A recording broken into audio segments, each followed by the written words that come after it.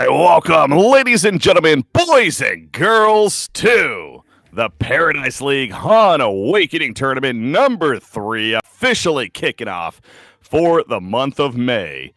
As we have a quarter-final matchup, a winner bracket quarterfinal matchup here. Definitely excited for this one. Hopefully you're having a good Saturday yourself. We got the next couple of weekends that are going to be taking place here for the HoN Awakening Tournament number 3 to determine who will be the champions for the month of May. Of course, Lunar Tier, the defending champions, well, here they are, kicking things off against a team they know very well in Sky Cruise. Another tie squad on the other side. This should be a good one, best of the 3. Excited to be here. I'm Breaky CPK, and today I'm going to be joined by What You Got. It's been a while, man. How you doing? I'm doing great, man. Thank you for the intro, and happy to be here as always. And boy, you said it. We got a good one here to kick off the day. Lunar Tier and Sky Cruise. Oof, I'm excited. Yeah, these two teams have definitely proven that they are two of the elite teams right now in Project Congress. I definitely think that's a very fair statement, especially for Lunar Tier. I mean, you know firsthand even. This squad they went undefeated last tournament. It's not like, they barely squeaked through. Winning the whole thing is obviously a big deal. They definitely have to beat great competition, including the same Sky Cruise team. They didn't drop a single match. Well, Chris, I mean, that's insane. Yeah, I don't know. It's we got to see if anyone can take them out this cycle, but they are riding a lot of momentum from the last one for sure. And they got their hands full though in this first series because they're going up against probably the second best team from Thailand. Yeah. With a lot of familiar faces over there. You got Kolik and Nongdong is 5678, I believe. I forget about that. Did we confirm that? I believe so. That's kind of crazy if so. I was told so. I mean, they have a lot of, old pros over there. So they know their way around the game. And if anyone's going to be able to take down Lunar Tier, I'd be willing to put some money down on these guys. So let's see what we got going here for game number 1. Yeah, that's I am looking at some of the names. Some of the names not as recognized. Obviously, rosters definitely switching around, which is understandable. But either way, again, looking forward to the kickoff here of today. But all right, let's start talking about the picks. The bands initially, even it was Bubbles, Calamity, Geomancer, Tundra, Deadwood, and Nymphora. And then we got the Kraken first pick. I will say Mid-Kraken has definitely been one of the more flavorful heroes for a lot of these teams, especially the Thai squads. And we've seen great success with. So I'm not too surprised to see that first picked.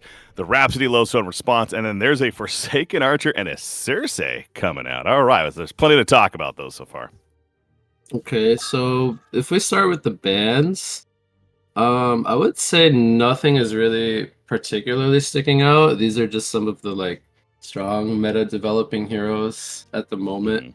The Calamity is one of the more prominent carries right now, and then the rest of the bans are mostly initiators or disruption long lane heroes that are just pretty hard to deal with.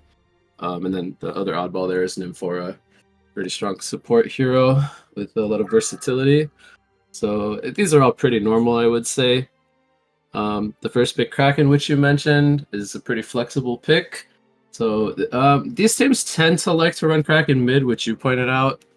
They do still have the option to send that solo short lane. They want to run the Forsaken either in an aggressive tri lane or in a dual mid to keep her safe for the early game. The Circe pick for me is a little bit of a curveball. We haven't really seen a whole lot of Circe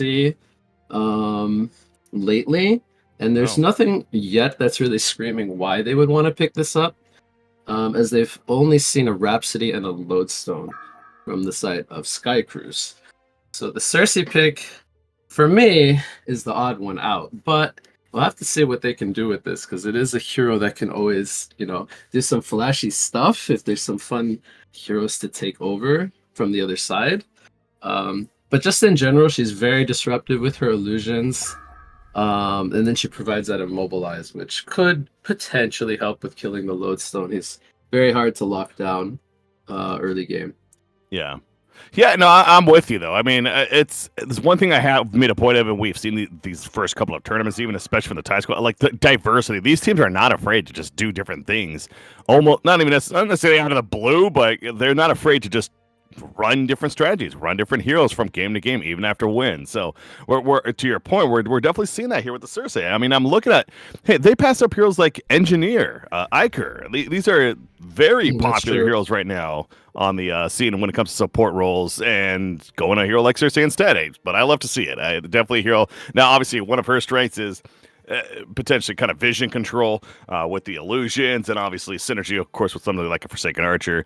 But definitely excited to see the ultimate, the twist of visage, as it's called, come into play throughout the game with that Cersei pick. So okay, that's Pestilence Hmm. Chipper. They go back to back right there. Pretty confident with those 3 and 4 picks.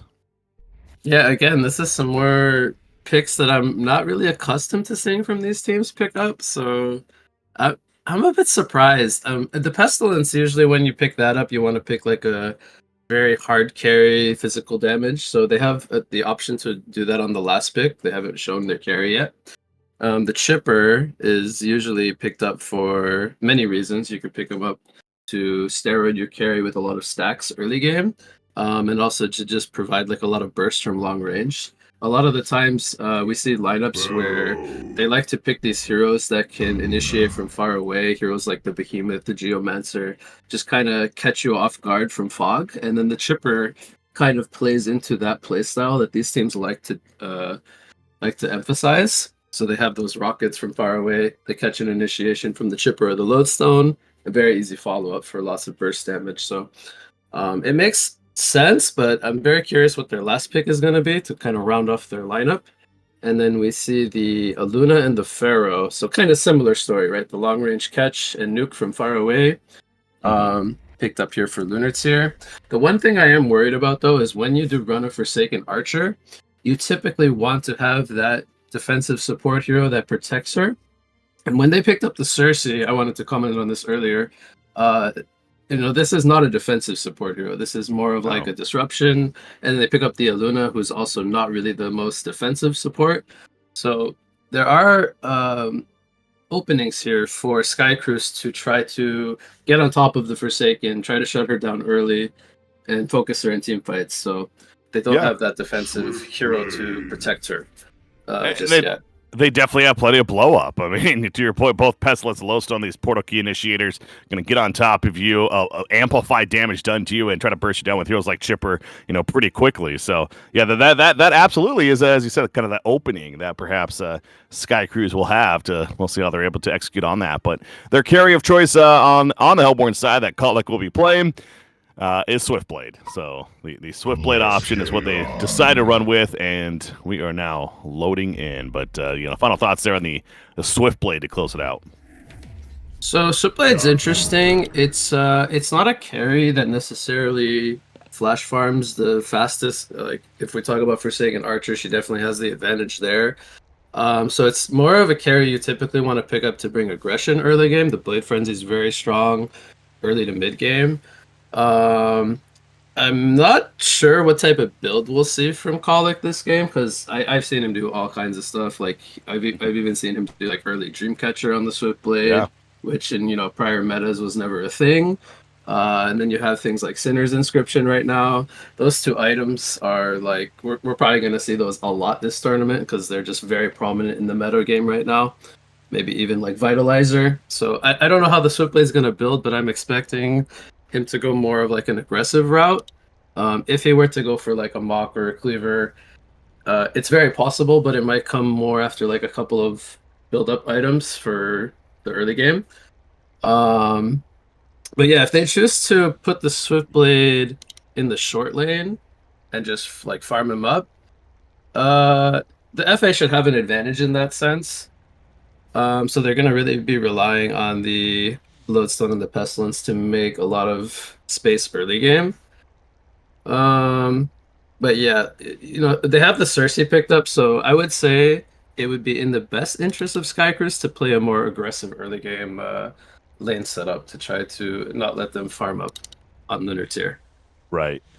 Okay, yeah, no, the lanes as you pointed out there too, definitely curious because the last event, if anything, and really both these tournaments, that's showing us too is just when it comes to the lanes, there's never any certainty. It's we'll see a fair amount of lane swapping potentially going on before even the creeps come out right here. They try to get that information, whether it's through some minions. In this case, neither team really has a minion, a war beast, or a keeper, or anything like that. But still, you get somebody, you TP early, you get that ward down, try to get that early information, and then adjust accordingly. So, yeah, always very curious to see how these lanes are potentially going to be starting out right here. But if I'm not mistaken, Nogdog, you mentioned 567. He's likely their mid player, right? So I would assume it's going to be a Pestilence versus the Kraken in that mid lane matchup there, and that should be a pretty good one actually to watch out for.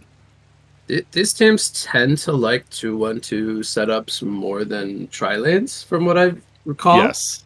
So I would be kind of surprised to see like something else. However, Lunar Tier's lineup to me almost screams tri-lane because you have Pharaoh and Kraken, which are two heroes that usually you want to solo lane. And the FA is it's a hero you want to put a lot of your focus around and just kind of let the other heroes do their thing. So if that's the case, they could be looking to either tri-lane either the top or the bottom lane, probably avoiding the Swiftblade Shipper Rhapsody lane if at least at the start. And then for the Hellborn side here, they could do something like Lodestone in the short lane, start off with an aggressive tri-lane with the Swiftblade, and try to mirror the Forsaken lane to just put pressure.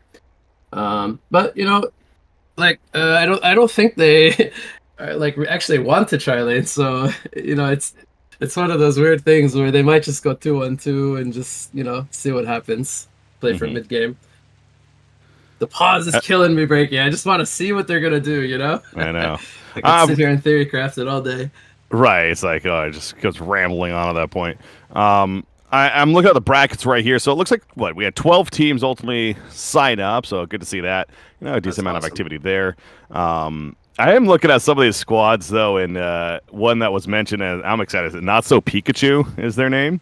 We got Imba Boy. We mentioned last week, of course, our last tournament. He actually did step in and came back. And he hasn't really been playing much PK at all. So it was cool to see hear that he's coming back, and he now formed his own team. Apparently, you got TP's Priceless, Imba Boy, Zane, of course, the brothers there, Embry, Make. I mean, these are names that are definitely going back a little bit as far as the HoN history. So I'm more and more excited to see that as we go on too, because obviously with the Reborn announcement and as we get more progress towards that, and I'm hopeful that we'll start seeing even more names coming back that we hey, Insania talked about how he's thinking about retiring from Dota 2. I'm just saying, I mean, who knows what's gonna happen. Aiden's coming back, maybe. Yeah. Okay. Maybe that's a little bit of a stretch, but the point is, no, it's going to be fun to see players and names and big names coming back. So yeah, definitely excited to see how they play throughout this tournament. No, for sure, man. Definitely some good nostalgia there, and I'm sure people watching at home recognize a lot of these names we're bringing up, and it's always fun to see those again and think back. For sure. So we had an unpause, but that was a server. We're at that point. Ooh, okay. Was that long already? It's a good old 10-minute pause so far, and we're looking at here. All right, I'm finally maybe ready to go. It looks like it, but there we go. Okay, right, let's go ahead and see what the lanes are going to start looking like initially. Again, the early TPs, I'm sure. There we go. On either side, and start making their way out. Ooh, Lodestone you've been using his rocket drill in a little bit more distance. Don't think either side spotted each other, but that's fun to see. Both sides getting a ward down to the bot side of the map. Yeah, good point. Yeah, it's one of those cases. Yeah, you mentioned using the rocket drill, using that mana, but it's still you still have a minute before even the creep spawn. I mean, that mana is going to be back. Of course, so not that big of a deal. Good old So, regen kicking in. Sky Cruise looks like they're doing the 2-1-2 setup. The Chipper Lodestone lane. Interesting. See if they can make some pressure down here against the Forsaken Archer and Cersei lane. Yeah, Chipper Lodestone. That is not your typical lane setup. I mean, Chipper, correct me if I'm wrong. Chipper, of course, HoN history has been known as a mid-dominate hero. Maybe a little bit of support here and there, but it's going to be a support Chipper. And lane is that something that's maybe a little more prevalent nowadays, or is this another one of these? They're doing something different, strats. No, it's pretty normal to run support Chipper. I mean, they have a Rhapsody, so it makes sense he's the long lane support here, but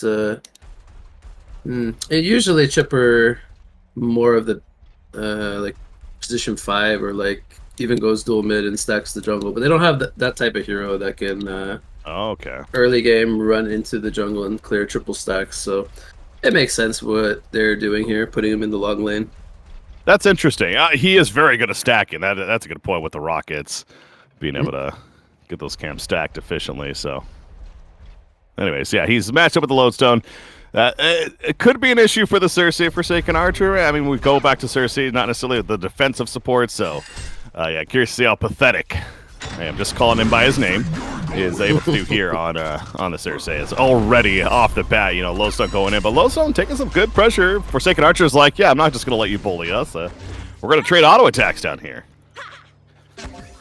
Top lane, Luna taking heavy pressure as well. Oh, wow. Yeah, Had the apple, so she was okay, but still has to send out some more regen. Good old 2-1-2 setup. No rotations necessarily happened. We have just the 2-1-2. This really is kind of just the default, which is kind of crazy to see in these events from what we've been seeing so far. But it's almost like they have an unwritten rule where they're just gonna lane like, I call it TMM style 2-1-2. Right. It's just it's the standard. But yeah, it's funny to see them just like, we're just gonna go like this, and whatever happens, happens. We're confident in our lane setups. Exactly, and I'm glad you said. I was gonna say the same thing. Just be confident what you're running.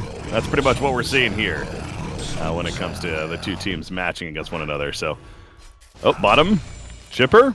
Gonna be locked down. There's Forsaken Archer, crippling volley, follow up. Lozone again doing what he can, and actually Forsaken Archer is the one that could be in trouble. Chipper goes down first. But Forsaken Archer did go down first. That was Bloodlust for Ultimate on Chipper. How about that? And then he dies, of course, right after. But hey, you gladly take that if you're Chipper. Top lane, Pharaoh is going to be spun down to death right there. So yeah, that's actually a pretty good start now overall for Sky Cruise. That Bloodlust was like, that was so close to going either way. They're going in again on the Forsaken here, bottom. She's forced to run away. We are not going to be lacking action. That's another thing that these events have definitely been showing us. They do get the kill on Cersei, but Lodestone goes down as well. Forsaken Archer. Oh, the illusion. Assist for the kill on Chipper. What a brawl we have down here at the bottom lane. And, well, I guess Thirsty kind of gets his revenge there. Yeah, I mean, that was really well played by Forsaken. He made sure to stand behind the creep wave and did not give Chipper the opportunity to land a rocket on him. True. Had he landed one rocket, that would have, easily been the old switcheroo, but very well played there from FA. And maybe a tiny bit of luck going his way too, as he survives on like 9 life or something. So really well played. Oh, that's a great, putting yourself in that position, though, to maybe get a little lucky. You gladly take that. So, yeah, I'd love to see it, though. Just absolute brawls early on. 6 kills, and just, only 3.5 minutes into this game. So, but Thirsty, again, getting Bloodlust, and you're like, oh, crap, starting to fall behind already early on. Well, he's top GPM now in the game. So, definitely don't need to overreact in terms of dying early on. Is doing just fine. Swiftblade getting very low at the top lane, but managing to get away just before potential death comes out. So close call there, as gonna get a health pot dropped by his teammate, and will regen now as a result. So The brawl's also happening at the top lane. I cut bottom. to this. Oh, there is more action bottom. Yeah, Chipper's actually going to go down. So it's Forsaken Archer, maybe. Chipper goes down first. Forsaken keeps the distance, and now Lodestone. Rocket Drill is not up for another 10 seconds. He has the head smash, but Forsaken's not going to give him the chance. The crippling ball of the taunt goes out, and down goes Lodestone. A double tap for Thirsty. Thirsty for kills, and he's getting them. Yeah, something he's doing very well is he tends to always have a health pot ready to go in his inventory, which is not something that I see like every carry player doing. But he's expecting to be put in this position where he's gonna need to try to kite and turn. So that's really good recognition that he's having that ready. And we've seen it come into play at least 2 times now where he's turned with a health potion readily available. Very well played. Taking advantage of that region. Very, very smart down there. So I was going to talk about the middle lane. Obviously, there's just been so much action here, but middle lane, it's fun kind of checking it out every once in a while. And you see Pestilence, these gore procs coming out, and you see creeps just flying all over the place. But we got, 26-2 Kraken versus a 31-7 Pestilence. Pestilence does have the decent advantage, I would say, in the mid lane so far. And they are level 6 now, though, so that's something to look out for, too. I was trying to keep an eye on the CS early game, and I think Pestilence was winning. Oh, Lodestone TP's away from the Piercing Arrow's bottom lane. Well played. He survives. Baits out that cooldown. Pesty was winning early game by a bit. I don't know if it came down to any rune control, because I wasn't really focused too much on that. But seems like he's been kind of controlling the mid lane for now. Swiftblade was winning top lane in CS by a lot until he had to go get regen and go camp top rune, which gave Pharaoh a lot of free space. He was losing by at least like 10 creeps. Now it's a little bit closer. Actually, it's still 10 creeps now that Swiftblade's back up there. But yeah, it's still very even. I mean, we have like 200, 300 gold experience difference right now. It's still very neck to neck. Bottom lane, Lodestone drills in. Well, Chipper, once again, locked down by Cersei, trying to get that kill on Forsaken Archer, will make it happen. So Lodestone, the initiation, sets up for Chipper to land some rockets and take him out. Cersei, this kind of goes back to, I mean, overall it's been going very well so far for the Legion, but in cases like that, there's only so much Cersei can do, and she did what she could. The entrapment came out, but that obviously doesn't stun or anything, and Chipper is still able to land some rockets as a result. So, yeah, good job continuing to play aggressive even despite the start. And they do get their second kill, at least, on that Forsaken Archer. So, yes, she is still top GPM, although it's closed the gap now a little bit, but is still top farm in the game. So, overall, still looking decent there. But, oh, top lane. Look at Pestilence. He's coming in with the smoke. Smoked up. Yep. Oh, they saw him at the last second. Pharaoh's like, run. We got to get out of here. It has the level 1 flight, which doesn't have the largest catch range. It's a 600 range jump. It has like a little mini delay, so you can kind of react to it, sort of. Right. But once he gets that leveled up a little bit more, then that gank will be so much easier to execute. But for now, maxing out Impale, not strange or anything. Yeah, good attempt there, but didn't end up working. And that was a good read by them, yeah. Yeah, and that kill in the bot lane was important because that was a Ultimate Warrior streak on the FA where they traded their support Chipper. So that was a very good exchange, trading the Chipper for the FA. Right. Yeah, he got the Bloodlust exchange on him early on, and now that one right there. So yeah, again, Forsaken Archer overall still farming well. But look at Swiftblade now.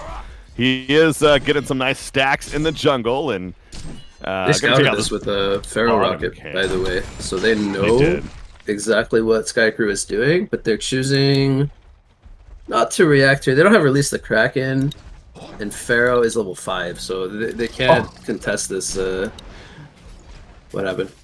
Well, speaking of scouting, he launched another one there, and the health potion was just activated on Swiftblade, and they got taken off immediately. But looks like he got another one. Yeah, he's fine here, but that was just funny timing. Oh, Chipper coming to the top lane. The Luna putting the stun out. Yeah, he's got the Wrath of the Pharaoh. Will he use it here to try to save his teammate, or is this a case of you just let him die? Yeah, Deja Vu. The jukes are real. He's making this take time, if anything. It is going to be a kill in the end, but coming in from Chipper. Close call there, close call. Yeah, you mentioned, by the way, release the Kraken on cooldown. It's actually still on cooldown for a little bit longer. Oh, bottom lane. Oh, Cersei takes over Lodestone. The rocket drill stuns his TP, but Bo Jims is able to then rocket drill away. Rather the Pharaoh. Get out. Pestilence mid lane. There's the next release of Kraken, and this one is successful with Pharaoh's assistance right there. So I was going to say Kraken missed his release of Kraken earlier. He actually tried to use it on Chipper. Ended up whiffing it. But this one obviously is successful, so that's good for him. Yeah, so they didn't have, or they didn't choose to TP top to, like, when they dove for the Aluna. Pharaoh was, you know, waiting. No TP support came in. Immediately TP's mid. I love it. He immediately TP's mid. Says, I have level 6, I want to use my Wrath of the Pharaoh, and sets up a really nice kill on the Pestilence with Kraken's ulti aligning perfectly. So that was very nice to see. And bottom tower, they're going to maybe try to defend this here. Here comes a stun in. Lodestone wants to go in. Shatterstorm initiation. Good spread, though, from the Leech, and they spread perfectly. Now Lodestone exposed. They are going to lose Pharaoh, but Forsaken Archer actually ends up getting caught out still. The spin on top, down goes FA. And it is panic time now for Lunar Tier. Aluna trying to run away. Kraken getting your late. He has a double damage rune. You definitely have to respect that, but he's all of a sudden by himself in a 1 versus 4. Not the situation you want to be in. He'll take Pestilence for a ride, but he has to be careful still, and I don't think he's getting away from this. The Staccato stunts happen, and that is a complete wipe in favor of Sky Cruise right there. It just kept getting worse and worse. Colic with a triple kill, aka hat trick. And he is definitely built on that GPM lead now. Yeah, so Lunar Tier really wanted this tower kill as it got low in deny range, but really good heads up from Sky Crew. They knew that the ultimates were, like, the big cooldowns of Lunar Tier were down, and this was a fight that they could take. So they took a very smart engagement there. Ends up being a 5 for... Was it 0? Did they get 5 for 1. Kills? They lost Lodestone. Yeah, that's about as good as it's going to get, so... I mean, still not the end of the world. It's only like a 1,000 golden XP lead. You know, not crazy, but obviously that's a lot of momentum. As Swiftblade just picked up his Rune Cleaver. So, yep, he's going to start to pick up the farm, and he's supposed to be behind the FA, but right now he's already leading by 30 GPM, so that's hopefully going to even amplify as he's got some stacks to slowly work on. Oh, double stack. Nothing too crazy just yet. Well, you brought that point up earlier, so to kind of touch on that a little bit more. Forsaken Archer, you see her build. She got double Soul Scream Ring, an Abyssal Skull. Of course, that Sinister's Inscription eventually going to turn into that. But this to me screams, hey, there's a lot of fighting happening early on. We need stats. You know, I want to be able to brawl with them, right? Where Swiftblade, because of that, you brought up, I mean, he's gone this Dreamcatcher build before. I almost expected that, frankly, because of all the action. But no, he went the Rune Cleaver to amplify that farm that much more, and yeah, that just really should really help him build that lead quite a bit more. As Shatterstorm going to be missed right there, but actually he's in trouble now because now he's exposed, and they're just going to go in and get the easy kill on a Lodestone. So well played there. But I guess what I'm getting at is does it surprise you that he chose to go that Rune Cleaver knowing the game state? So based on how his laning phase went, a lot of damage on the Cersei Chipper. He actually hits the rocket again, but yeah, no tar for the, or actually it's level 1 tar, but yeah, it's not enough damage. Top lane Pharaoh doesn't have mana for the TP, but with power supply, yeah, he's dead. Too much damage from slashes come out. So yeah, based on the laning phase he had, where they basically had a good time against the Pharaoh lane, I guess he was feeling, I can get away with going the more greedy route of just rushing into the farming item. And obviously it chose to be the correct choice here, as he's having a good start. Already 615 gold per minute. Oof. It's only going to go up from here. So, yes, but to that point, though, I mean, obviously the Legion team knows it by now. He has a Rune Cleaver. The Sinister's Inscription's almost finished on Forsaken Archer. For me, it's like if you're Lunar Tier, it's actually Forsaken Archer is going to be gone on here. Yeah, great jump in. Cersei going to try to take over Lodestone. They lose Forsaken Archer, though, and Cersei just has to get the hell on out of there. At least the best that he can. He is going to activate the ultimate, protect himself up a little bit, so he will be fine. They do get the mid-tower kill as well, but yeah, losing Forsaken Archer. So, as I was going to say, it's if you're this Legion side, you want to try to take fights now as much as you can, knowing that he went that direction of the Rune Cleaver. He doesn't necessarily want to, you know, be involved in these fights earlier on, but yeah, Forsaken Archer gets killed again, and I mean, he's still 520 gold per minute, but obviously slowing things down for him. Isn't that wild? Yeah. He's got 4 deaths and he's still on 520. Yeah, he uses the deja vu here and manages to escape. They want to re-engage though, it looks like. Kraken pushes forward. He's in trouble. He has released a Kraken. Yes, he does get it off. And wants to get into the piercing arrows. Beautiful combo right there, but the protected Melody mitigating some of the damage. However, Swiftblade, he could not get away. No Swift Slashes. He's down, and this is turning into a disaster now for Lunar. And they also lose Rhapsody at the end. And not to say I told you so, because obviously the fights have just been crazy, but I mean, that's kind of to my point, though. What you got is like, Swiftblade is not necessarily bulked up to fight here just yet. Yeah, he didn't get his slashes off, so he got chain stunned, or either that or they were just barely. It was on cooldown. Not up. Yeah, okay. So that actually looked like a bad start to the fight when Kraken jumped in, didn't really line up his Tsunami charge, but they fought in a choke point where the Forsaken Archer ulti was very hard to deal with, and the Melody was good from Rhapsody, but I think it was just out of range of Swiftblade. So it didn't mitigate like everything, and Sky Crew was very confident that they could take that fight, but based on the positioning and how they fought it, it just did not work out. Lunar had the advantage playing from the high ground there into the choke point.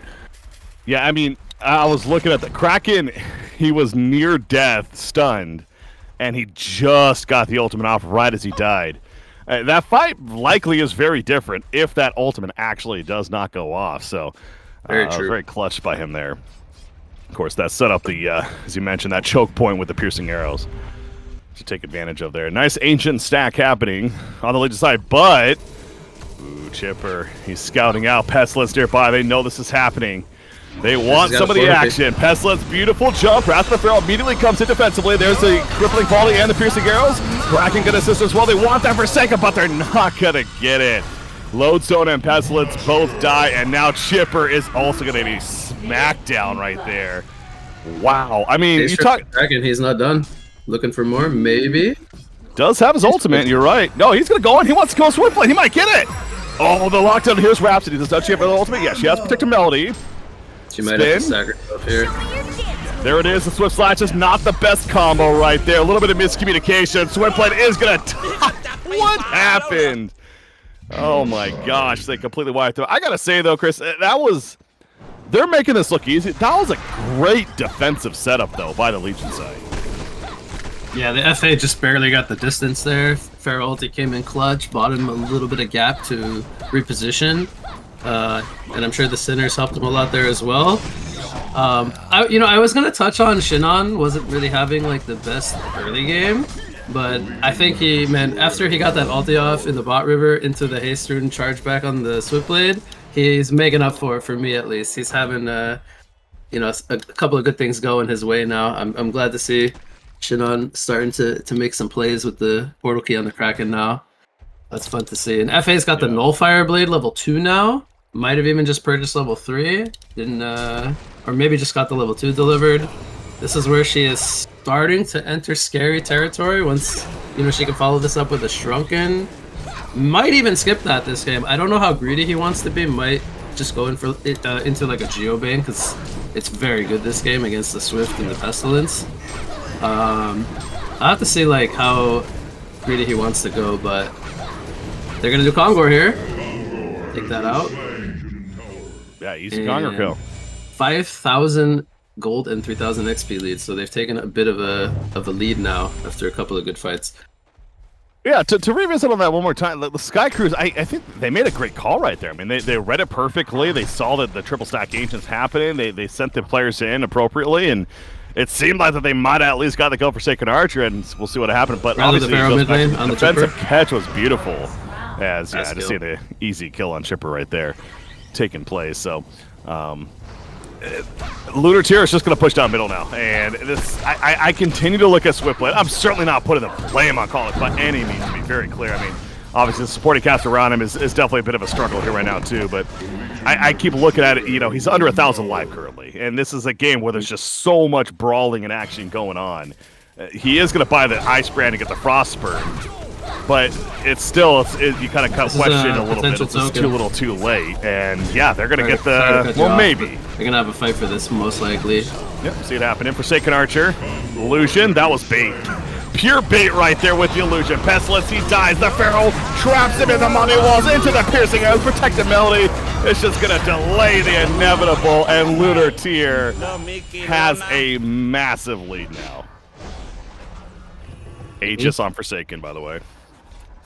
It's crazy to me how this game just took like a, I don't want to call it like a 180 turn, because I don't really think it was that per se, but just like a couple of team fights is what was all it took to really just put Lunar Tier into like a very dominant position. Like if you were to say 5 minutes ago that Lunar Tier would be up 8 kills with a 13k lead and a token on FA, I'd be like, well, how did that happen so easily?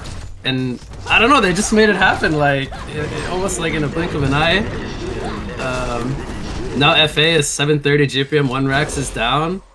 It's, you know, it's feeling like, even though Switchblade had a monster early game, they're just so far behind at this point.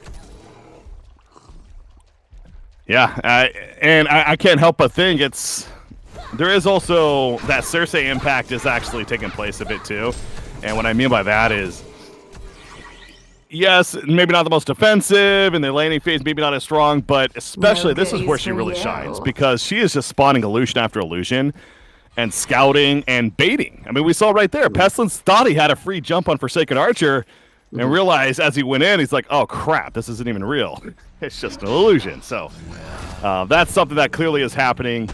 And oh boy, here we go again. Barrel's gonna jump in. Rhapsody, easy target there. Kraken catches up to Pestilence. Pestilence gonna do what he can to get away from here, but the Nullfire slow. There's the crippling volley. I think he dodged it actually, but it doesn't even. Oh, maybe it doesn't matter. He might live here. Well, he's got PK in the TP out. They actually thought he was dead. They turned around. The pause comes out.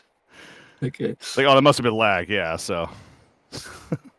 Gonna go for the disconnect and come back, but I mean, obviously, yeah, Pestilence may survive here, but still, this lead, it does feel very difficult to come back from already. And I'm with you. It's just Lunar Tier just turns it on another level within the last like 5 minutes or so here in game 1. Yeah, you have to remember the FA was 4-4, and Switchblade was like 6 or 7-0 with like a 30-40 GPM lead, having his cleaver. So there, you know, there was that timing where it was looking really good for Sky Cruise, and then, you know, like I said, a couple of team fights. FA has some kills, and everything just kind of going their way. But I like that they're still hanging in here, and you know, there's still a potential comeback if they can, you know, get a series of kills to go their way. Definitely can't count out like a Switchblade hard carry, but I would be surprised if they could pull this off. I still like that they're hanging in there though, and giving it a try.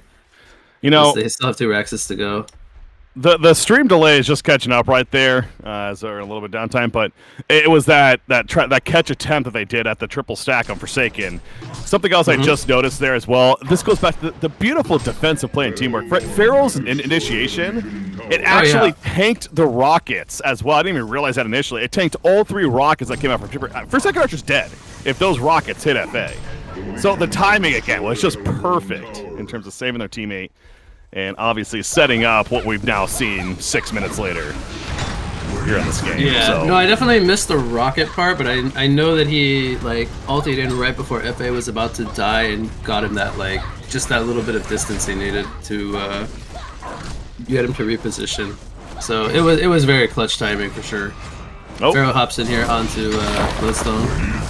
Yeah, a little back and forth. Has that blade mail, so feeling pretty confident, but does end up dying actually after. Kraken gonna try to go for it, a swing and a miss there. We do have some buybacks taking place on either side. So Slashes bouncing around, they get the kill on Kraken. They got the Blitz, Kraken outputting the Melody, also helping to save. And they kill some illusions throughout there. Pestilence in the back lines is being a bit of a distraction, but he's also being heavily slowed. That Forsaken Archer just doing way too much damage, so Pestilence unable to survive that onslaught there. And Lunateer is not going to give it. They still want to hang around, but oh, for a second, Archer lost the Aegis. She needs to be very careful now, but she still wants to fight this, understanding that they don't have another gap closer. In comes the Luna power throw. Pharaoh in the front lines after the buyback, and now Los also going to get killed. The swift slashes of Circe. Oh, I love to see it. That's why that hero's so entertaining, man. It's like all of a sudden, Circe becomes the carry now. And there's the vote to concede. Well, there we go. It's a Lunateer victory. I mean, man, this game for the first 15 minutes was pretty even. Pretty, uncertain of which way this was going to go, or thinking like, okay, this is going to, be a game that's going to perhaps even go the distance. Lunateer had other plans here. Yeah, I had my doubts on some things, like draft-wise for both teams, like especially having the FA with no defensive support.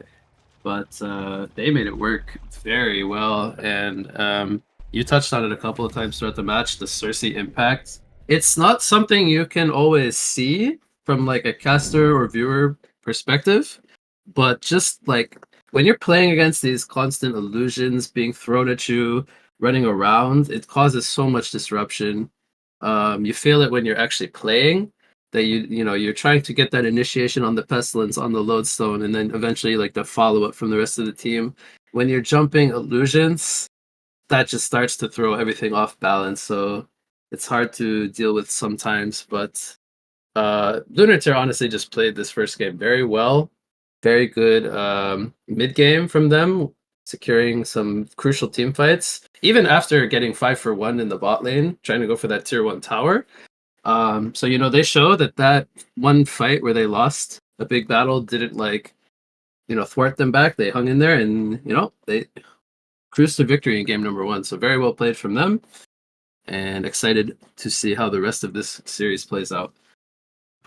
Yeah, with you there. Hell of a start. Ended up being a bit of a faster game than maybe expected, but Lunateer, well, we mentioned they went undefeated all last tournament on their way to being the champions, and clearly not slowing down here against certainly formidable opponents in Sky Cruise, but taking game 1 overall pretty dominantly when it's all said and done. So, but as always, we have a break.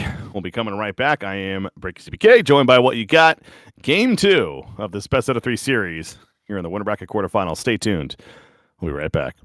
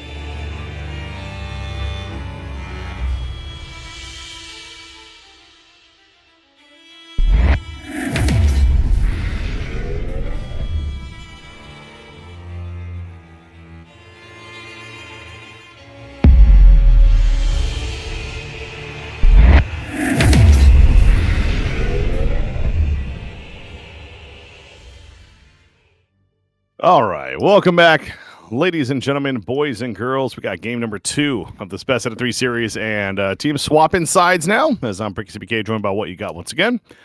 We got Lunateer and Sky Cruise going at it. Of course, Lunateer now on the Hellborn. Again, a case of a very even game. A lot of back and forth. It's just a lot of brawling, a lot of fighting. I mean, we always love to see that. But for the first 15 minutes, anyone's game, and then. Again, I specifically go back to that the triple ancient stack that Forsaken Archer was doing with some teammate support and the defense that came in to keep her alive and allow for the turn on the gank attempt, and that's really was the turning tides of that game to ultimately put Lunateer ahead and no looking back for the next 10 minutes or so before their victory. So here we are, game number 2. You mentioned Forsaken Archer. There's no secret here. One of the, if not the strongest carry right now on the scene in these tournament matches, at least. I'm curious, does she get banned here initially, or is she going to be first picked perhaps by Sky Cruise? We'll see. Yeah, I'm not sure if either of those will happen per se, but what I was going to say is I'll be interested to see if any heroes get addressed from the last game specifically. And you mentioned the FA would probably be a reasonable one, but they're not looking to do it just yet. And another thing that always intrigues me is, will we continue to see 2-1-2 set up, or do they swap up anything to either tri-lane or like dual mid, for example? We'll have to wait and see. But for now, the bans are looking similar. I don't remember if Soul Reaper was banned last game. I don't think he was, because I think the only carry that I quoted was Calamity. Most of them were like initiators, like Deadwood and those types of heroes. We see Tundra, Kane, Bubbles. I think Bubbles was banned last game as well, which I believe both of these teams love to run Bubbles. The Kane I think was not banned. I might be wrong about that, but this is Kane is a hero we have been seeing more and more of lately. So he has been showing his presence on the competitive scene. Kind of fun hero to watch. He just screams at you and forces someone to attack him for a while. Yeah. There's the Forsaken Archer ban, though. It was the last ban coming out from Sky Crew. They had the first pick, by the way, so they did not want it. And one more ban coming out from Lunateer here. A lot of overtime was used by Sky Crew. They're down to 27 overtime seconds remaining. So they were contemplating what to ban, definitely swapping some stuff up from the last game. Perhaps a little mind games coming in there. You know, we lost the game. We got to figure out what we got to do now here in game 2 to bring the series back. But they're going to open it up with Newerth into Calamity. These were 2 heroes that were banned last game, with some new bans in the mix there. Thirsty gets his hands on the Calamity. I love this hero personally. I don't know, how do you feel, Breaky, about the Calamity? I think she's fun with the dragon mechanics flying around her. Maybe it just looks cool. I don't know. It's definitely a unique mechanic. We did see it one time. I want to say it was last. It might have been even the previous event, but yeah, we did see it one of those times, and the infinite scaling potential is pretty absurd. I remember in that game specifically how with the Funeral Pyre, it was like, you know, plus 20 or so on the old stat. Like it was just like was extra scaling like crazy. So clearly very powerful. And when there's so much fighting going on. As we saw in game 1, of these Thai teams especially love to just go and run at you and get kills. I mean, it makes sense, right? It's a hero that certainly extra benefits from that, on top of just her skill set also being pretty good for fighting. The firebomb's great, the dragons flying around you mentioned, and of course her ultimate's a fantastic fighting tool for these fights. So yeah, I think it just really kind of makes sense across the board as why she is highly sought after by these teams that we usually do see are initially banned. But yeah, they go with the Kraken. On the other side, I'm very intrigued to see this Nephora impact here. Obviously, they were very confident with it. The snap pick happened there. And then the Torturer Deadwood to follow. But yeah. Yep, I mean, looking at their picks from Sky Crew, I still have no clue how they want to lane this. Is it going to be like second support Torturer? Is it going to be a mid lane or even a carry Torturer? I have no idea yet.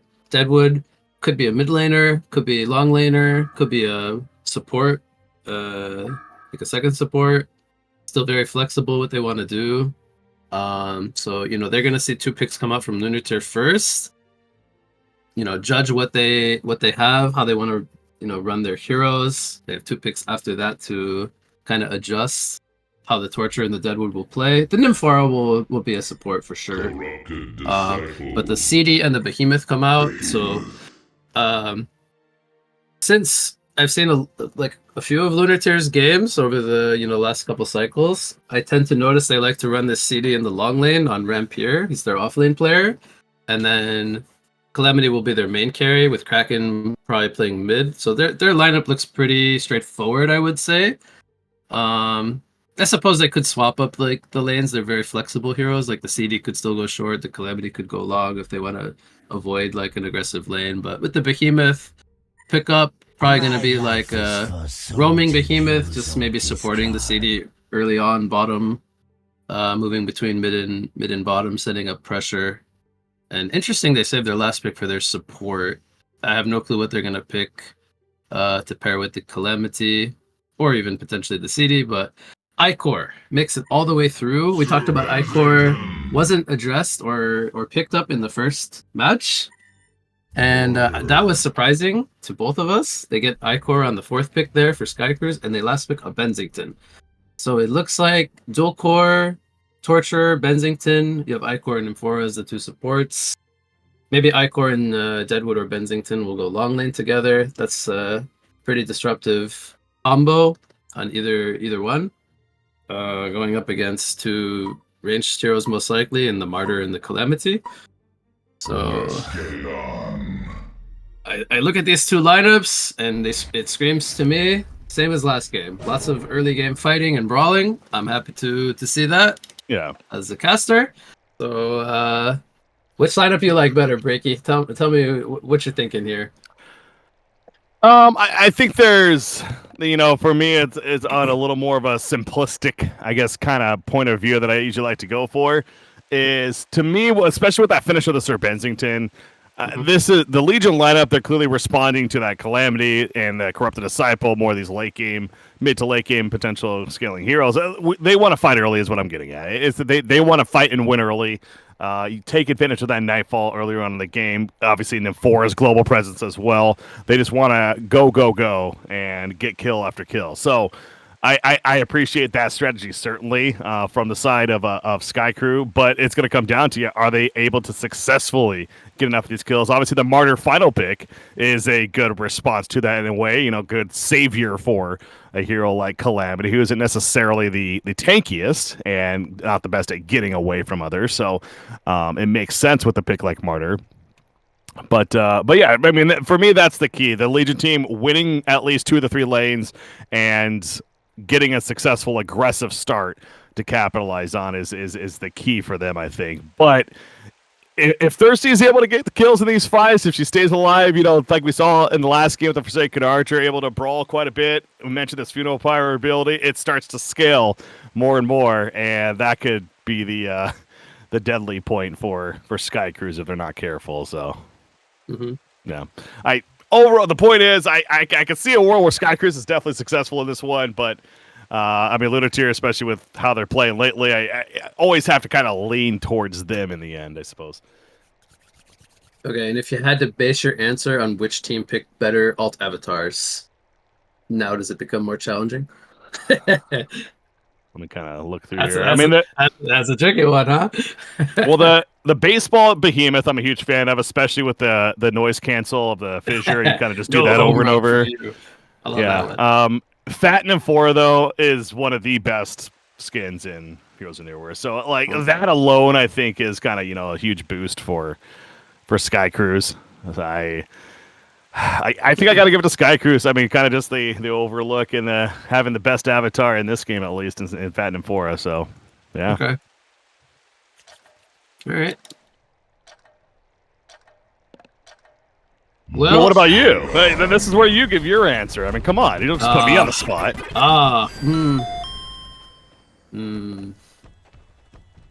Let's see. I do like the baseball Behemoth you pointed out. The Pirate Calamity is not my favorite. I like the Mother of Dragons one personally, but that one's okay. Man, see, I don't like to be controversial, but I'm not a fan of the Fat Nymphora. Get out of here. Sorry, I knew that was gonna stir up some ruckus, but I really wanted the Koala Bensington one for example, the one where he rides the platypus. That one, that one's awesome.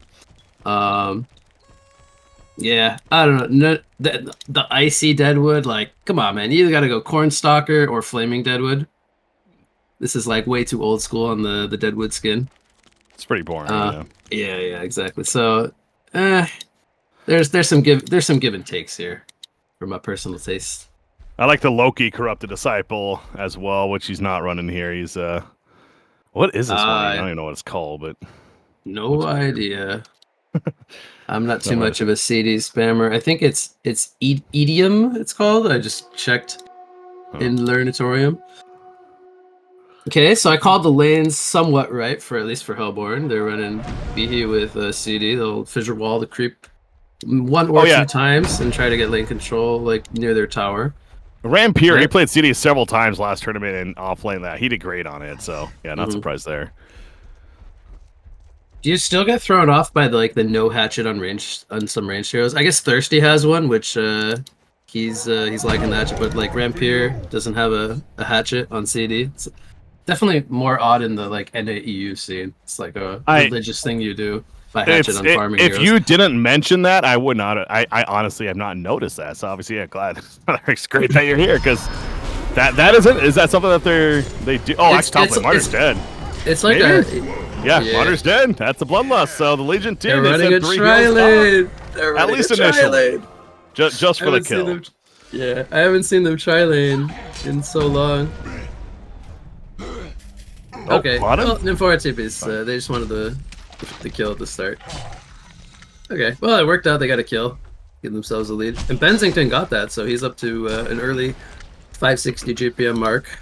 Get him early marchers or some lane sustaining item, maybe a shield or something. All right, yeah, these lanes. So it's kind of Kolik's on Torture. Kolik has been playing a lot of different heroes, and that's what I've loved watching him throughout these tournaments. Arguably, I didn't think arguably, definitely one of the best carry players certainly throughout these events, and especially when it comes to just farming. But Torture, I don't think he's played Torture yet, and not the typical girl that he's not the right click carry, right? This is more of obviously relying on your abilities to farm and do damage and everything. So intrigued to see how Kolik plays the Torture here. But of course, Baby Sapphire Nymphora feeding that mana, I'm sure over time is going to be very useful too. So expecting still great things out of him. Hey, Breaky, so like a while back, I don't know if it was 2 weeks ago or something, I asked Kolik what name he used to play under back in the day.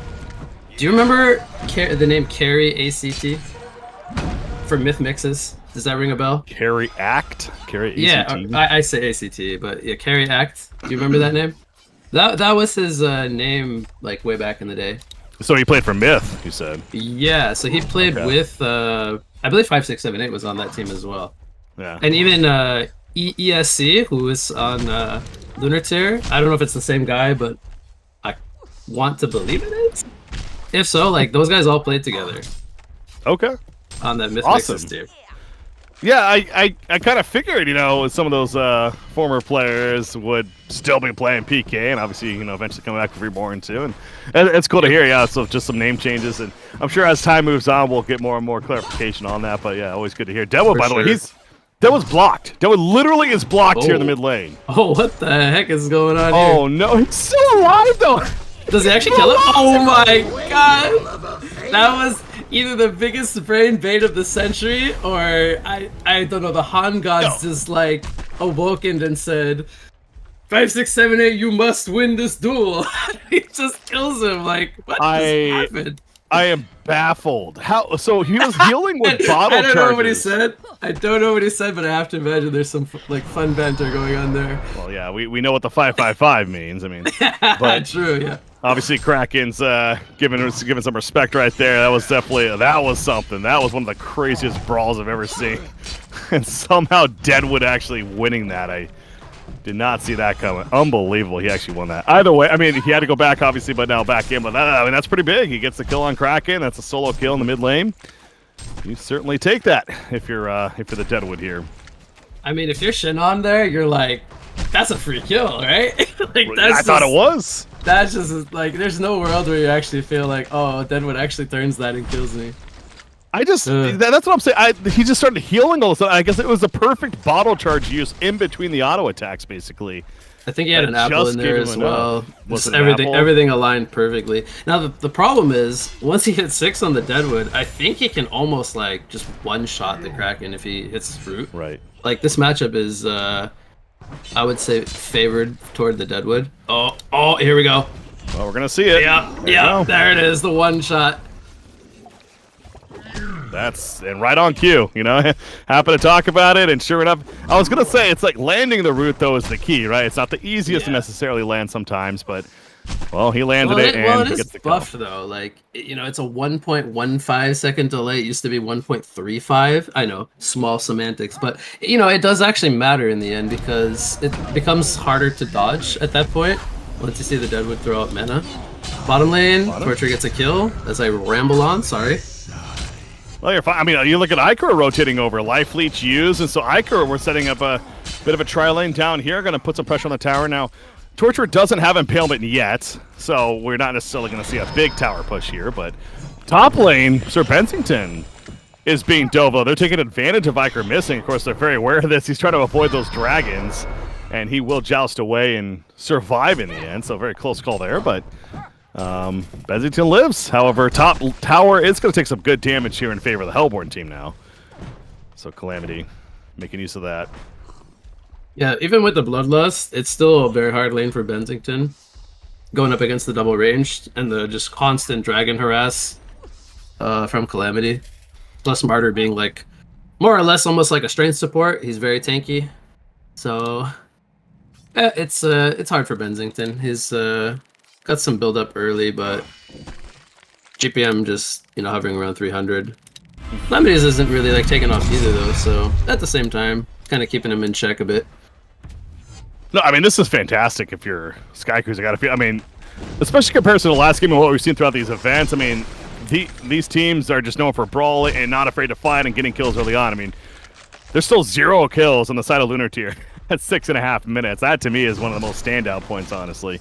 So yeah, you got to feel pretty good if you're Skycruise, as they're up that 4-0, almost a 3,000 overall gold lead. Yeah, Deadwood obviously a big part of that, absolutely. I'm curious to see. I was gonna say, you know, when does he maybe start moving, making some moves? And here we go. The smoke. He got Ghost Marchers, and now where does he go with this? The Willowmaker's ready. They expect like something because B is trying to sit like in fog behind the Kraken to just stun the Deadwood when he tries to punch, which is very smart. And with Ikor showing mid, it's like, something's not right here. So they're reading it very well, but what will actually happen in the end? Will it matter? That's the key. Bottom lane? Bottom lane, they're diving Haystern on the Torture. Oh, that's a good rune to have. TP is coming in from Kraken, though. They get the kill on Corrupted, but at what cost for Torture? He avoids the release of Kraken, but the stuns are too much. Here comes a Nightfall, though. He's got a Joust, and needs to land it on Behemoth. Behemoth juking. He's going left, going right. Can he land the Joust? That's the key. Yes, he can. Is it going to be enough damage? The heal from Nymphora successfully makes it happen. And at least they get the revenge for the Torturer. So a lot of movement now. And, well, Lunatir gets their first kill finally, but still overall better news for Skycruise. That's what happens when you have a Haystern. The confidence kicks in, and before you know it, you're out of position. Good response from Lunatir. Top lane? The top lane fight, yeah. So Bensington actually, well, he missed his Joust initially, and Calamity almost got the turn as a result with the Sunders Vault.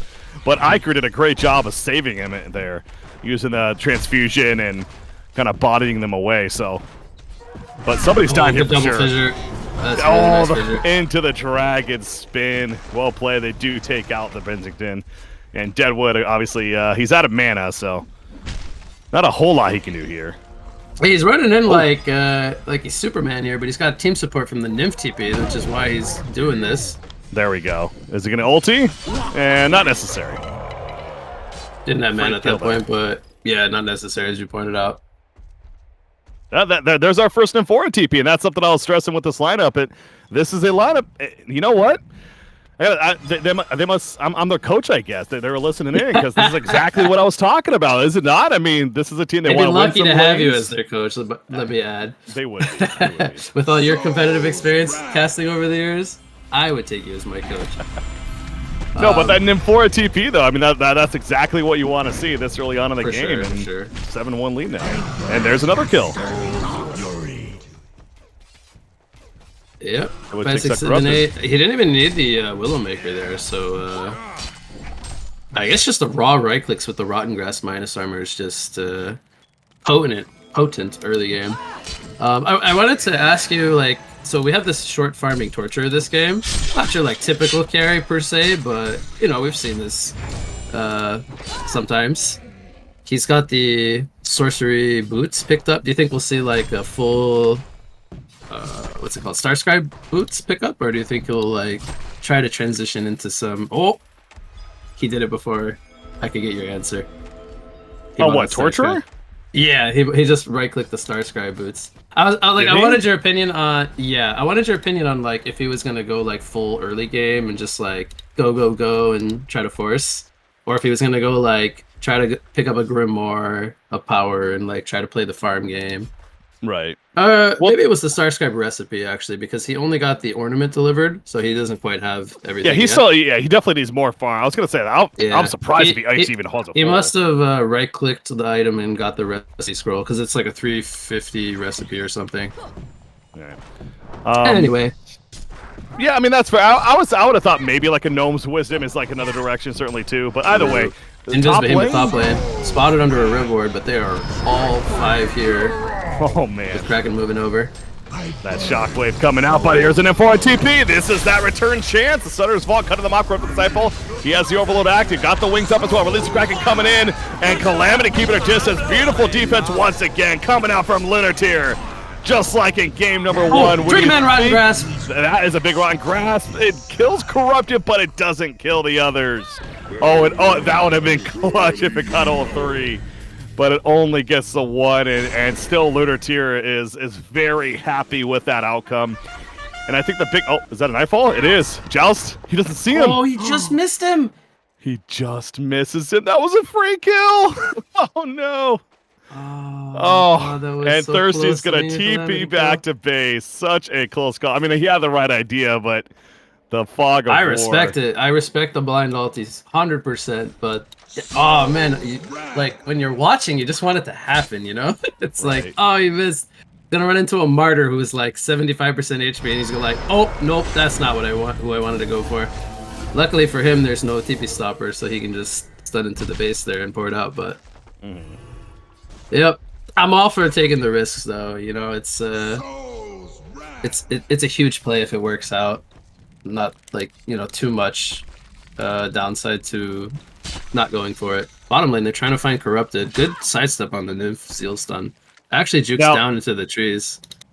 Doesn't have what TP just happened though. Right there, as Corrupted Disciple is likely dead. It's just he's just making this take forever. He just wants to farm. You get the creeps, kill the creeps.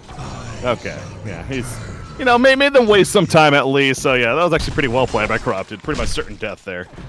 Matter of taking a while. But what I was gonna say is that if I'm the Legion team here, so Coach Breaky stepping back in, Sky Cruise. Oh, all right, guys, we can't let that. It was a good attempt, but obviously they played it defensively very well. We have to be ready for their response like that. Martyr especially, got to focus him.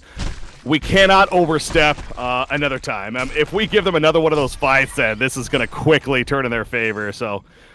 Let's keep it cool. Look for our opportunities. If you're in Nymphora, we see right here they might be grouping up soon to find somebody, but get some aggressive wards out. And you know what? They do have a pretty aggressive one in the Hellborn jungle at the shop. Actually, I like to see that. Yeah, Benzington got that down after the ulti. Yep. But yeah, you use those opportunities for sure with Nymphora, Wister, Benzington.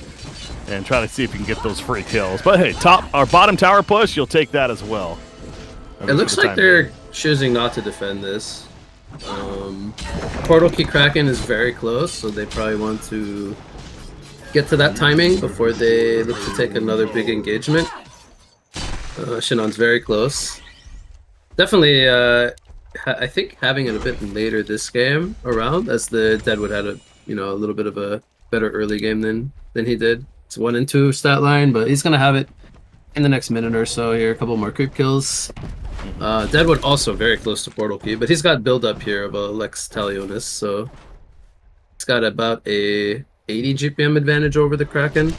We have 4 players from Lunatic on the high ground here. They're gonna run into Icor. Huh. He melted. Well, that's not we. Yeah, exactly. That's pretty rare for Iker. I was gonna. You took the words out of my mouth. Release the Kraken. Sorry. She'll let you finish there. Oh, that's a big jump on the Deadwood. However, Serpentine comes in, but no, it's just one after the other. They're just dying. This is what I was talking about. You can't have happen. Oh no, that wasn't even an Nymphora TP. They give up a quad kill to Thirsty. And now Thirsty has +4 agility passive.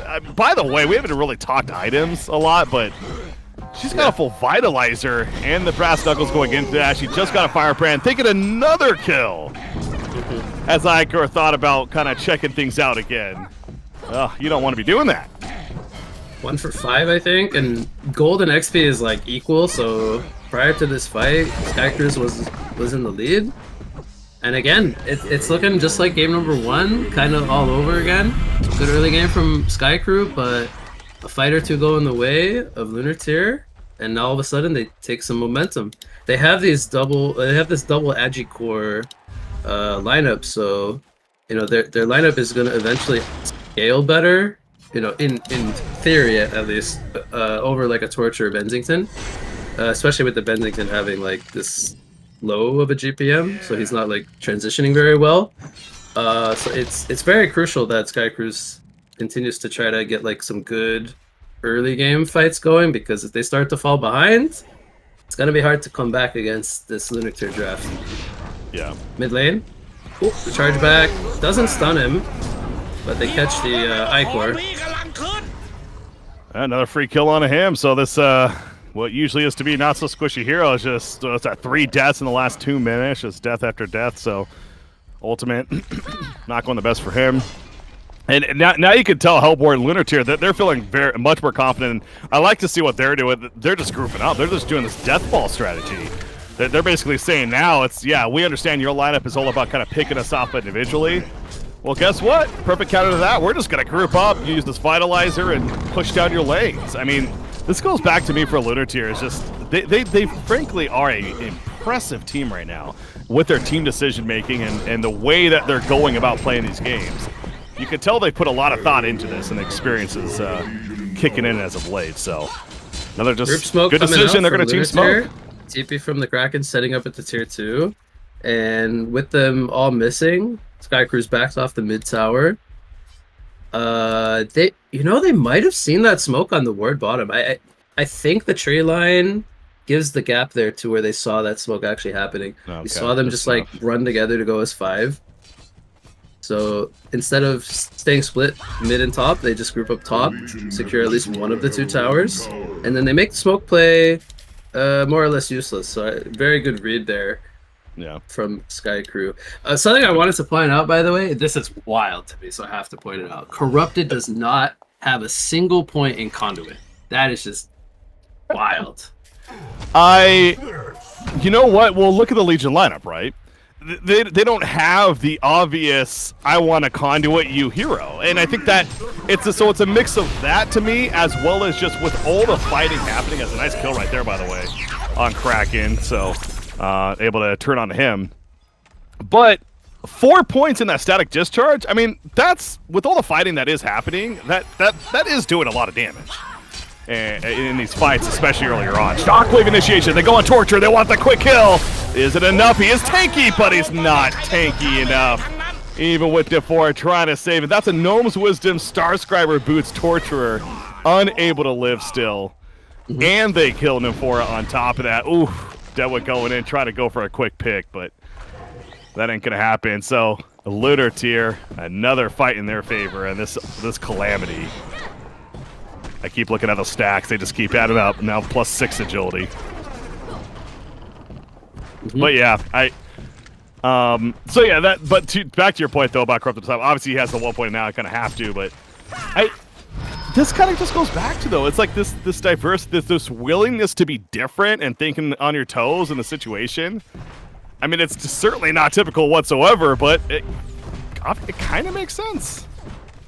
You clearly disagree, and I love it. Okay. A little bit. I mean, there's some stuff where he triggers the little zap effect. You got like Deadwood Log. Ichor's got target spells. I guess Torture has his his bonds. I mean, I guess the one benefit is he runs really fast. He can run at people. Well, let me ask you from this perspective: who are you going to conduit in these fights effectively? I mean, that's his damage source, really. So I guess he's just not valuing damage. Nymph TP. Oh, by the way, on the Calamity. Gosh. Surprise! Our whole team is here. One key I have to stress there. What just happened, by the way? After this fight ends, Calamity bought back, by the way. He did buy back, so they want to turn this. He's got Sunder's Vault. If he can line this up, they're all clumped up together. Oh, great fissure stun from B. Myth goes in. There it is. The release the Kraken and the Wombo combo comes out. The Legion team fight against Torture, the last man standing. They kill Martyr, but at the end, it's a massive victory for Lunateer. That is a very worthy buyback for Calamity. Absolutely huge. But what I was gonna stress, what happened at the beginning there? Nymphora TP 2 heroes from the mid lane. Behemoth almost stopped them. The fissure stun was just out of range of hitting them. Oh. And if that stops them, then obviously Calamity lives there. But hey, in the big picture, it actually worked out pretty well for Lunateer. You know, one of the better uses of a buyback. He definitely wasn't, you know, upset at his teammates and just bought back for no reason. It was very good. I was very happy with his buyback. No, I gotta go back to this though. So, all right, back to Corrupted Disciple. Oh no, we have to talk about this again. Well, no. I mean, I'm kidding. Go ahead. Genuinely, who would you? I understand it's his main damage source, sure, but I mean, it's not gonna do a whole lot against like Torture, for example, but you know, draining Deadwood, draining Bensington. I mean, I see your argument. I just feel it's more or less his best ability. Team fight happening. Yeah, this is all Lunateer though. They're kind of starting to. I mean, this game is not over, by the way. This is only like a 6,000 gold lead, but it feels bigger. I feel like Lunateer is leading by a lot more. I'm with you there, and I kind of mumbled there as you said that. I was like, it's over. But you know, I don't. Okay, it's not 100% over. You're all right, but this obviously, yeah, the lead isn't that big, but I do think there is the factor of, as we both certainly have touched on, this Hellborn lineup is going to continue to scale much better now as this game goes on. And if you're Sky Cruise, I mean, they had this Torturer that was top GPM for a good chunk of this earlier game, and Colic, of course. Now, this is another case, though, similar to last game with the Swiftblade. Obviously, he's a way better player than me, but I have to just kind of bring this up for the sake of conversation. Are you sure, though? Have you 1v1 him, Soul Stealer? I haven't. You know, maybe I am better. That's fair. You're going to challenge him later today. We'll figure this out later. To put it to the test. Anyway, go ahead. But you brought up the conversation. You know, what does he go for? Well, he went to Starscriber boots. Okay, and I get that. You know, a lot of fighting happening. This more is defensive sustainability in these fights. That's great. But then he followed up with the full Gnome's Wisdom. And to me, that's maybe a little bit of overkill on the defensive side, the sustainability side, where when it comes to damage output, maybe there could have used more, and that Light Brand in a Grimoire would have been the more appropriate direction instead. But, you know, obviously focusing much more on the defensive route, and it's just been death after death since then, it feels like. Oh, they want to fight this. Lunateer's got a ward here on the pillar. Are they going to make it in time? They're not. He tried to get a fissure snipe, but just a couple seconds too slow. Calamity's DD is about to run out. She is going to Sunder's Vault here for a 2-shot on the Nymphora. Makes quick work of that hero. Has the full Dawnbringer already. I mean, yeah, she's just... Many descriptive words you can certainly say for her, but it's unstoppable is certainly one that comes to mind. Shockwave top lane onto Deadwood. TP coming in. And there you go. Calamity's like, I got this, don't worry. Another kill to add on, plus 10 agility. I mean, she literally just has 1,000 gold worth more of items in her inventory because of that passive right now. So her GPM is kind of even higher when you think of her from that perspective. Kraken, by the way.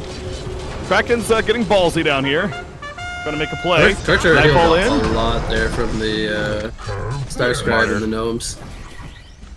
Yeah, Torturous side right there. Martyr, though, saving the Kraken. And Sir Benzington, the Nightfall in, ends up to be his death. And this is all without Calamity right now, by the way. She is joining in late. The shrunken head on Kraken, he's going to turn around and start running back because it's going to be wearing off soon. Nymphora gets picked off. And Calamity has to be careful taking the tower. But already pushing their tier 3 as we're approaching now the 25-minute mark into this game. This Calamity has another 3,500 gold saved up as well on her, so. Is this guy printing money? What's happening? Yeah, this is... Keeps coming in. Good charge back on the Icor. He's kind of living, but actually in the front lines too, they do pick off Calamity, so Martyr unable to save the Calamity right there, and that's actually a victory for Sky Cruise. Run, Shivan, run. Oh! I mean... Yes! He got the mana battery up just in time for the PK TP out. Oh, that's awesome. It was like mid-auto attack from the Icor, or maybe it was even the Life Leech coming out. And he disjointed it, PK'd, and TP'd. Perfect timing. Yeah. And then Martyr actually lived too. Torture thought he had to kill Martyr, but I mean, again, Torture is, yes, he can do some good damage, but it ain't enough. And I think that's going to continue to be the biggest bane right now of this Legion's side. It's obviously they killed the Calamity there, so yes, they are capable of bursting people down thanks to especially Deadwood, but the sustained damage in these fights, they certainly really need. But a shrunken head now on Torture, of course, gives him more versatility in these fights and more movement and more freedom, really, so it's understandable. But now you have a barrier idol actually picked up by Corrupted Disciple, so that's kind of an answer even more to the Torturer and what he's doing here.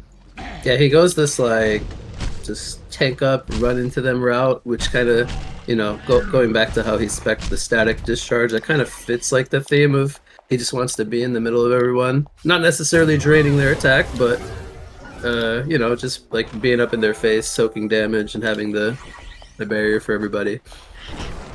So he's making it work. I wonder what he's gonna go now on the Torture though, because it's a very defensive build still. That's what I'm saying, right? Like, and the obvious is Grimoire, right? Or even Spell Shard. Is that crazy to say? Like, just at least get Spell Shards? I think on the position 1 Torture, you probably don't want to go Spell Shards. Mainly just because there's other items that are better. Like the Grimoire. If he's forced to like defending his, yeah, exactly. If he's forced to defend his base, like he is potentially now, but they don't have like a token or anything where they can, you know, force the tower to go down quicker. You know, with the Kongor Siege buff is what I should have said, but he goes for a portal key here, so he wants the positioning aspect instead. Deadwood hits Kraken with the release of Kraken. Well, Kraken with the release of Kraken kills Deadwood, so Deadwood's Willowkeeper not going to be enough, but here's Torture. That shrunken head, allowing him to do some good damage, actually, but the jump in from him, but as soon as it wears off, Calamity turns around with the side. Oh my god! How did that turn so quickly? They were pushing so confidently, and then the second the shrunken head wore off, you could tell they just knew that was their timing. Beautiful by Lunar Tier. And GG is called. You can't blame them. There you go. Game 2 and the series going to Lunar Tier, and well, they continue the momentum from last tournament, certainly, here into this one. Yeah, they, you know, the steamroll of the train just keeps going. So they had 3 Shrunkens on Sky Cruise, and the problem is that they have the Shrunkens, but they don't have the damage to actually kill anyone when the Shrunkens are activated. So Lunar Tier, with all their items and, you know, their team presence items, they're just able to hold their ground fall back a little bit, reset, and once the Shrunkins were out, they get the Beaky dunk into the Sunder's Vault combo, and you just see everyone just melt. So, you know, like, the idea of the Shrunkins is very good, but in practice, they just, you know, they couldn't bring anybody down. Their lineup was too tanky. They had a Martyr behind, ready to hand in hand whoever got initiated on and about to die. So everything just worked very well for Lunar Tier. I gotta say, they executed their drafts very well in this series, and honestly, they were just the better team. So they definitely deserve this 2-0. Sky Cruise had some good fights, but ultimately just it was just all Lunar Tier in this series. So really well played by them. Yeah, I mean, for me, it's Sky Cruise. Hey, they got the unfortunate matchup timing of going up against Lunar Tier here in the quarterfinals, but it's a Sky Cruise is still in it. Of course, this is a double elimination.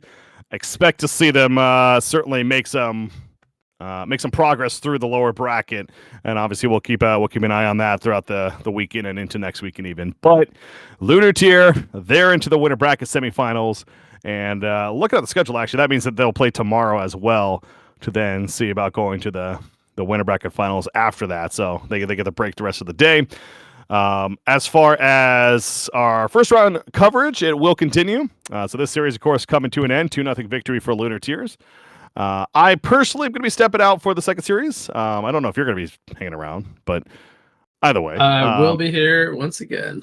Okay, cool. So what you guys going to be here? Somebody else stepping in for myself, but I'll be back actually for the third series, the final series that we do for today a little bit later on. So, but yeah, I mean, Lunar Tier, I no other way to put it, but they are just an impressive team to watch right now, and look forward to seeing more of them. But look forward to seeing more of this tournament. We do have another winter bracket quarterfinal match that'll be coming up next. So, ladies and gentlemen, stay tuned. More coverage here of the HoN Awakening Tournament number 3. We'll be back.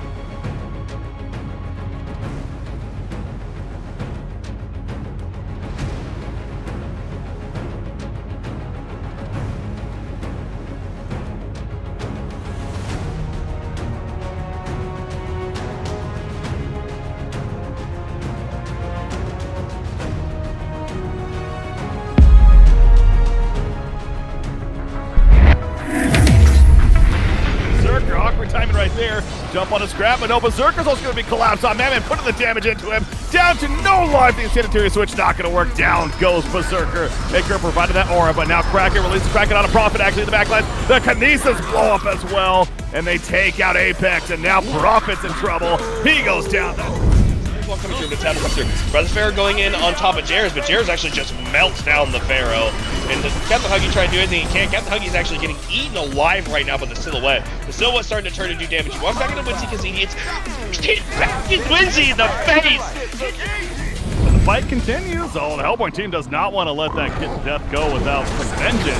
Renix, though, just tears through the Witch there. Protected Melody going to be used. Saving Wassel. Initially, the BKB is activated. Defended Shaman falling in the midst of it. He's going to be terrorized. The KPM keeping it alive, but everyone's dead. I mean, they're just all dead. Trying to run in with the Dick coming through. Captain Huggy gets hit by a Dick with his volatile pod down. Volatile pod explodes, healing up. The Captain Huggy's getting eaten down, trying to do any damage I can. Electric Tide coming through, and he gets the deal actually ends up stunning out. That's talking about that. Critics pops is drunk in, and he jumps to the backline. Look at that Icora surviving. We've said that once twice before. But in the backline for second Archer. For second Archer, gonna blow it up. But the support comes in. Is it enough? The ultimate. Oh my God, he's gonna live. Are you kidding me? Some way, somehow, he survived. Kills Boo Boo. Down goes Wild Soul, and Rhapsody is also dead. We haven't really seen it, but there is that setup. The Joust hits Forsaken. He's already a half-life. The Keg on top, and Forsaken Archer gets blowing up there. He is going to stay there for about 30 seconds. There is a teleport coming in, but now Andromeda gets taken out. Here comes Pestilence. So Energy Field, a little awkward of an angle. They do kill Benzing's hand, and now obviously doesn't want to run through the Energy Field. So Oh no, this is a disaster. So actually the Madman gets jumped there, but Madman is going to survive with 1 HP because of the shield. And that's a huge turn actually from that Sapphire now in a bit of trouble. Sapphire dies. The Pearl ultimate is preventing so much damage from that. Oh, yes. Okay, Puppet Master actually gets hooked back and he instantly dies. Wait, what is going to happen now? They're going in there. There's the Loathsome ultimate. Loathsome ultimate on top of the Moon Queen. Moon Queen gets ultimated by Mr. He's dying so fast. The Rhapsody ultimate not able to save his teammates this time. Wings the W on the Martyr. Martyr is going to ultimate the bubbles, saving the bubbles there. Martyr is running for his life right now, though. They're so deep in here. The Madman uses the W on. That's 3-man stun from the Magnus ultimate going on top. Valkyrie jumps in. That's a Q from the Valkyrie on top of 3 people there. Different plays down so far, but oh, that's an illusion. I think they have the jump. There's the shockwave jump, and Vindicator ultimate comes out just after the fact. You see the Thunder's Bolt as well and explodes. Moon Queen goes down. It's a hat trick for Captain Ears, and there's the vote to concede popping up. Got there really late at this point, as you'll see. Sapphire putting the crystal down, and more supported cast. Even Monkey King joining the party late, but Monkey King gets eviscerated there. Monarch is going to end up being killed as well. Moraxis is like, yeah, this did not go. 20 team fight.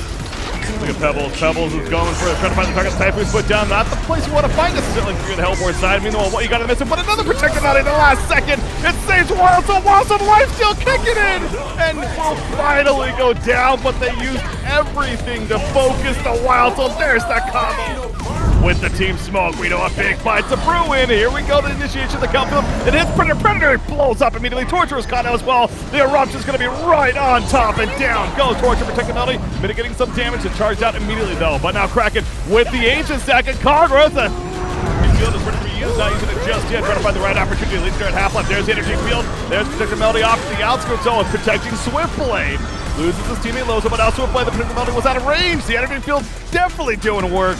And kills the Swiftblade when it's all said and done. Grenix is also dead, but now Pebbles jumping back in with the group chuck. Speaking of staff, he's got his as well. Able to take out Legionnaire. Nice dodge, though. A bit of a sidestep kicking in. Vindicator's still alive, by the way. May end up dying in the big picture, but South 4 is, I can't believe he's still alive. You know, you look at his items and it's like, oh, okay, that kind of makes sense, actually. Yeah. And like the Dark Lord's presence, the E. Face me. The Dark Lord's presence. Calamity and Newerth porting top lane, and they get the turn on the Corrupted Disciple there, but now Calamity and Newerth come here for the flank. The Rhapsody is standing his ground. The Machaba is going to fall. The Silhouette is going to fall. Loadstone now all alone, running for his life. Brawls that is doing quite well, but Bramble going in the mid lane, and Bubbles is taking a lot of damage there. Bubbles is not actually a matter for the Q, and he's going to fall down there instantly. They're not... Once again, does not actually properly get the tablet done, and that means that they actually are in a quite a bad spot. And Kane ultimates the Moon Queen. Moon Queen taking so much damage. Moon Queen is so low. Moon Queen is dead, and that means that the Legion Albert side suddenly doesn't have damage anymore. But actually, the Moon Queen, they got the dust. We found it. They found it. Let's go. We did it. They did it. The turn is real. I believe they can do this. They located the side shop and they managed to do it. Oh, I am so proud of my boys. Oh, actually, face me, says the Kane on the Predator. Predator has now bashed, so Kane is going down a lot. Loads ultimated top. Predator going so low. Predator trying to stay alive. He's going to be able to stay alive there. Predator's Calamity ultimate. 3 people hit in there, but and there says you on the Torch. Right, Torch actually gets taunted by the Kane, and meanwhile the Monarch actually is super low, goes down Josiah. Meanwhile the backline also instantly dead. Actually, that's a 5-man smoke here. Congo is so low. There's a huge team part. Take out as shrunken now. Everyone, the Halberd side is falling. Kraken's out of mana. And that's not a hook on the Corrupt Disciple. Corrupt Disciple this time does not have the shrunken, but he does of course have a little bit of team support still there, and that means that he is going to be fine for a little bit. He goes down. Kraken and Armadan are now on the run and in danger. They're in danger a lot.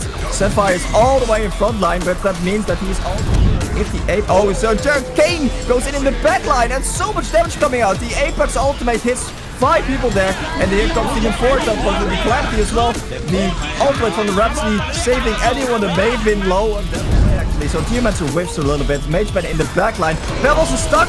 Pebbles is stuck on top of the cliff there. He can't move. Oh, he finally gets unstuck, but he's going to die to Dreamcatcher. Most likely knows he's gonna live actually. So Forrest, Magnus, and Benson now in a lot of trouble. Swiftblade's still alive, and Wharton now is gonna fall at the end. Oh, actually, Vindicator being jumped. Axis going in that back line. Soul Raper, great job with the protective melody once again from Rhapsody. Predator cannot do any damage as a result. He has to just walk away with his head down in shame. His teammates fall. Their big fight ruined down here. Rhapsody gonna be caught, and here comes that root from SRP. There we go. It's gonna hit. Here's the big Forsaken Archer ultimate. Iker doing what he can. It's not gonna be enough though. That's the combo. Your melody from the skies though of Rhapsody. Crumpet is getting low, but Kraken is still chasing more. Energy field put down. Morro's dead. So is Lodestone. Mage Bane's plenty alive. The mana rift eventually comes out. That's something, plenty of it. Shrunk in hand. He's going to be hit by the Widowmaker though. Stop to play. It's all nice stuff from Magnus. Stop to play Melody. The Prince again. Perfect setup. The kill hammer start. I mean, when you're practically diving the fountain, bad things are going to happen if you're vicious. And then they do the most here in the end. Meanwhile, Kane catches Tundra, and Tundra gets eviscerated. He does have a buyback. We'll see if it comes into play. Final chapter was already used. Prisoner also now caught. The Moon finale in the front lines as well. But for taking actually pretty good placement. Trying to keep his run. The piercing shards. No kills though. He just needs to run. The Shurkenet has ward off. He's in trouble. The chase continues. Inscription forward, and Moonquin will help finish the job on Forsaken. And here comes Tundra with a buyback, but it's not going to matter.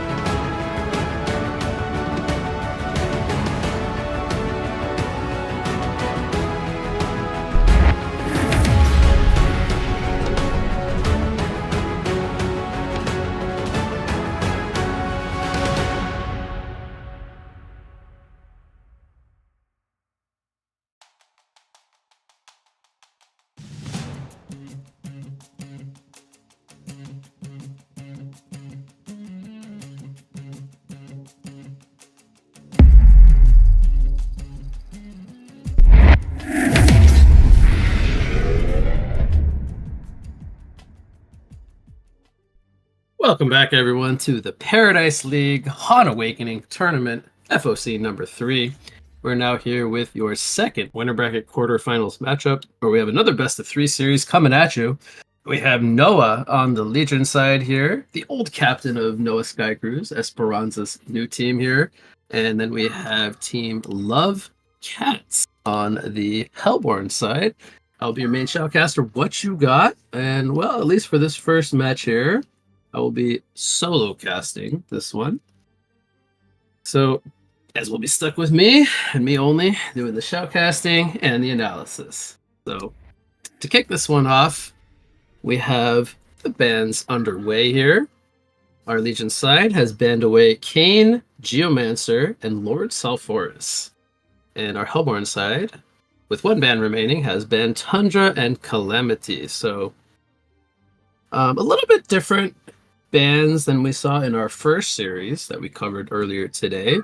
But, and there's the Deadwood as the final ban coming out from Hellborn. Nothing I would say quite sticks out. Maybe the Geomancer is a hero, and perhaps the Lord Salforus are heroes that we don't always see blind ban, but definitely very powerful in their own right.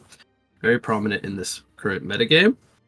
The Kane, time to time getting banned as well. We're going to have a first pick here of Nymphora coming out from the Legion side, and they are going to respond here with Rhapsody and Soul Reaper. So right off the bat, we have 3 heroes out of 3, all with some healing presence. So definitely valuing those team fighting abilities. Already looking for a makeup for some aggression. So very fun to see. 2 picks will now be coming up here for our Legion side, Noah, before we enter our second banning phase. So let's see what they have in store for us. They're shadow picking a multitude of heroes, including the Icor and the Forsaken Archer, which are both heroes we have seen quite a lot of, and they're going to go ahead and pick those right up. So another defensive hero in the Icor with some more healing presence. Forsaken Archer, definitely not a carry we are not accustomed to seeing. So we'll see what FA brings to the table once again here in this series. And how does Love Cats want to address the Forsaken Archer now? They have 3 picks to do that. So second banning phase underway. Started off with a Pharaoh ban. As our Legion side, they definitely lack in the initiation department. They'll probably be looking to pick up some initiation for the Forsaken Archer and the supporting cast there. So try to control those team fights. We'll see what other ones they are going to be looking to ban. The Kraken is going to be addressed here on the first ban from Legion. Kraken is a hero we saw a lot of in our first series as well.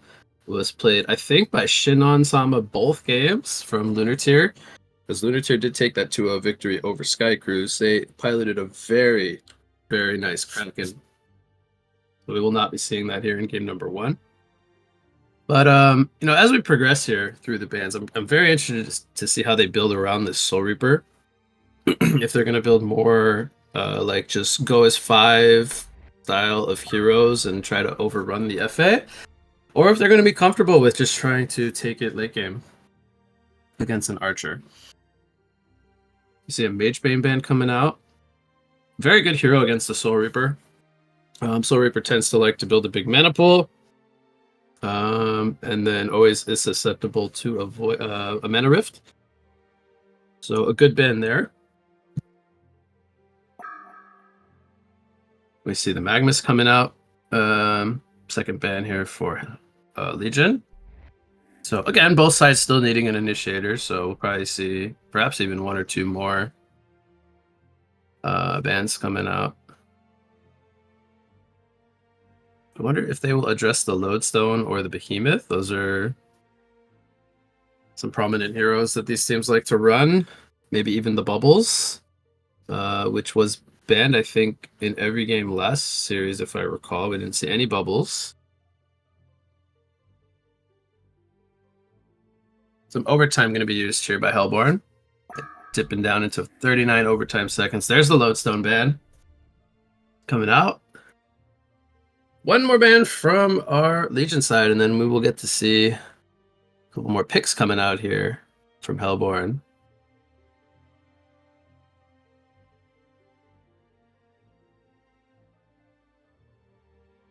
What is it gonna be? I could definitely see something like a Pebbles, perhaps even picked up for some mid-game aggression with the Soul Reaper. They're gonna go ahead and ban away the Grinnex, so they take away an offlane option. Perhaps not feeling like they have the most secure lockdown for a Grinnex. The Nymphora and the Icor kind of offer a lot of sustain, but not a lot of crowd control for the Forsaken Archer, so the Grinnex could be very disruptive in manipulating lane control and getting a lot of XP in the bottom lane. They are going to open with a Bubble Spick into a Pestilence, so to me this is looking like a mid lane Pestilence with a long lane Bubbles. Perhaps they will last pick a roaming hero to pair with the Bubbles in the long lane. Something like a Behemoth comes to mind. There's the Pebble Spit, but it's actually going to come out for Noah. I was actually thinking that the Love Cats team would pick up the Pebbles. So I had a couple good reads here actually on some of the picks, but not who I thought was going to actually end up picking them up. So with a Pebbles and a Forsaken Archer, they're now lacking that offlane hero to go with the Icor to kind of cause some disruption. And who is it going to be? Because they're going to be going up against a Soul Reaper and a Rhapsody most likely, which is a very heavy sustain lane, hard to kind of burst down, even with an Icor. Probably a Strength hero, most likely. They got 40 seconds to think about it. And I have no clue what they're going to pick, so we'll just have to wait and see. But yeah, on the side of Love Cats, I'm expecting something like a Behemoth to go with the Bubbles. Looking at the pool of heroes, what else could it realistically be? Could just be another strong range support to lane with him. But nothing is really sticking out to me at the moment. Bramble. Alright, so there's the offlane hero. It's going to be a Bramble. I don't think in a million years I would have guessed the Bramble. But this lineup is very tanky and hard to kill, looking at it from top to bottom. With the Shrubbery from Bramble, as well as the two supports with heals, it's going to definitely make for some tough kills. The Sorper, I will say, is very good against these types of lineups, though. With his Withering Presence, he's able to just bulk up with items and then sit in the midst of everyone. The biggest challenge for him this game, I think, will be the Nullfire Blade Forsaken Archer, which is naturally very good against intelligence heroes with large mana pools as well as strength heroes. So Soul Reaper has his work cut out for him this game. And the last pick, we have 15 seconds to go. It's going to be an Andromeda. So they go with a ranged second support. A little bit defensive between the Andrew and the Rhapsody, but still pretty good combo there. Adding in the Aurora with the Pestilence from Andromeda to do lots of teamfight minus armor. I will say though, they don't have a physical damage carry, which is it's throwing me off a little bit here. But you know, everybody right clicks, so not going to be the biggest problem in the world. But having a Soul Reaper as your main core, little bit counter synergistic there, but you're still gonna have lots of teamfight presence regardless. So this lineup from Love Cats definitely has very high mid-game potential. They have a lot of mobility on their second and third cores to where they can kind of go in and out of team fights. But Legion side is very bulky, able to hold their ground. And then they have the Archer, who is a very hard carry and very prominent right now. So Battle of Soul Reaper and FA is what we're going to have for game number 1 here. And if I'm looking at the two lineups, I would favor the Hellborn's lineup, like early to mid, slightly, but not by a lot. And then Legion's as the game kind of progresses. But I think like super late game, depending on how much farm the Pestilence has, he could help transition into like a second core where the Legion only has that FA to really scale super well. these are a lot of what ifs. Ultimately, what's going to happen is a whole nother story entirely. So, judging from what I believe will be the laning phase, we should have Nymph and FA in the bottom lane going up against Bubbles and Andromeda. Or maybe a solo Bubbles even. And then mid lane should be Pebbles versus Pestilence. Maybe Pestilence Andromeda as a dual lane, or Pestilence Rhapsody. And then top lane should be Icor Bramble for Legion, going up against the Soul Reaper and either Rhapsody Andro. But they already start up with the tri-lane, so... Or they're looking to start with the tri-lane. They have an orb on Nymphora, no orb on the Icor yet, so this probably will be an actual, like, staying as a tri-lane. They triple TP up here with a Word of Sight. Looking to try to get a first blood here, or maybe even a surprise kill attempt when the creeps meet. And we see Lovecats going 5 to the bottom lane. They even drop a Rev Ward down, try to spot out a TP lane ward. And as we can see, that is not the case because they TP top.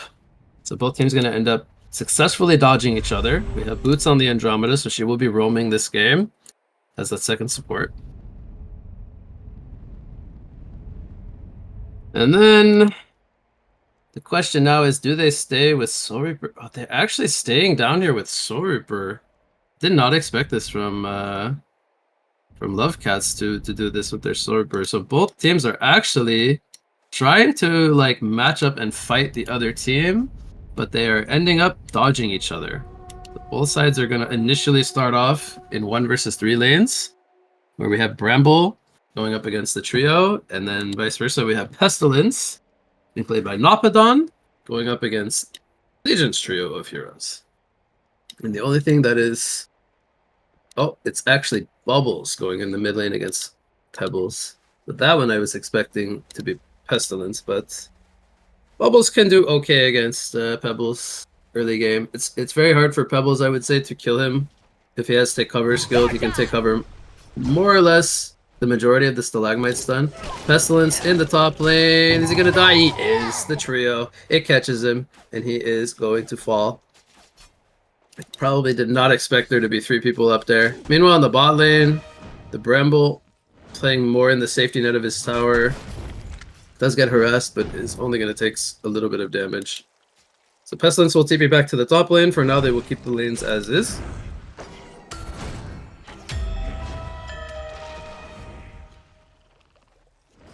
And I believe that this lane setup should favor Legion because they are securing farm on their FA. At least initially.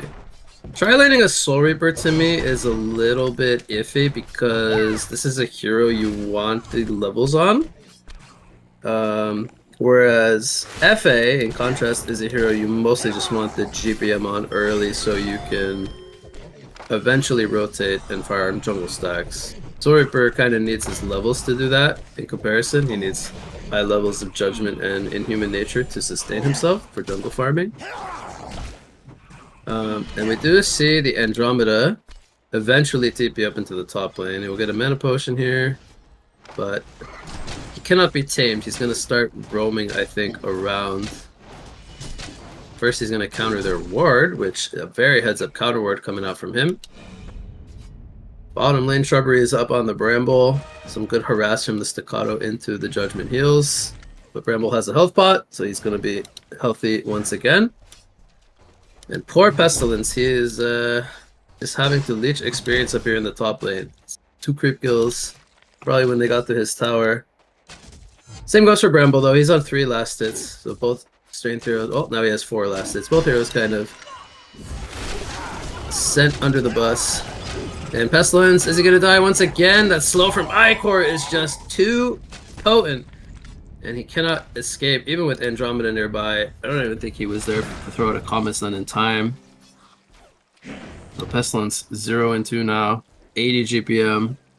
Not having the start he would like to have. And in the mid lane, Pebbles versus Bubbles. Pebbles is winning the lane quite handedly in last hit. 16 and 6 against a 9 and 1 Bubbles. So, I guess Pebbles has a much better last hitting advantage, but perhaps I'm not sure if this matchup should be this unfavorable for Bubbles, but top lane Andromeda, even with the boots, she's getting dove. FA getting countered on, gets the grace of the Nymph from Nymphora to speed away. And Pestilence, they're gonna maybe try to dive him, but FA doesn't have the most HP. She can't tank the tower. There's a health potion coming in. Good team support there. We have a TP coming up back into the top lane, which is Andromeda once again. But it is a 3-0 start here for Noah. And they jump out to a 1,000 gold lead. We see Icor dice to the neutrals there. Looks like he bought out his gold. Level 2 short respawner, just wants to get back to base. Bramble takes a staccato stun bottom lane, but there's the shrubbery, gonna prevent a little bit of damage. Good harass again coming in from Soul Reaper. They're making sure to keep him off the creep wave. The top rune will go to Bubbles. Gets the Mystic Illusion rune. It's gonna be very nice for him to be able to spam his Surf and Song of the Sea. Potentially even set up a kill when he gets his Kelp Field at level 6. But we have a Veiled Rotted Icor here. Here comes the stun from Pebbles. Perhaps a toss back. Nope, just goes straight up. But not enough damage to lock him down. Bubbles doesn't actually TP to his Surf. Is that going to matter in the end? It looks like it will not, as Pebbles did still have the cooldowns. Has a chuck up soon, though. But Bubbles could obviously take cover that. And he will be fine. Sips up the bottle. Bottom lane, Rhapsody is behind the tower diving, and this should be a kill on the Bramble, as they're able to secure it with Judgment Heals. Rhapsody ends up getting the kill.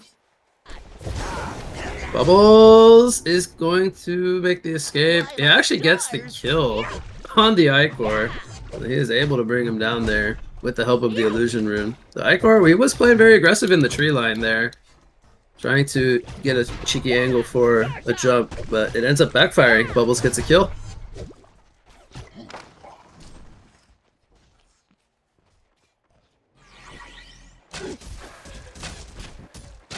Soul Reaper in the bot lane. Looks like he's going to be going for a Dreamcatcher. I'm a bit surprised by him wanting to rush that as his first item. We see Icor comes into the bot lane to assist Bramble. Some good counter pressure, but Soul Reaper just kind of walking it off. And with Icor bottom lane now, this leaves FA and Nymph as a duo up here. They're going to put a lot of pressure on the Andromeda heal pod coming in. Right clicks from FA. It actually ends up going the way of Nymphora for the kill, but they bring down Andromeda for the second time as well.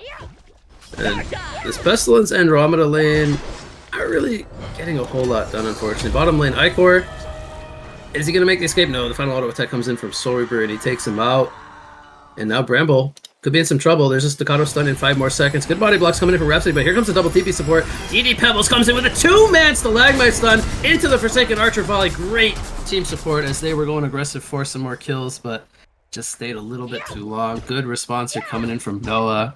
And they did rotate their 2 cores over for those kills. But now you have our Forsaken Archer in the bottom lane, where she's able to transition to put some pressure on this tower and maybe eventually start looking to start stacking up the jungle for her to farm, as she's got her Ghost Marchers already picked up.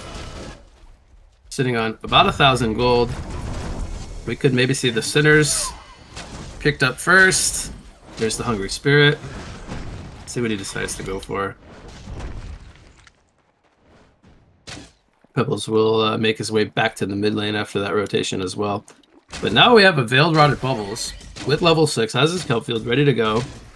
If they could line this up here, hopefully try to set up a kill on the archers who they're looking for. Andromeda also in position, so we're charging in forward with Rhapsody behind him. Doesn't have a melody just yet, so he does need to be careful here. Feeling very confident with the Dreamcatcher. The TP comes out from the Icor, but there is the Demonic Execution stopping the TP. Pestilence comes in as well, trying to assist, trying to get in range for a swarm, but a full retreat comes out. They do lose the Icor as well, so 2 kills going the way of Lovecat.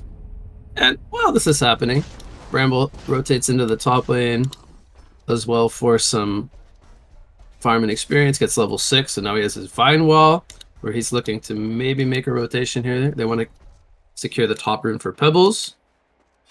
Meanwhile, Bubbles will secure himself the bottom rune. Pebbles wins that RNG battle, and he now has an illusion rune. Meanwhile, bottom lane, Forsaken Archer, Piercing Arrows did come out. They are going to take out the Rhapsody. Now they're chasing onto the Soul Reaper. But here comes Andromeda. Throws out a Comet Stun onto the Pebbles, but she will end up sacrificing herself. Bubbles ports in. I don't know about that one. He is kind of outnumbered here. Feeling kind of confident, though. Trying to go for the Forsaken Archer as the Dreamcatcher is applied, but there is the Nymph Pod healing up the Archer, and she will be fine for now. Bubbles trying to find an angle to snipe. Ends up shell surfing out. Does he get caught here, though? Forsaken Archer doesn't have mana for a crippling volley, but there is another Stalagmite Stun. He thought he was being sneaky, but he ends up getting caught in the end, as he almost had that Forsaken Archer kill, but all of a sudden he's back to full life, and he is ready to go once again and continue his farm progression as if nothing happened. Pebbles scouting with the Illusion Rune, I believe saw the Rhapsody there, so they have an idea that they're down here. No lane ward though for Vision, so I don't think they know exactly how many players are here.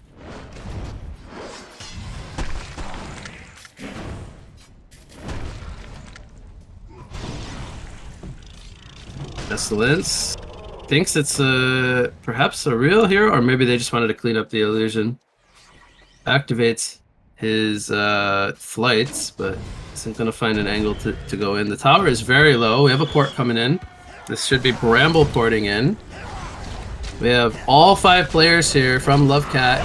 Here comes a heal pod down, protecting melee, preventing a lot of the volley damage. There's a demonic execution, takes out the Forsaken Archer. Now Icor also falls. Staccato stuns land onto the Bramble, and he will fall as well. The numbers advantage and the coordination coming in for Lovecat.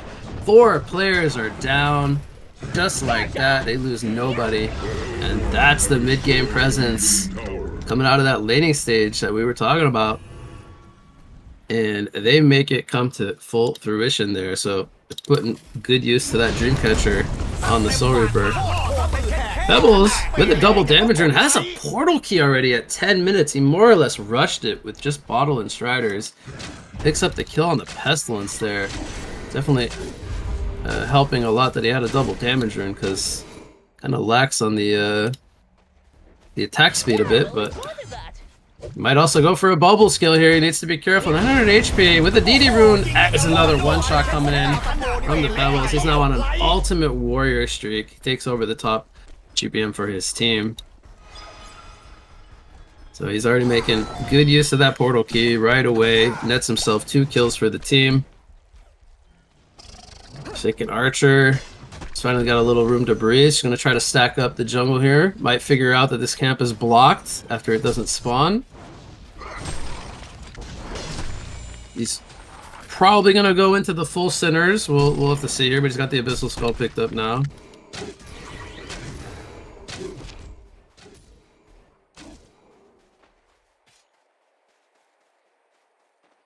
Sorber picks up a Gnome's Wisdom, deciding to still stay on the Red Marchers. Bit surprising, but Dreamcatcher, I did question it at first, but it makes a lot of sense going up against all these heals that the Legion team has. Andromeda coming in, gonna throw out a Comet Stun. The Nymph Pod gonna miss on the Archer. She is in some trouble now. No swap though. This is only a level 4 Andromeda. Oh, Rhapsody couldn't find him for a Staccato Stun in time. Meanwhile, in the background, Nymphora did get picked off by Pestilence and company. They force out the Glyph mid lane as Pebbles and Icor were pressuring the tower.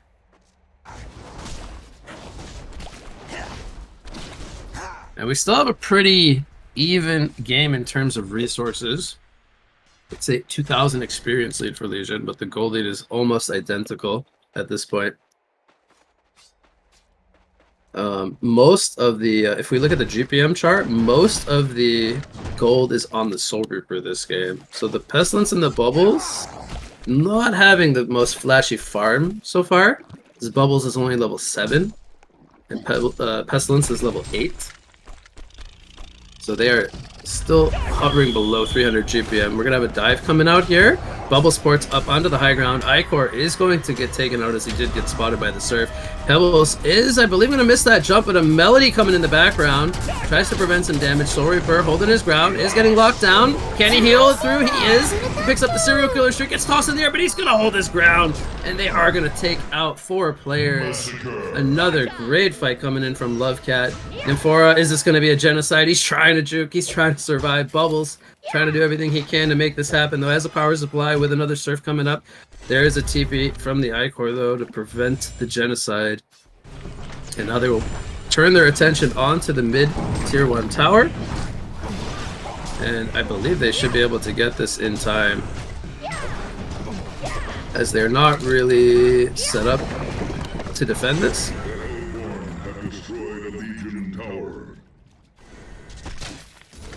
So even with the Pebbles having that early portal key, the Forsaken Archer is still very vulnerable, as we've seen.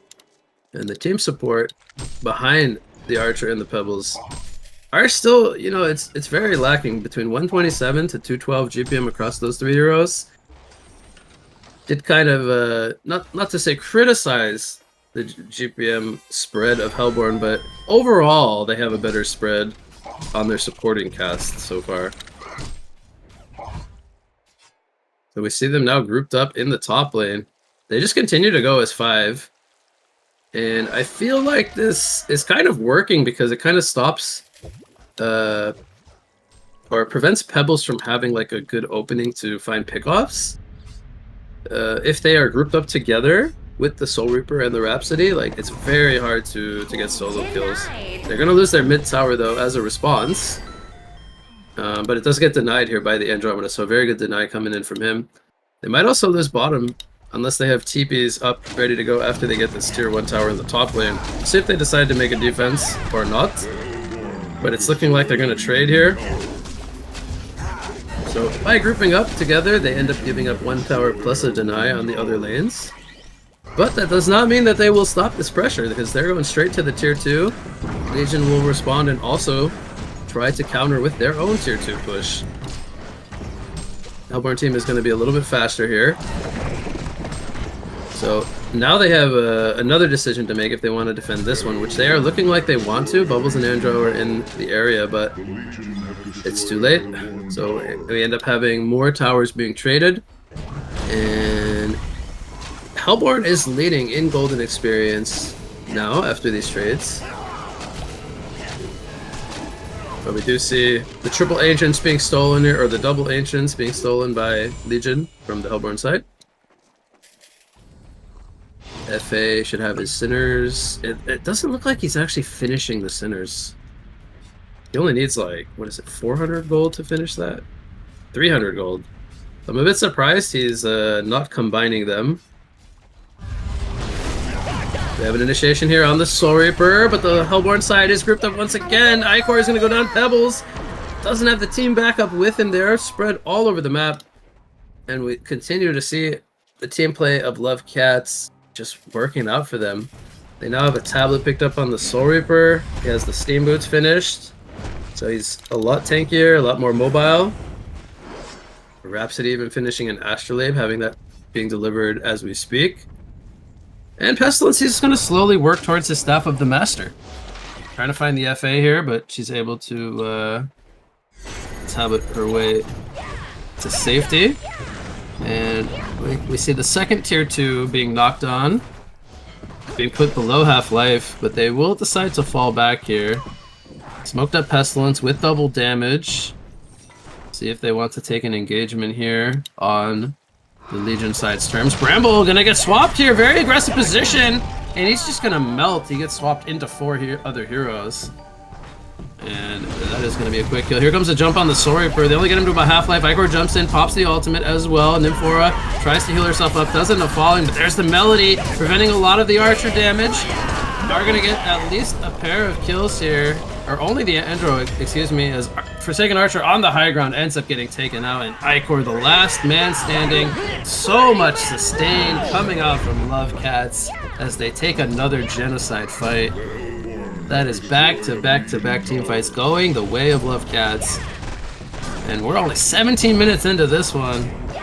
There's not a hero above level 11 in this game. They're just grouping together, going around, taking team fights, and it is working for them. Base tower now below half-life at about 40% or so.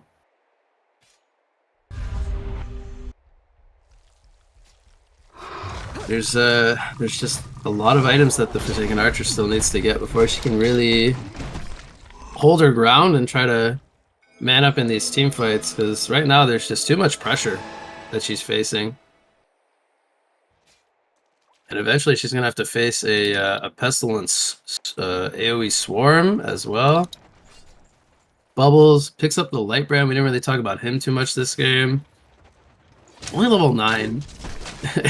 It seems funny, the mid laner being level 9 at 18 minutes, but you know, he's not having the worst game. 360 GPM, 4.2 and 8 stat line. Might get jumped here. Oh, he used the combo Pebbles! He's gonna jump him. That's a one-shot. He doesn't have spell shards yet, but just about ready to pick up level 1. Meanwhile, on the top lane, they take out Bramble once again. Bramble just getting surrounded by 4 players. Unfortunately, not really able to have the most impact this game, only on the 200 GPM line with 151 stat. Legion team's thinking about stealing away the Hellborn's Kongor. They have good vision here with the ward placed from Esperanza on the cliff here by the base, and there's no vision from Hellborn, so this could very well be a Kongor steal. But if we look at what's going on the other side, the Legion team is actually fully aware of this. They have their own ward on their own Kongor, so they see what's happening and decide to make the trade. So we see Legion take away Hellborn's Kongor. Hellborn's still working to steal the Legion's Kongor, and if they can make a steal here, this would drop a token. We'll see what's going to happen as Bramble charges in, throws down a Vine Wall, trying to cause chaos. It is going to be lasted by the Soul Reaper, so no token going to be dropped. Meanwhile, Icor jumps in the front lines with them for, and Pebbles gets a combo in the background. They take out the Rhapsody. Soul Reaper holding his ground, has a Sword of the High picked up now. Right clicking pretty hard, does get a couple misses on the uphill. The Forsaken Archer chasing for a kill on the Andromeda does bring him down. And 3 players are dead for Hellborn. Legion is actually winning this fight for now. Soul Reaper, is he able to hold through though? He is not, he is going to fall, and it's a hat trick coming out for Murphy on the Forsaken Archer with the Nullfire Blade picked up. Definitely doing a lot of work there in that fight. So unfortunately couldn't steal the Kong to get their second one and get a token drop, but I think they'll be pretty happy with getting 4 kills, especially one of them being the Soul Reaper here. And now Forsaken Archer holding 2,400 gold, most likely going to be going toward, oh, okay, picks up Fire Blade level 2 in her stash, so not going to just straight up go into a Shrunken Head, but definitely think a Shrunken is on his mind at this point. The Legion have destroyed their own power. A 5,500 gold lead, still for Love Cats, you know, pretty respectable, but a minor setback with that Kongor fight, giving a little room for Legion to hang in this game for now. Experience-wise, they are still leading though. Forsaken Archer is level 14. She is over 100 XPM higher than the top XPM leader of Hellborn, which is the Soul Reaper at 415. So, big power spike there for her will be her level 3 Piercing Arrows ultimate, which is around the corner. She decides to keep the Nullfire at level 2 for the offensive purge. Being able to purge, in this case, the Pestilence, Flight. Cannot self-purge off herself like the Aurora or the Swarm. So eventually she'll probably want level 3, but goes into a Firebrand, so maybe he will just go for a Geobane. Feels very comfortable that he doesn't need the Shrunken in this game, as he does have like a lot of heal support behind him with the Icor, the Nymph, and even the Shrubbery from the Bramble. So we'll see. We'll see what he decides to go for. Might just go into Geobane here. Pebbles for now, keeping the level 1 shards. I think he will stay with level 1 and then maybe go into a Staff of the Master. but no indication just yet what we'll see progression-wise from the Pebbles. And Rhapsody holding 2,200 gold. Gotta imagine that's a portal key around the corner here, and about 30 gold from him. He's synced up. And a couple last hits coming in from the Pestilence. Okay, he's actually synced up to the Soul Reaper, so very close to a portal key. And I think Soul Reaper has the Mock of Brilliance being delivered right now, so he's smoking up. They want to take an engagement, so he's ready to go and take a fight with his team. Oh, there's the Mock. But Legion team playing very defensively. Pebbles hiding in the tree's bottom. 4 players in the base mid lane. They have a read that something just doesn't feel right.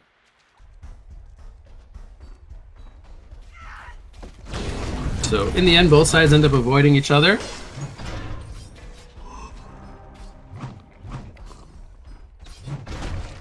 So there's one more outer tower for Hellborn to collect, which is in the bottom lane, but they're currently grouped up in the top lane.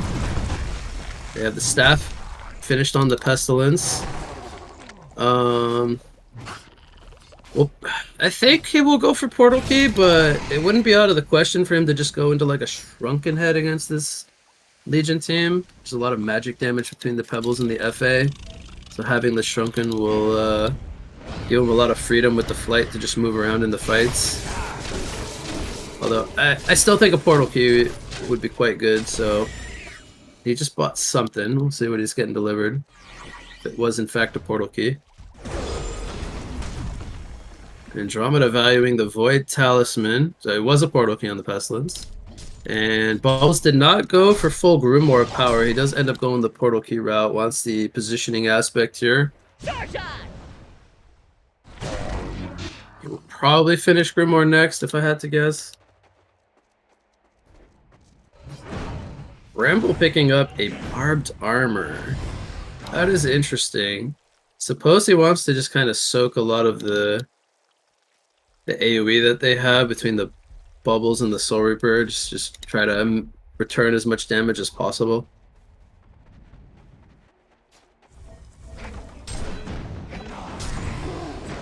Alright, well, we're gonna get an answer to what FA is building, because she has 3,200 gold saved up. He could buy the Geobay now, so not purchasing anything leads me to believe it will be Shrunken Head.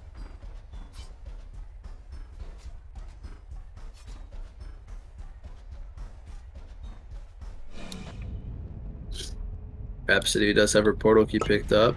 So here comes a group smoke coming out from Love Cats. More or less, they have spent all of their gold before looking to take this team fight, which is very good. So they're not holding on to anything. Maxed out on everything possible that they can afford right now. Soul Reaper leading the charge.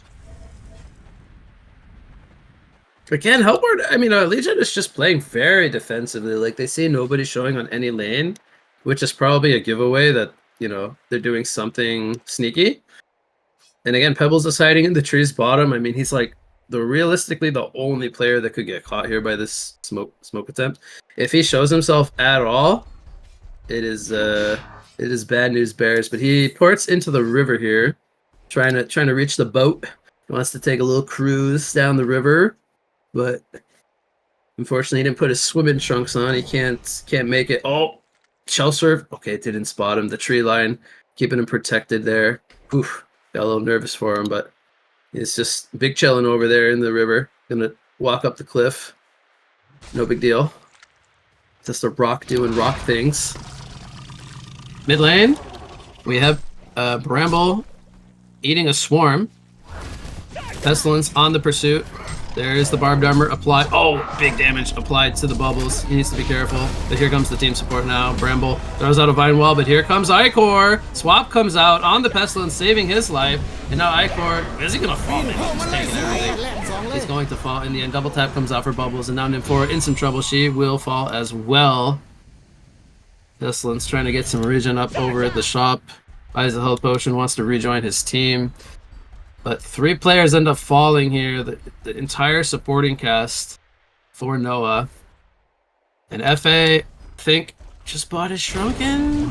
he did. So he has this now for the base defense, but the tower was already low from an earlier push. It's on half-life. Here comes a demonic execution. Bubbles jumps in, secures the kill onto the Pebbles, and now it's FA all alone. Pebbles has to buy back. FA pops the Shrunken, but he's already half-life, manning up in the base. Here comes a Melody, saving the Soul Reaper for now, trying to tablet over to the low ground, ends up messing up the tablet, has to hold his ground, ends up falling.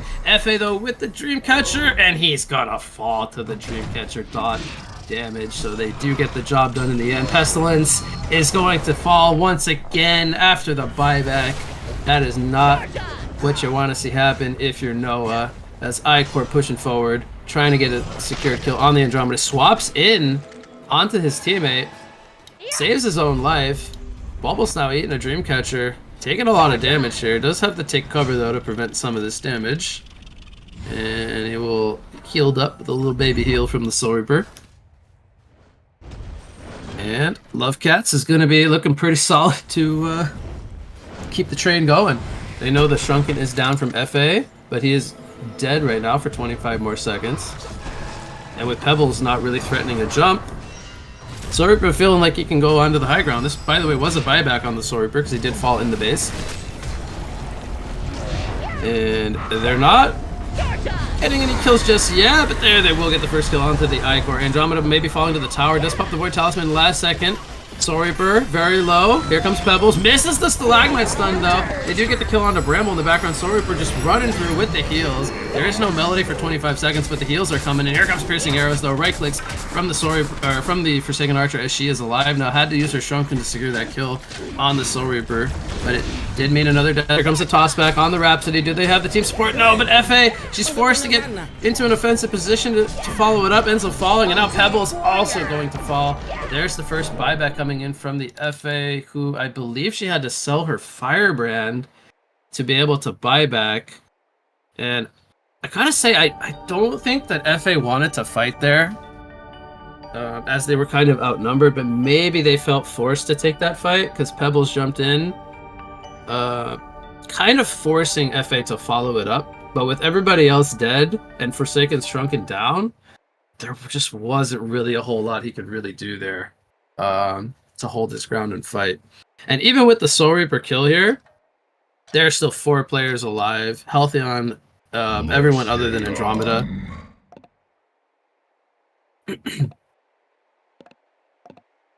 So even without the Soul Reaper here, this should be a Rax push. It's only Forsaken Archer alive without a Shrunken. If she gets jumped here by the Pestilence with a Portal Key and Pale Stun, which she has up in 5 more seconds, they could very easily just burst down the Forsaken Archer.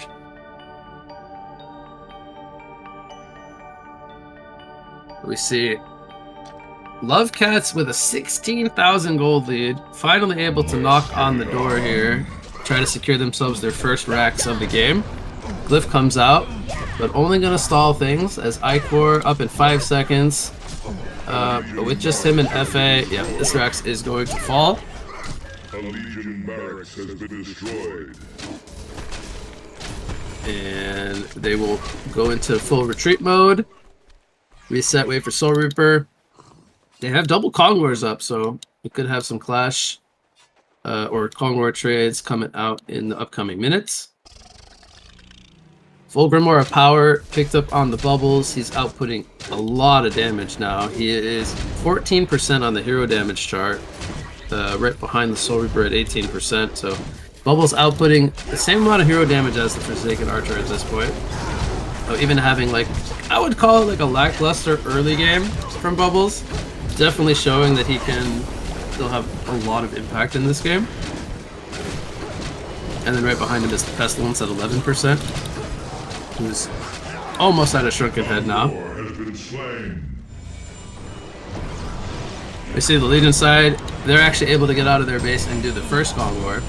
But they're not going to be able to contest this second one, which Hellborn will be attempting here. So we'll have the Kongor trade coming out from each side with Bubbles split pushing the bottom lane, causing pressure. Feels quite safe seeing them up in the top lane previously.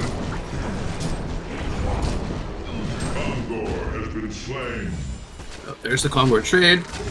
Soul Reaper sells his Void Talisman and swaps it out for a Shrunken Head. I like that a lot better. Having the shrunken means a lot of damage mitigation from the FA and the Pebbles. 5-man TP out from Legion side. They need to defend mid lane, and they are looking to try to prolong a bit longer for FA to try to recover some of her items that she had to, or her lack of items. She had to sell her firebrand earlier. I wonder if she's going to rebuy the firebrand, or if she's going to hold on to second buyback.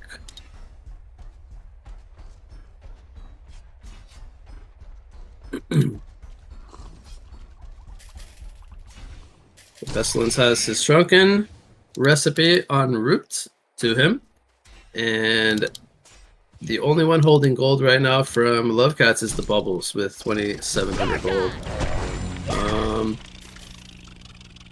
Nothing really screams I need to buy this right now from Bubbles, but we could maybe see a Hellflower, for example, on him.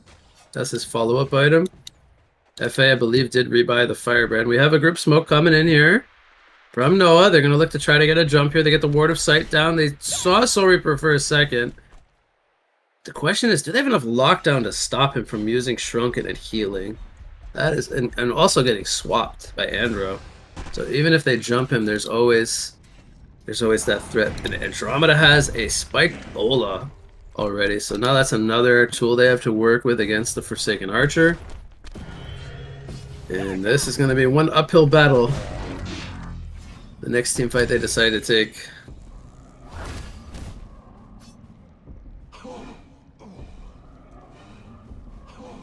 So, no buyback on the Forsaken right now. She did buy out, as mentioned. The only one having buyback is the Bramble. So, pending some kind of a miracle fight, here we go. There is the swap onto the Bramble. He pops the Barbed Armor right away. Icor ultimate is down in the background. Here comes the Archer ultimate. Melody comes out, though. Does save Andromeda for a while. She gets tableted in. There is a buyback on the Bramble right away. They do take out the Forsaken Archer. And it is just overpowering at this point. Soul Reaper is going to fall to the Vine Wall, but the big picture is fight is won here by Lovecats. They're going to take game number 1 here over Noah. Piloted by the Soul Reaper. Early game, mid game, go as 5 draft. Gotta love it. Stay tuned, everyone. We'll go on a break here where we get game number 2 ready for you all.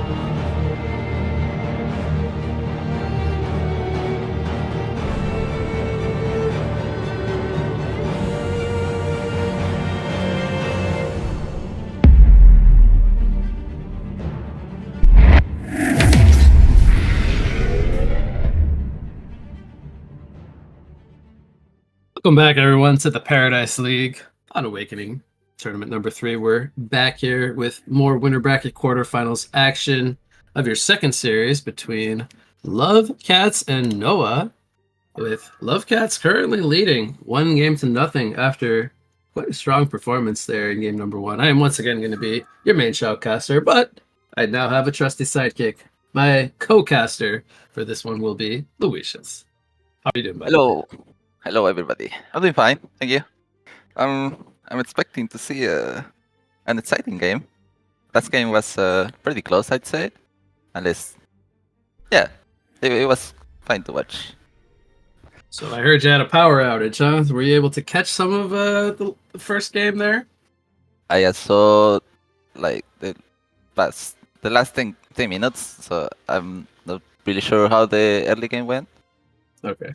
But I saw a lot of team fighting, and that's good. Yeah, so there was definitely a lot of action in game number 1. Hope we continue that trend here going into game number 2. As they are taking a little bit of time here with the bans. So eventually I will get your input on that. But are there any names here like that stick out to you from the two teams, or are you like pretty unfamiliar with these two teams? I'm gonna be. Yeah, I really don't know any name here. That's fine. That's fine. I know these teams are from Thailand, right? Or ACA? Yeah. So the ones I was pointing out last match, the ones that stand out to me are Napadon from Legion was from Blue Eyes, if that team name rings a bell, and then Esperanza on Hellborn was the captain of the Noah Sky Cruise team. That was previously, they had Colic in 5, 6, 7, 8, but they have a different team this cycle, which we saw play in our first winner bracket quarterfinals series. So playing with some different people here in this one. They're still under the name Noah, so that is our Hellborn team this game. But yeah, I mean a lot of unfamiliar names for me at least. But you know, the series has already proven to be quite fun to see. So anyway, enough of that. Let's start talking about the bans. They're going to be finished here in the upcoming moments. take me through the bans from the two sides. From Legion, we have Deadgood, Tundra, Kraken. I'm very sure Deadgood is kind of strong right now. It's a strong laner, has been buffed the last patch, and plus the Let's Salonis and the buff on the Q. He actually does a lot of damage. I guess Tundra and Kraken are mainly for scout and team fighting. I don't really see like Kraken pick too much. From Hellborn, we have Nymphora, Calamity, and Kayn. I guess Nymphora has a good healing when fights start. Calamity, of course, over the past weeks, we have seen an increase of Calamity pick as a carry. Some people say it's OP. Yeah, you're a dirty Calamity spammer yourself, right? Yeah, but I used to spam Calamity when no one played it. So okay, fair enough. I'll cut you some slack there. And lastly, we have Kayn. I guess it's a strong lock for AG carries. It's actually kind of cancer for them. That's a good way to put it. Very difficult to deal with, I would say. Yeah. One thing is I'm concerned about. These teams pick a lot of ICOR and FA. I'm surprised ICOR gets to getting to every draft. Yeah. Disciple. We even saw it like make it to the second pick phase in the first series. I was quite surprised, but not really being addressed so far. So we have half of the draft already done. I'll just quickly go over it. We have Geomancer first pick from Legion, into Lord Sulphurus and Icor, and then Corrupted Disciple Pestilence.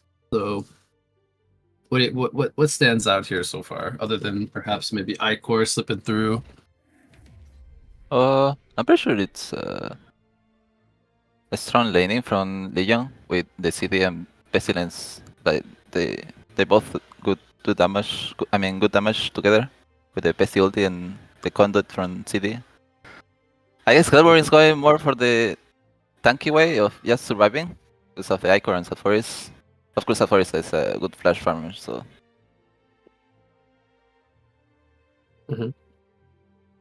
Yeah, we saw this Legion side, who was Hellborn last game, picked like a very group up lineup, but it was Noah, who's now on Hellborn, that had all the healers last game. They had Icor, Nymphora, and Bramble, and they're kind of sticking with that trend, picking up Icor, Saphoris, valuing those types of heroes once again. Yeah, I saw the Legion team now like to smoke a lot and gank S5. Mm-hmm. I mean, by those heroes, the seem that they would actually like to do that again. Just gank and kill. And they don't really need big items. They have a lot of base damage now. So they're sticking with the Pestilence once again. It worked for them in the last game. I'm curious if you I want to get your take on this Corrupted Disciple pick. Do you think this is going to be like a position 1 Corrupted, or do you think it'll be more like the offlane CD, like the diversion carry we've seen some of the other teams like to run, where they just stick them long lane, and like they even build like tanky on him, like first item barrier idol we saw in our first series today. Like, do you think we'll see more of that style, or more of the like main carry Corrupted? I think it makes sense for CD to go post 1 and build carry. He has a good initiation already on GM Pesty. He just needs to kind of go in with a little more damage and clean up. Also the Icor Pearl, I think you going tanky there. I don't think you can kill him. They're kind of strong. They can push you out, they can slow you. Yeah, very hard to secure kills with these heroes they picked up. Now they pick up a Lodestone on top of that, another slippery hero. I will say though, they're kind of lacking the damage department a bit, so maybe their last pick will be something that kind of can hold its ground and do damage. I'm very interested by the no Forsaken Archer ban. Yeah, I think that surprises you either, but and even sorry, go ahead.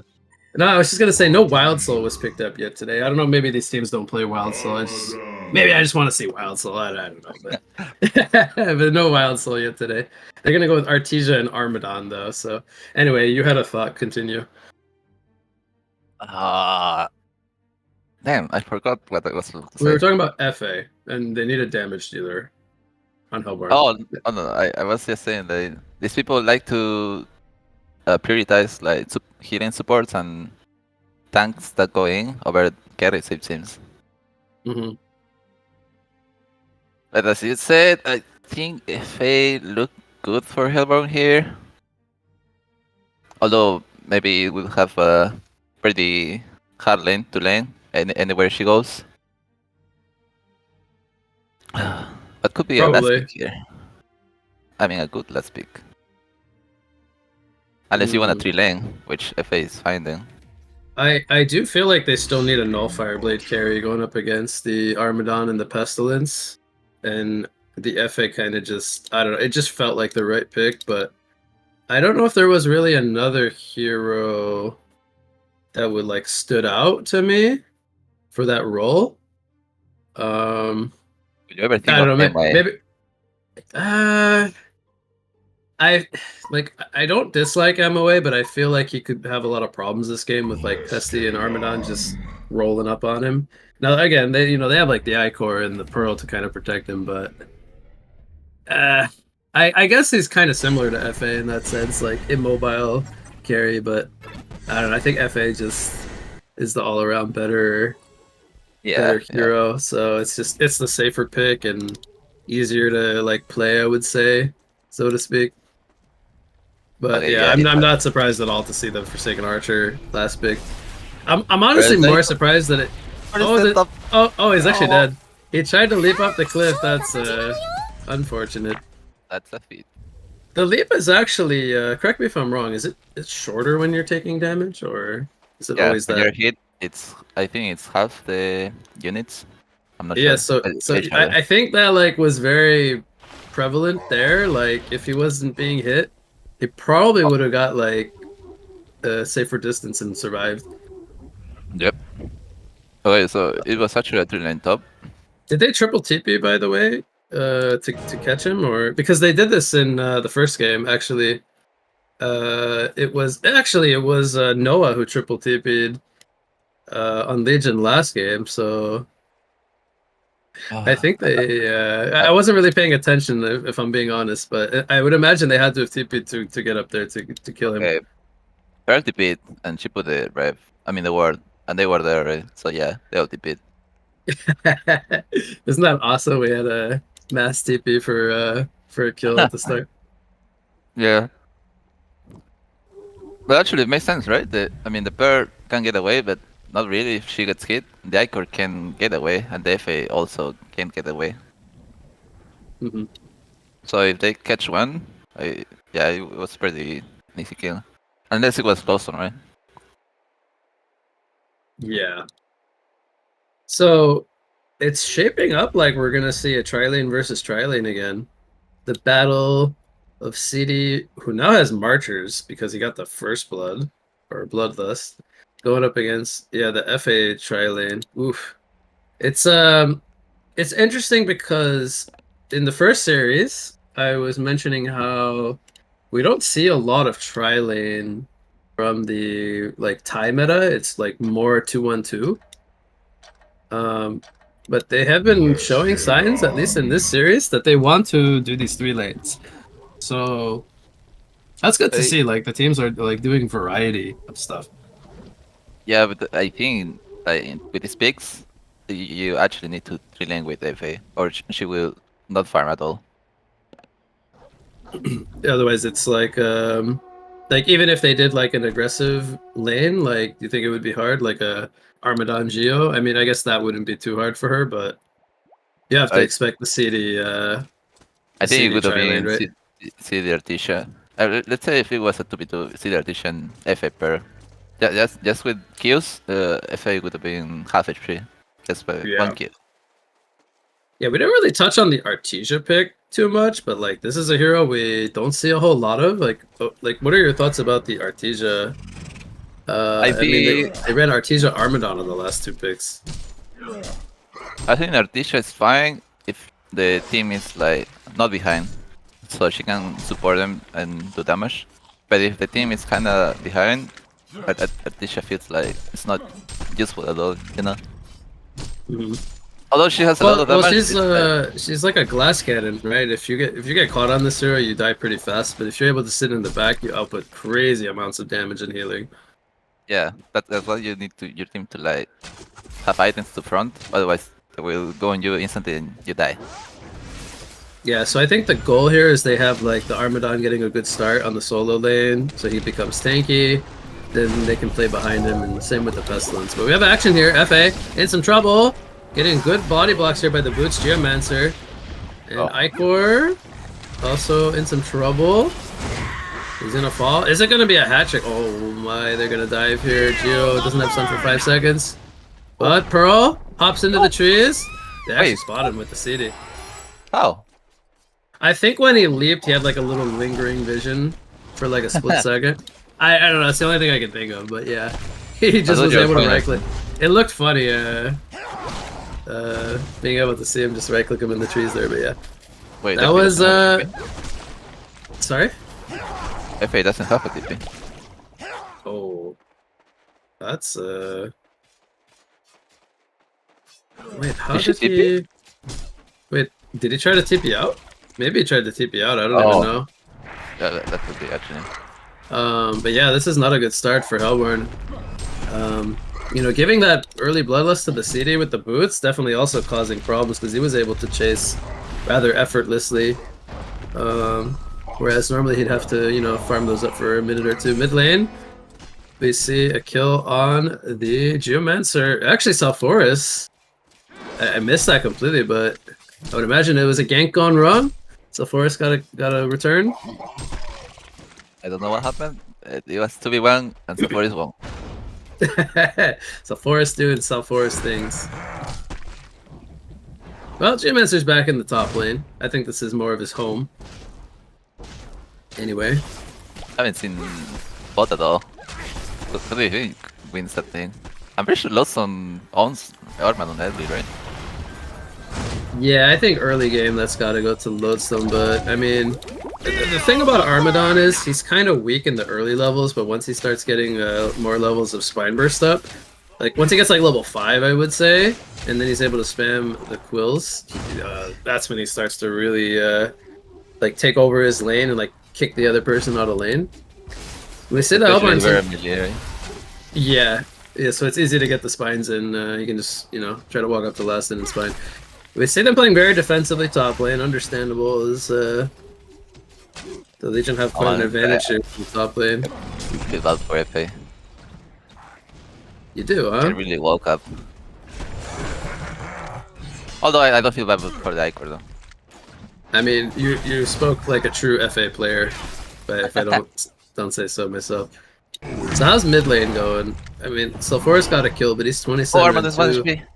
Oh, Lawson is gonna die the spines. No! No, Oh my he God. gets head smashed, he ends up falling. Top lane, Sulphurus could be in some trouble. Has the bottle sips though. Tried to get a counter kill on the Geo. I guess he felt like he was dead. I'm a bit surprised he didn't just keep running and try to bottle sip, but I guess he accepted his fate and just tried. Maybe it's a good Still time having a to really get good game CD though, now. 400 GPM. Yep, they're going on CD top. Yep, CD is going to fall here. Oh, yep, okay, FA will get the kill.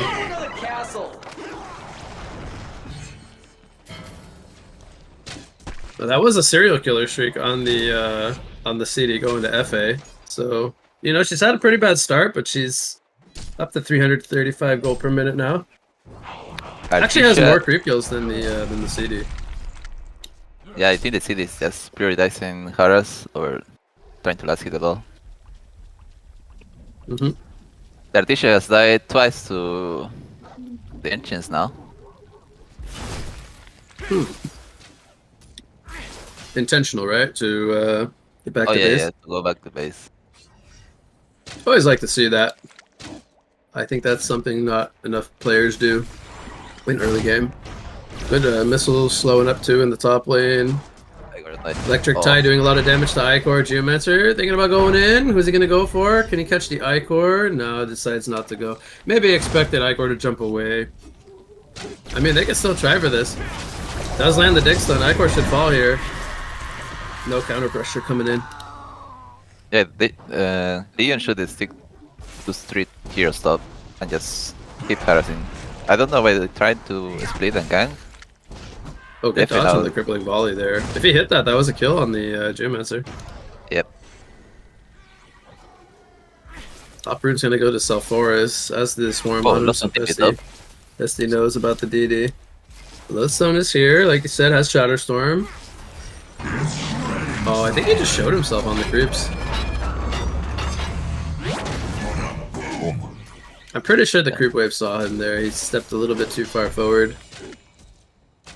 Well, they also probably got a good read on this because Armadon's just free farming away in the bottom lane. TPs are coming in. Armadon is TPing. Oh, that's a match TP. I don't know if I like this TP from Armadon. I feel like he could have just stayed bottom and just pushed the tower. Even if he TP, like he only has the red boots. I don't think he would. And and no Snotstorm, which is pretty normal at this point to just have spines and Armadillo. I feel like TPing top just, unless like for sure there's going to be a fight breaking out.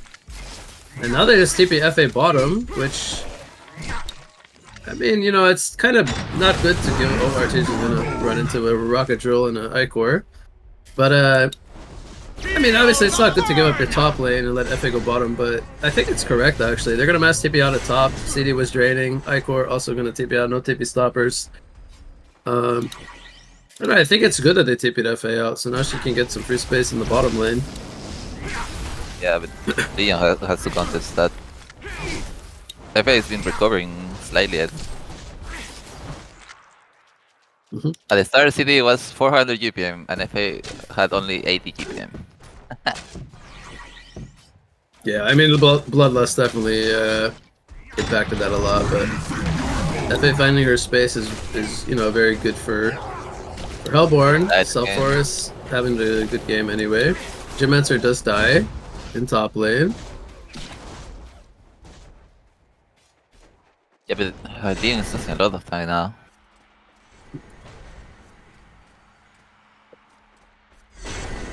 Although I feel like they have low HP. FA is only level 5 at 8 theory. Yeah, I mean that's natural due to being in a tri-lane. They've been soaking each other's XP a lot. The dual supports are level 4 on Hellborn. I mean, we have level 3 on the Geomancer, even on Legion.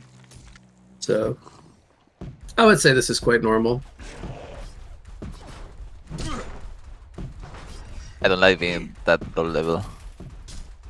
Do you like the double soul screaming FA? We saw this last game as well. Do you go Knuckles or not? That's a good question. I don't think I've seen any Knuckles on FA today. But, you can use one for the...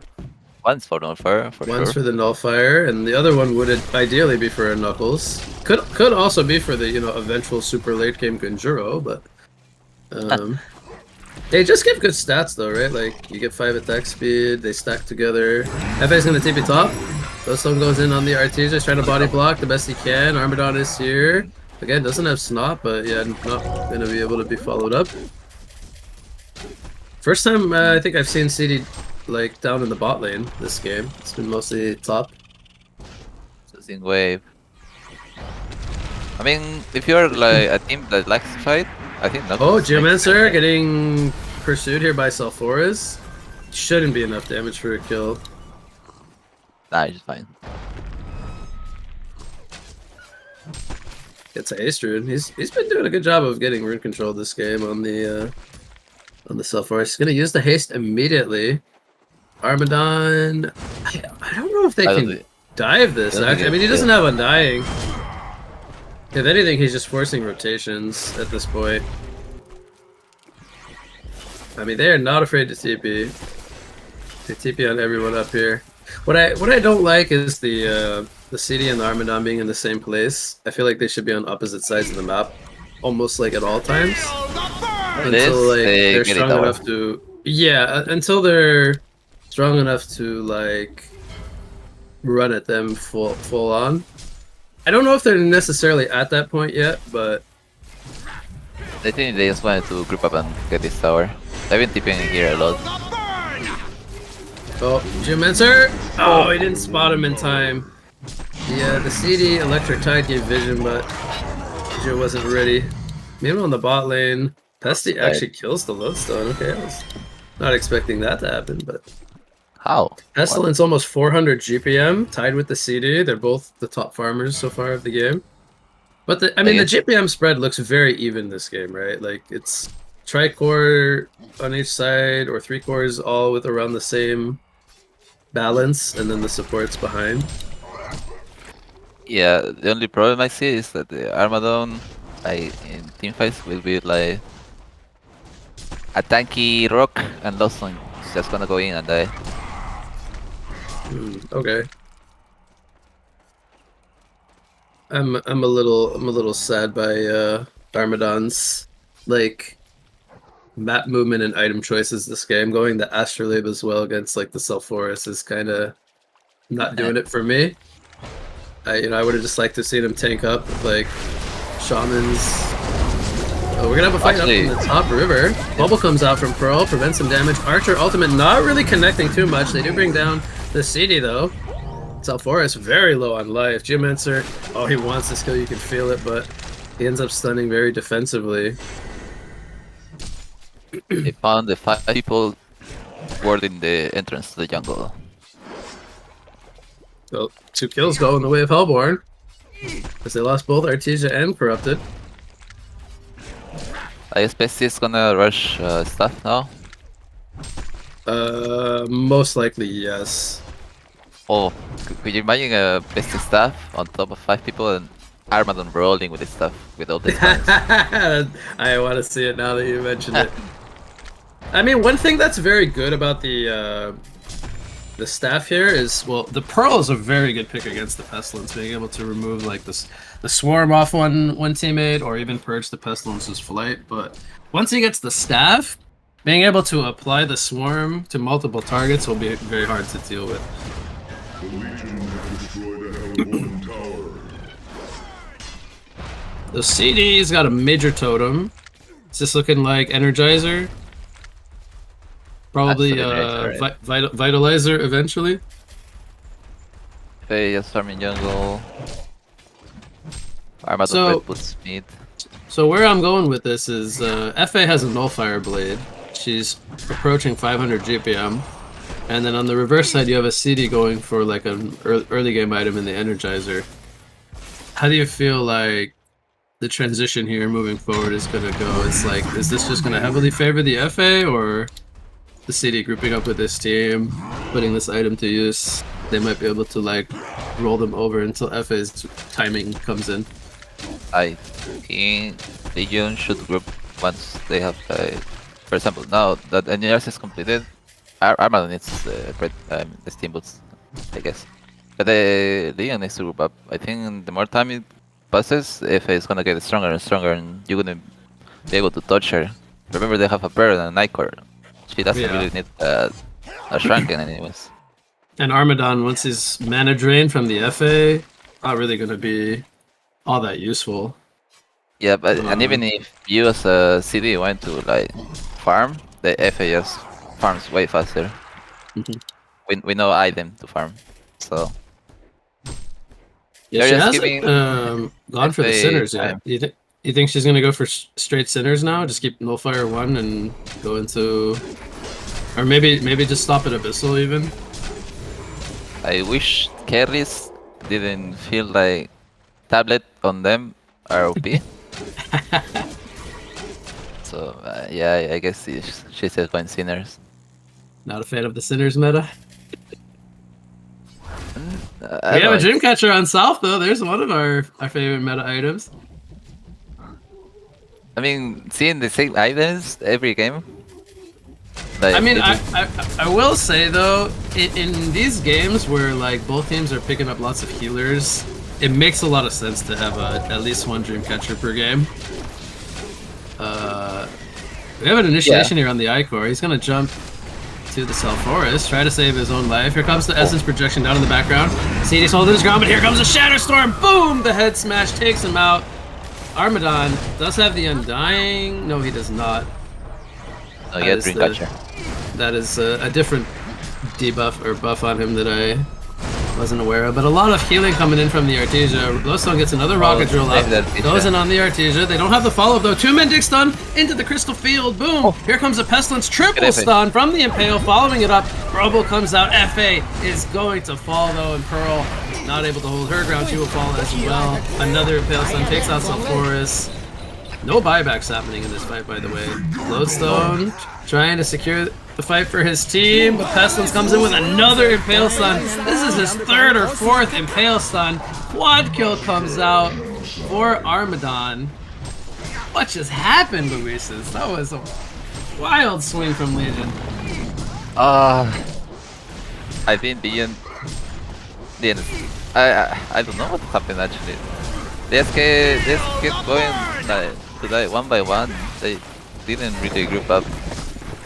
And they also didn't care about Armadon. Armadon was just spining there in top of everyone. And they didn't even notice it. Also, Armadon went fucking Star Scratches. You don't like it? I guess it's fine. But not on Armadon. I don't know. It feels weird. I don't think it's that bad. I wasn't a fan of him going first item Astrolabe with red boots, but What about yeah. now? So you have to remember the Corrupted died at the start of that fight to the Shatterstorm combo from Lodestone. They were more or less playing that fight 4v5, and they still Just Uh, really good I think- combos from the Geo and the Pesty, right? Getting like think it two-man was- stun into triple stun. I think it was just 4v4. FA, after trying to take the triple engines, she was like 200 HP. That's why she went back. okay. Okay. I think if it was there when Lawson went in, I think they would have fight Legion. Okay, I missed that completely. So she was. She might have even ultimated them, right? I think we. Yeah, I might have she seen did that have while we ulti. were commentating, but. So they didn't have piercing arrows for that fight either. Definitely a setback. And then FA tried to tip back mid, and she died. So the net result of this was we now have a 4,000 gold lead from Legion, but we still have an experience lead from Hellborn. And I think the big thing to take away here is that even with this quad kill from Armadon and a genocide, a Salforus, oh boy, he is not escaping that onslaught. But my point is, I think this game is still pretty even though we have a lead here from Legion. We're gonna fall here. Essence projection still up. Pestilence just charging forward with Impale Stun after Impale Stun. The Swarm from the staff is up. FA has to run. Trying to get a counter kill. Good. Counter jump here. They take out the CD. The overextension might be real here from Lovecats as they do lose CD almost at the base. I mean, he was in the tier 3 towers at that point. Good combo from the Lodestone FA synergizing well, but Lodestone staying perhaps a little too long. Does he survive here? Missile. He is able to portal key away. And he will survive. Oh, that's the Icor. What? What? Sorry? Oh, the The Icor is now TPing in. Wait, can you transfer the boats? I believe so. If he jumps to the enemy heroes with it on him, probably, yeah. I guess that's why Bestie died so fast. He fought against his own power. The Swarm. It deals minus 14 armor right now. So he only has 10 armor, by the way. Which would mean he was negative armor. You can go negative armor, right? Yes. Yo, it's gonna Counterstorm in bottom lane, and that's a one-shot for those though. We're actually What do you seeing think a lot of usage of the PK Blossom. Yeah, he's been getting a lot of pickoffs. They definitely have a lot of heroes that he can almost one-shot by himself. But what do you think he's gonna follow up the portal queue with? He's got 2,600 gold. My TMM mind Codex. says Codex. Yes, that's what I was helping you would say. Do you think he will actually go Codex though? No, Oh, boo! that could be. Last one is a weird hero though. You could go more damage, or you could go something like a ship or a Hellflower for your team. Yeah, I tend to like sheep more than the Hellflower. For various reasons, like they stop moving. We said that 2 teams trading Convor, by the way. Hellborn finishes theirs first. And Legion finishes theirs. Awesome. And there's PK the FA bot. shrunken hit. Yeah, he's got FA 3 shrunken. Oh man, compare the items from FA and CD. I know, right? And CD had such a Shrunken. good start to this game, and you would almost never know it looking, into the future now. 21 minutes in, the FA, you would think she had a good laning phase, right? She's 580 gold per minute, but she did not have a good start. She just had to avoid them for a while, so she got her items.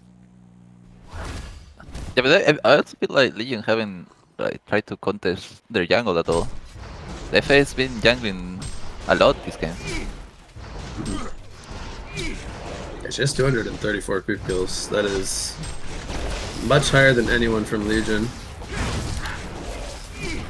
That's what is even has more than CD and Bestia. Yeah, he's been quietly doing his thing. He's tanked up so far. Followed up the Dreamcatcher with a Barrett. We have a Shadowstorm being channeled. Who's he gonna go for is the question. Oh, nice, yeah. They stopped the speak, eh? Yes, on the lost zone. Alright, so the Shadowstorm doesn't connect. If you are They're small gonna get the... and you get the Yep. box, are you like size? Do they see you? No, right?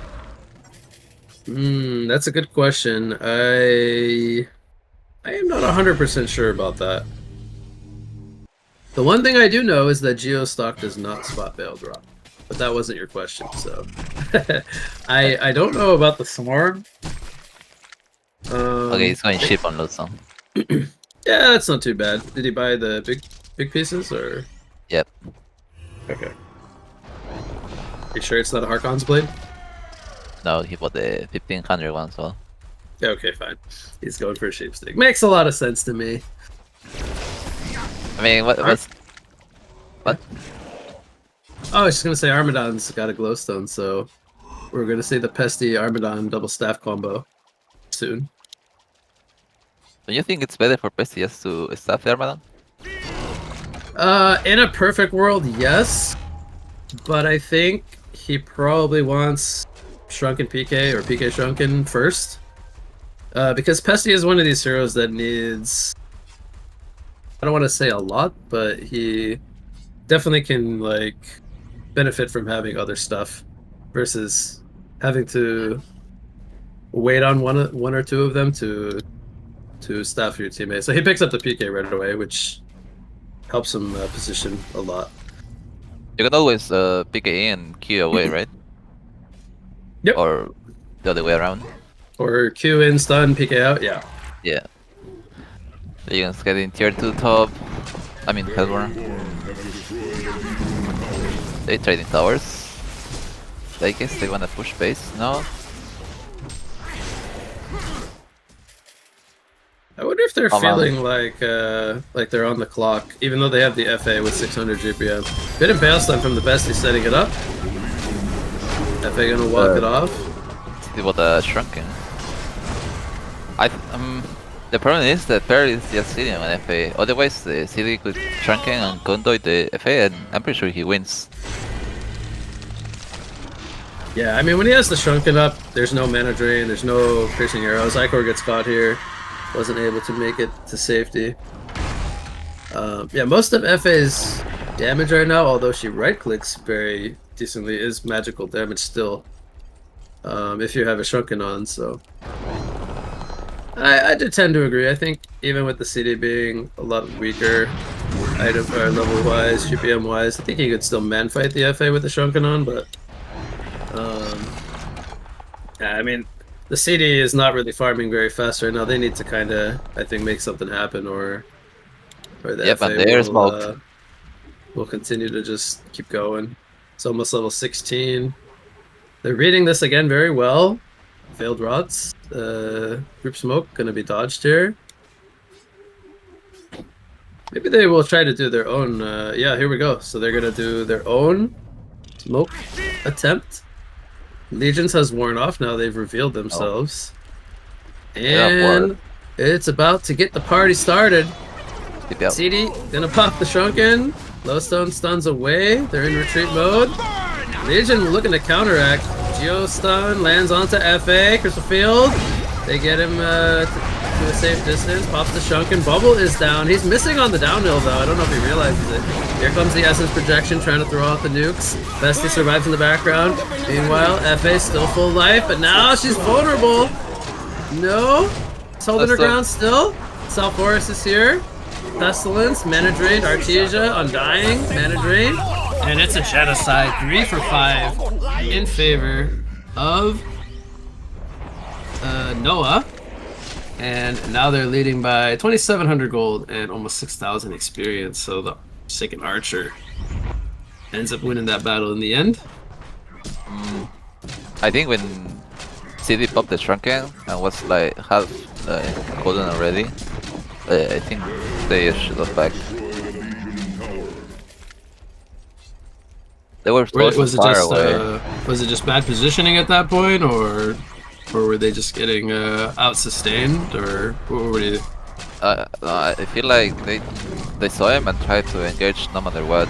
But the PC could engage on them, yes, but and the Geo, but the armor wasn't there. The teacher was far, and the city couldn't really do much because he had no shrunken. Oh, they tried It's to not catch the like- FA there middle, but he's a little bit too fast with the Geobane, able to purge the CD. Yeah, but it wasn't like it was a 5-man going in like at the same time, right? One-shotting one guy.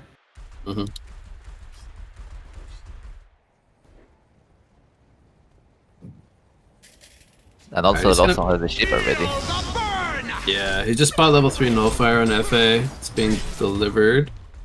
So he hasn't finished the Sinners yet. Do you think he will eventually go for that, or does he just keep it at Abyssal Skull at this point? Depends on this fight. They smoked. Okay. Well, they're staring down an Armadon. Here comes a sheep from Lodestone. Surprise, Oh my Armadon.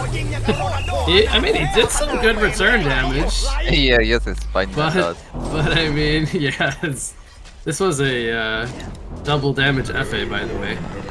Yeah, I don't think they can do this. Or no, wait. No, he didn't use it. Oh, why does it? It looks like he has a DD on. It's like He has glowing it blue. now. But he didn't okay. use the DD when he was hitting the armor. Oh, okay. Well, Raxes are dying. It's a lot of damage. Hitting for almost 400. FA takes a lot of damage. Pops the Shrunken before the Dixon connects. Now he's gonna use it to run away though. Sheep comes in on the Pestilence here. They take him out. Piercing arrows in the background as the bubble causing issues for Love Cats. Oh boy. That's gonna be the first racks of the game. And we have our first big opening now. 10,000 gold. 8,700 experience lead. This could very well be 2 Raxes with 3 players dead.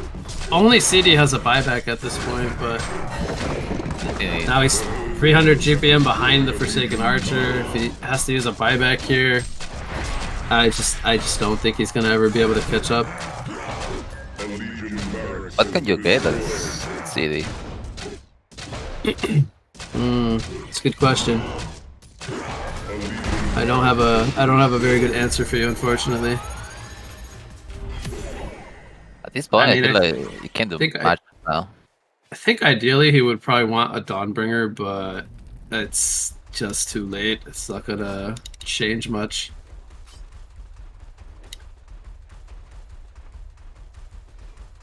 He even bought a Shroud on FA. So going for more of the positioning route. Didn't finish Sinners. Do you like the Shroud pickup over something like a Wingbow? I think if you're ahead, yeah. It makes you like going sneaky. You can also initiate on the supports. Yeah. So maybe like he wants to catch Pestilence with like a Nullfire opening into a combo, for example. Oh, Alright, well we could have a fight here. Geo goes in onto the Pearl. They're gonna shape the Pestilence. Pestilence just melts, doesn't get anything off. Pearl in the background is surviving, but FA pops her Shrunken. She's right-clicking the CD, just absolutely decimates him. CD didn't have Decisive is going to come out here. Yeah, he didn't have Shrunken. I guess that at that point they were in desperation mode, but this one is going to go to Noah, and that means we're tied up at 1 game apiece. So Love Cats took game number 1. Noah ties it up. We're going to be going to a 3rd and final game here of this second winner bracket quarterfinals match. Any final thoughts there on game number 2? I think I would expect more like team fights from Legion. I feel like they let their free farm, the carry free farm a lot. I think that was a mistake. But overall, it was a pretty entertaining match. So I expect to see more. All right. Well, that'll do it for game number 2. We will go on a short break, and we will be right back with the deciding match here for this Winterbacker quarterfinals match. Stay tuned for our 3rd game.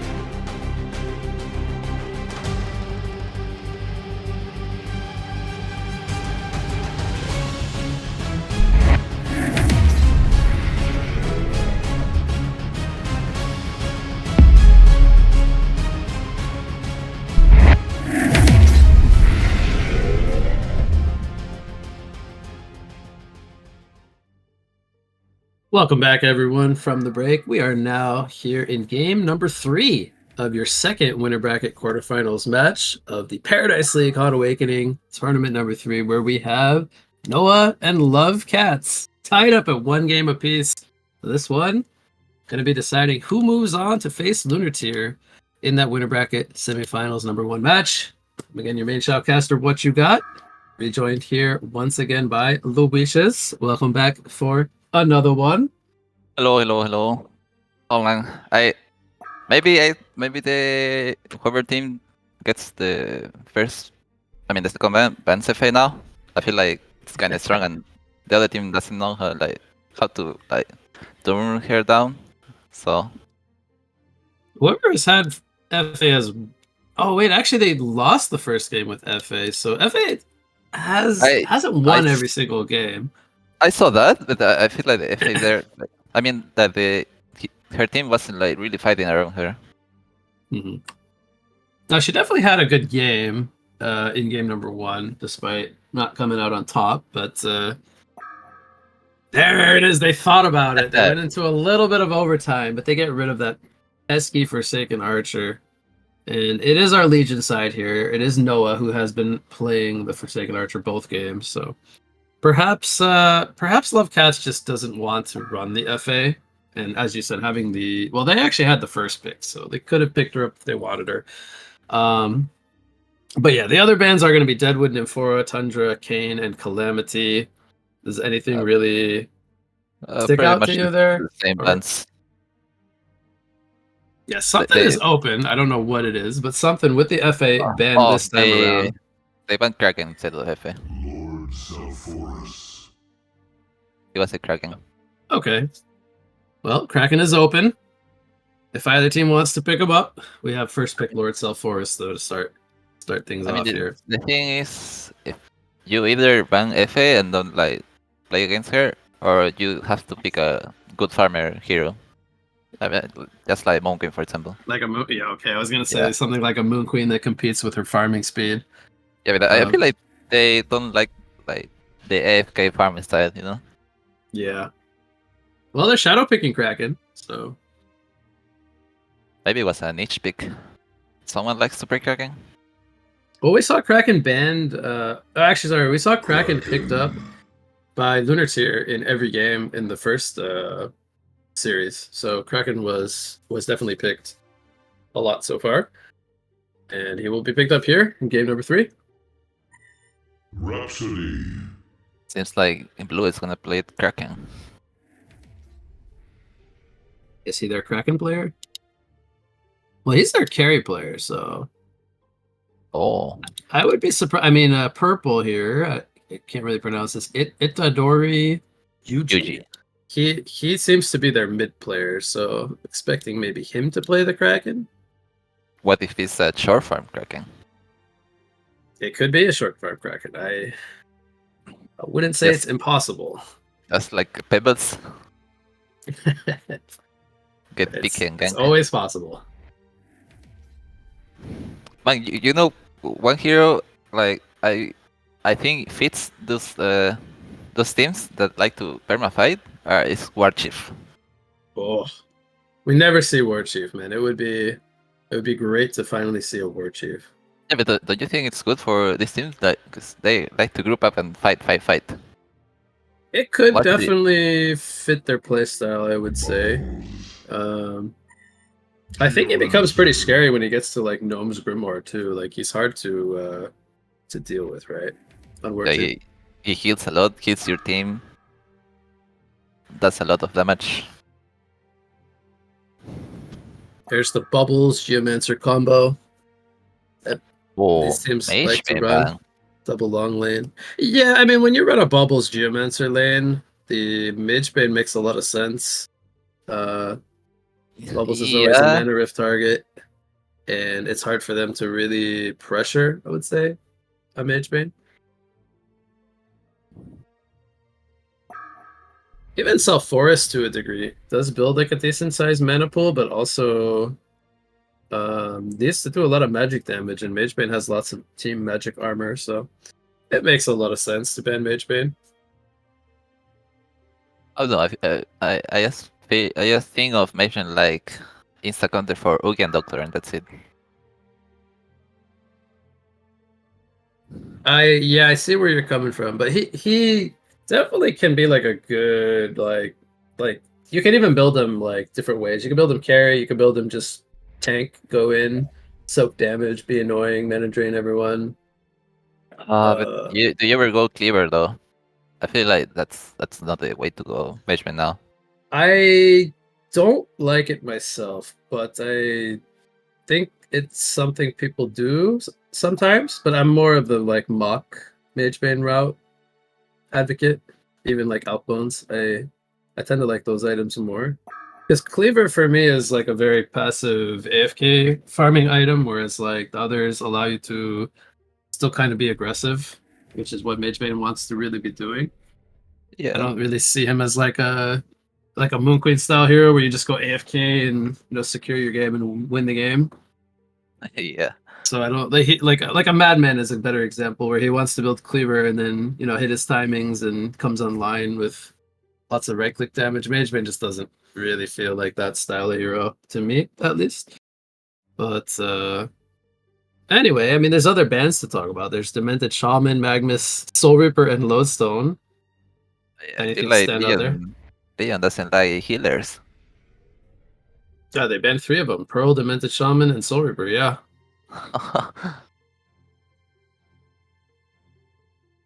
I guess Magnus and Lodestone make sense. Easy to lane and long lane. Yeah, they didn't really focus on carries at all. I mean, they still need a carry, pairing with this Kraken. Again, Icor makes it through the bans. Doesn't take any, doesn't even get picked up in the first wave either. And what do you think about the Pharaoh pickup? Oh, I feel like Pharaoh has a good, hard time now, right? Geo can get away, Bubbles can get away, Doctor can get away. Who can he lock on? The Vindy and the Salforus only? Even if he goes on Vindy, like Vindy's gonna ult and maybe he dies before his team does something. Maybe, yeah. Okay, well they definitely need a carry on Legion now. At least it's Kraken carry. Okay, true. It could be sorry, it could be Kraken carry. I don't want to disappoint you. I mean, Staff Kraken is pretty badass after all. But actually, what's good against Doctor though? Meshman is gone. Bloodhunter. But then they're against Salforus, so it's terrible. I don't know the Vency though. I mean, it could work if he gets a very good early game, like he. But I don't know. I mean, maybe like the thought process is Doctor flies somewhere and Bensington can always like follow it up off a stun, but they don't really have a lot of lockdown either, right? It's just Kraken and Rhapsody that can like hold down the Doctor. Yeah, but their initiation gets cancelled by Bindi anyways. Yeah. Oh yeah, they picked the Bensington into Vindicator. That's, I mean, one of the hardest. I don't want to say hardest counters to the Bensington, but he can never Nightfall if Vindy doesn't ulti yet, unless he has Nullstone. There's always like the threat of his Nightfall being cancelled from across the map. Yeah, but I don't think the Vindy is gonna cancel that. I think once the Pharaoh or Kraken goes in, Vindy is gonna press ulti, and he can't do anything. Or they're gonna jump with Doctor, Vindy Silence, and then kill one guy fast and get out, kind of deal. So yeah. The Doctor has to lane somewhere, by the way. This is, I mean, we talked about the Doctor being like kind of a good pick, but he still has to get out a laning stage, and he's notoriously one of the worst laners early game, kind of like a Sandwraith. He doesn't lane very well against most things, but once he gets out of that part of the game, becomes kind of annoying to play, or like difficult to play against, I guess is a good way to put it. So how do you think that Lovecats should lane this, as they kind of have, I don't want to say like a greedy lane setup, but they have to put this Doctor somewhere. So take me through like what you think the two teams are gonna do. I feel like safest Doctor lane to go is mid, but I doubt it's gonna be mid. I think they're gonna 3 lane top between the Doctor and Gemancer. Wait, who's their last game? I mean the other game. Where did Bubbles go? Long? See? Or mid? Bubbles was played by Lovecats in mid lane in the first game. And I think they had a lodestone in that game, if I remember correctly. Now I'm drawing a blank. But they're sending him bottom this time around. Oh, I was right. Look at this bot from Legion side. Kraken bottom. I mean, this is not. I mean, yeah, we can call this Kraken carry, I guess, but not really. They still have the Bensington. Okay, so yeah, they're gonna send focus Doctor mid. as their position one. I think that's Yeah. the safest way to put Doctor on farm, right? He's either AFK or he's DC'd because I don't understand Thai, unfortunately, but he's in the pool right now, so they're probably paused for Doctor. Geo is kind of in between mid and bottom right now, but I think he's going to be going bottom with Bubbles. I think he's gonna sit mid for Doctor. At least till he gets his bottle, I think. I don't Yeah, think perhaps. I don't think he can do much with the bubbles in lane anyways. But the thing is, the way they're laning right now, Pharaoh against Doctor, that is honestly like probably one of the best matchups Doctor could have. Yeah, it I wasn't as think good, but I think I think it's way better even if it wasn't Doctor to send Kraken mid, right? Yeah, I think he could do okay against the Kraken. For the first few levels at least. Once Kraken gets a bit more levels up, it becomes harder. It's the Nyko roaming actually. Yes, Boots. Boots Icor. Actually top lane it's kinda hard for Bensi to go on Salforis. Although they don't have stones. Bendy Salforis. Against Rhapsody Bensi. Yeah, it's not like the most aggressive long lane combo. Self is even with a Vindy behind him, like a more, I would say like Vindy's not really like an aggressive support hero. He's a bit more defensive, but doesn't have healing. I think like it's still hard for them to kill Salforis. I don't think of Bendy like a defensive hero. It's more like a disruptive. Yeah, I mean he's I don't want to call him offensive either. So I think he's kind of neither. He's disruptive. He has silence and disarm. So anyway, eventually we'll figure out what type of hero Vindy is. More so me, not you. But I think the Geomancer will be bottom with the bubbles, and they'll just kind of not allow the Kraken to get free farm down there.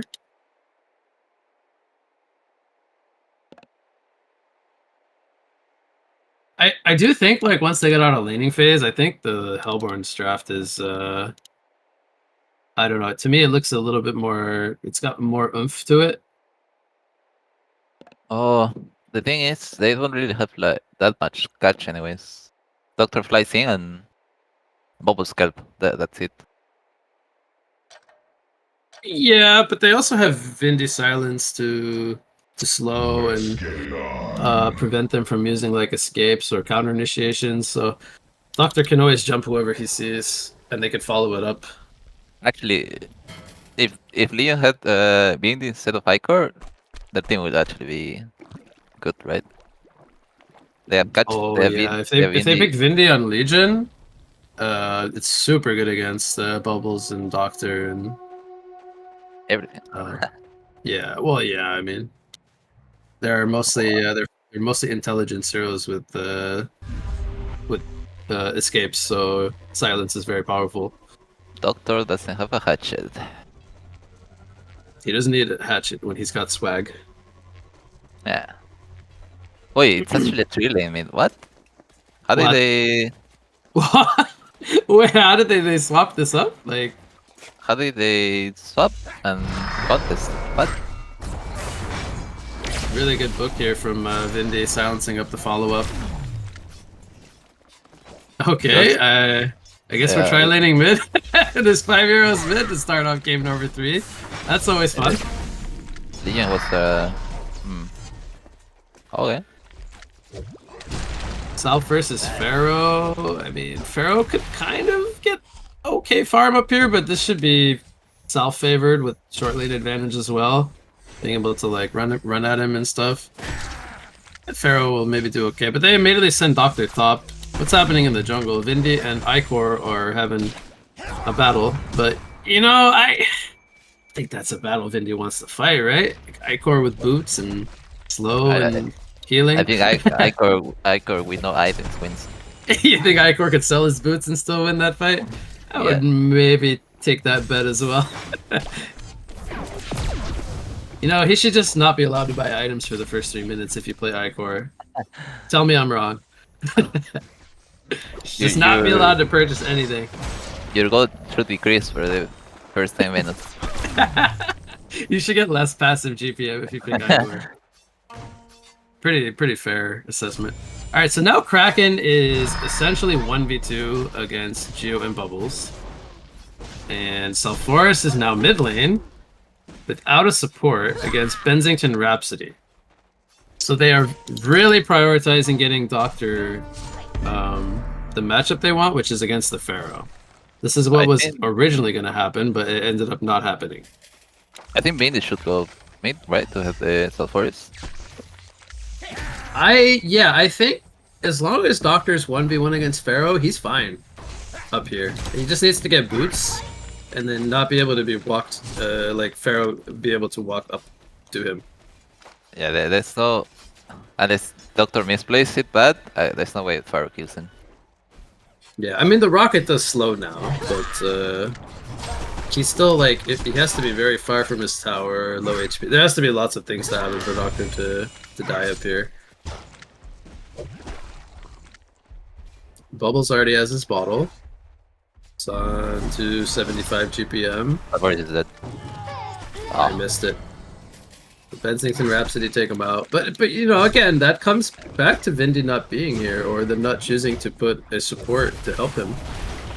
Yeah, but I feel like support was pretty far. He was on the river and the wave was near his tower. I don't know.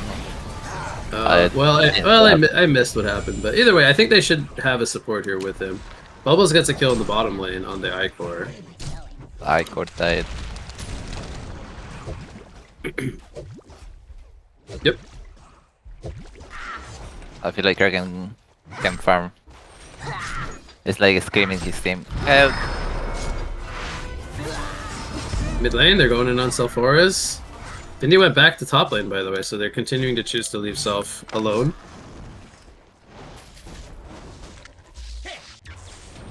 Yeah, but I feel like he's walking up too aggressively. Perhaps. Like if he stands like where he is right now, they can go on him. He has tower defense. Rhapsody will bottle a regen. 4-minute rune for Bensington. Alright, well free farm, well I don't even want to call it free farm Doctor, but Doctor should have a good laning stage. Are we gonna see like sorcery boots into Icon? Yep, he does wall, but that's a case of you're trapped with me, or I'm trapped with you, not you're trapped with me. Who should take all the stacks? Is it Sulfuras or Doctor? I guess it's Sulfuras, right? I think Sulfuras, if they're not pressuring Doctor top. If Doctor's getting pressured, then he should be taking the stacks. But they might be giving it to Doctor. He doesn't really have the most sustain right now. He's gonna pop some potions, I think. They do get a kill on the Geomancer bottom. Kraken and Icor take him out. Bubbles, not a lot of mana, but has enough for Surf. Bubbles. So they did revward this medium camp to block it from being respawning. Doctor gets level 6 now, and we'll go to base. So he went for Striders, which I don't know how I feel about going Striders on the farming Doctor. He's gonna go Mana Ring and Pulse Face. You think he's gonna go Mana Ring and then break the Mana Ring for? You can still do that, right? You can break Mana Ring, you just can't break Sorcerer Dude. Doctor flies in mid lane, follows up the initiation. Bensington uses all of his mana on Doctor. He still has a little bit more, gets the slows in. And they're already using that level 6 Doctor to full effect. And he helps his team pick up 3 kills in the mid lane. That is not good news for Noah here, as it's now a 5-2 lead. 6 minutes in, we have a 1300 gold lead. Doctor, I guess we'll just go back to base. He did his job, set up some kills. Meanwhile, Vindy farming up in the top lane, trying to get his level 6. They didn't even have Vindy ult. Yep. Oh. Is he dead? Oh. Yep, Vindy got jumped up. Yeah. Jumping in, Vindicator should die here. That was a Wrath of the Pharaoh. Started off. Doctor's not smoking bottom, so he wants to continue this aggressive play. We'll see if they are able to shut down the Kraken here, maybe. He's gonna run in. Kelfield comes out. Release the Kraken. Good dodge there by the Doctor. Doesn't fully commit. Oh, Bubbles is gonna get taken out by a Nightfall. Really good follow-up. Bensington jousting on the Geomancer. Doctor still has mana though. He wants team support from the Vindicator. Trying to kill the Kraken. The heals from Rhapsody. Oh, the heals are just gonna save him. He does go down to the Vindicator in the end, but it ends up being a quad kill for Bensington in the end. Sulfuras didn't have TP up, so he had to walk here from mid lane. He's gonna maybe get a consolation prize of the Rhapsody. Geomancer Dixon does miss. Rhapsody ain't able to escape this Sulfuras. Oh, that was a weird goal though. They kept the Kraken and no one had the bubbles. Bubbles was just dying the ulti. Yeah, and the counter Nightfall was also preventing them from like fully committing as well. But you know, again, this is like Doctor's item build. It's very squishy. He's not focusing on like, you know, securing himself the icon or whatever he wants to go for. So couldn't really fully commit there. Didn't want to get hit by any spells or he would just get caught and die. I think when he saw the Rhapsody next to Kraken, they should have went on Raps first. Easiest kill. Hindsight, yeah, probably would have been the better decision. So Bensington gets a quad kill. Does he just Kraken invis mid. Kraken invis with release the Kraken in 5 seconds. They don't have any rev wards for this. I don't know if Geomancer has one now. Maybe they saw him pick up this invis rune. He might have seen him place that, so he's playing very cautiously. Doesn't want to get caught here. He's gonna scout the stacks instead. Sees that they don't really have anything. Good presence of mind to do some like info scouting. But the Bensington with the quad kill. He's gonna be working his way toward a Thunderclaw. Kraken got Comes jumped the final again. chapter. Kraken can't get anything off. Just got perma-silenced. Yeah. Between the bubbles, the Vindicator, too disruptive. Sulfuras in the top lane takes out Pharaoh. It's a pretty back and forth early game from both sides. Yeah, the Vinci got a quad kill. That I don't know. Feels like it didn't like translate much. Just got an alacrity ban, and that's it. Yeah, I mean he's gonna be working his way toward Thunderclaw. He's pretty close to having it. Gets this tower though. A 10-minute Thunderclaw isn't really too shabby. They might try to defend this though. He stuns in. Doctor doesn't have the most mana or a TP right now, so they will probably be giving this tower up. 10-minute rune spawning. Icor will hold the Merrick's rune top, and the Sulfuras will get an illusion rune. Tower goes to Bensington. And that should be his finished Thunderclaw. Died again. Yeah, Vindy did die to the Pharaoh. Died to Pharaoh ult. Wrath of the Pharaoh. Yeah, I mean, he's 300 GPM, not doing too bad for the start that he was given. Yeah, but the Pharaoh just ults, right? And his job is done. Yep. Still, even though he's killing the support, it's still pretty good to find kills with his ultimate early game. It's very difficult for him to kind of pick off the other players. So another Veiled Rot attempt here on the Doctor. He picks up the Sorcery Ring. They spot the Rhapsody here with Sulfuras. Doctor flies in on the Bensington. Oh. They're gonna take out the Rhapsody. Doctor still has some more mana. They take out the Bensington, who had his Thunderclaw just finished. I don't think he lost any gold, but I mean, they still kill him though. And they're 5 strong. They look to try to pressure the tower. Meanwhile, top lane, Dive coming in on the Geomancer, but they don't have any lockdown for him. I think he's gonna 3 towers.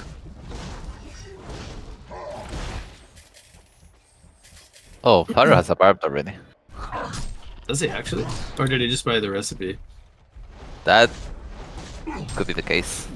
Maybe he's porting, where's he porting? He's porting to the bottom lane. They want to defend this, actually. The tower is still fairly healthy. TP out from Sulfuras. Don't think this will be spotted. And they will just retreat. Top lane. Joust into Lancelot. Thunderclaw proc helping secure that kill. Big damage coming in from the Bensington. Still has his Nightfall as well. They want to take a fight across on the other side of the map. Release the Kraken! Oh, it just barely doesn't hold him down.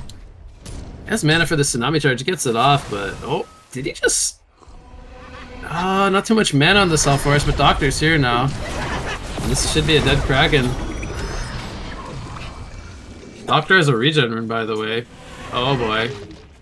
Oh, he's gonna get it cancelled! He's trying not to get it by the creep. Go, Doctor, go! You can do it! Still got 15 seconds on the regen. Doctor with the ring is so annoying. Yeah, it's fun. We'll say it like that. It's fun when you're the Doctor. I was wondering what the support was gonna build. Dreamcatcher. Previously we saw Dreamcatcher into Barrier Idol. I wouldn't be surprised to see, honestly, the same item route. He did buy a Rejuve Potion. I don't know if was he low on life when he bought? He must have been, right? No, I don't remember. Okay, here comes the Wrath of the Pharaoh, locking down the Sulfuras. He has the Barbed Armor now completed, but here comes the Geomancer follow-up. Crystal Field is going to hit onto Icor. Pharaoh is going to fall. Doctor still feeling confident, flies in. Oh, but he dodges the Bensington Joust just in time to stay alive. Very close call. This Doctor was almost about to fall there. And he can continue towards his icon progression now. Mid lane though, Kraken is going to try to bring down this tower. Doctor will not go for the deny attempt. Top lane, we have a triple kelp here from the bubbles, but just securing the tower, and then they will fall back. They trade middle lane tower for top tower. Yeah. Did win the ult when Pharaoh went in, or why did Bensi didn't go? I didn't hear it. I cannot tell you. I don't remember actually. Because Bensi ulted super late, no? Perhaps yeah. I did miss the exact timing of that Vindy ult, but I mean the big picture was Doctor survived, and that's very good news for Hellborn. Yeah, side, but they didn't almost got his icon now. They tried to commit on Sulfuras. They went on Sulfuras, yep. Yeah, but then Kraken is sort of being chased here. Book, yep. Okay, here comes Doctor flying in. He did buy out his portal key, by the way, before falling. I think he might have sold his buckler and maybe something else.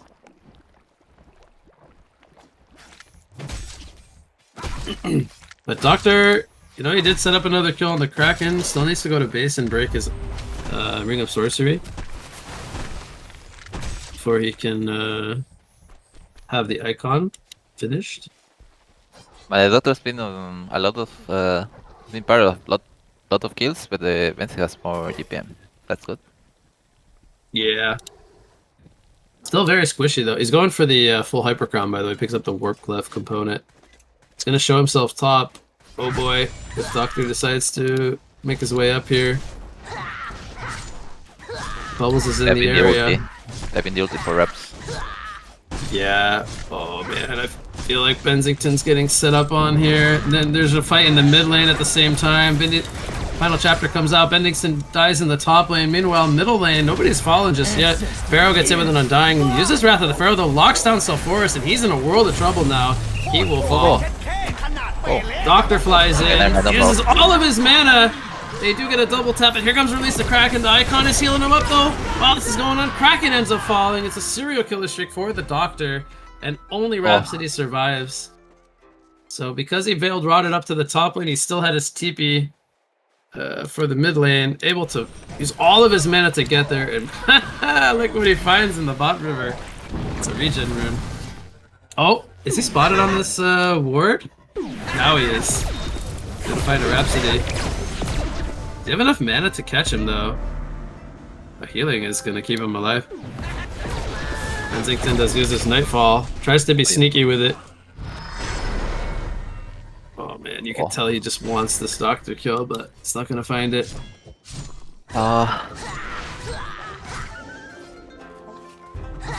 Can Legion even like teamfight 5v5? I feel like at this point it's hard because every time they have Vindy Silence, they cannot really follow up a Kraken initiation, and Bensington always has to wait with his Nightfall. So until he gets a Nullstone. Which, can he even go Hypercrowd into Nullstone? I feel like he kind of has to if he wants to Nightfall, but he also needs a Shrunken it, I think, more importantly, because there's so much magic damage. So it's a pretty tricky situation to be in if you're Bensington. I think mid lane is the way to go.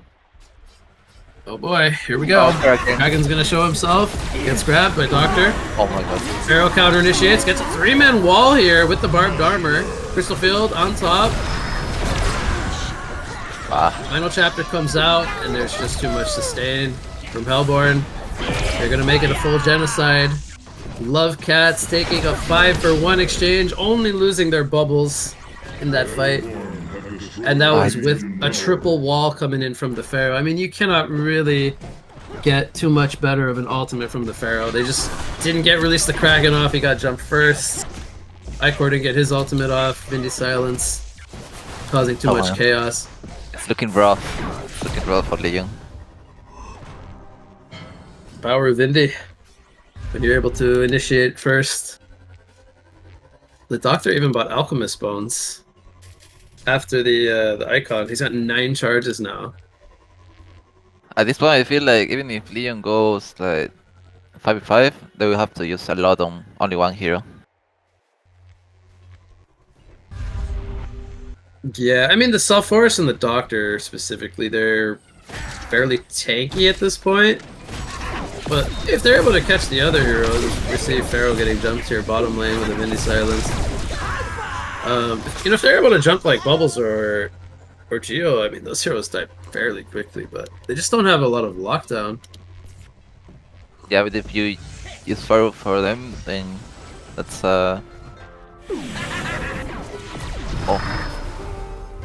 jumping mid.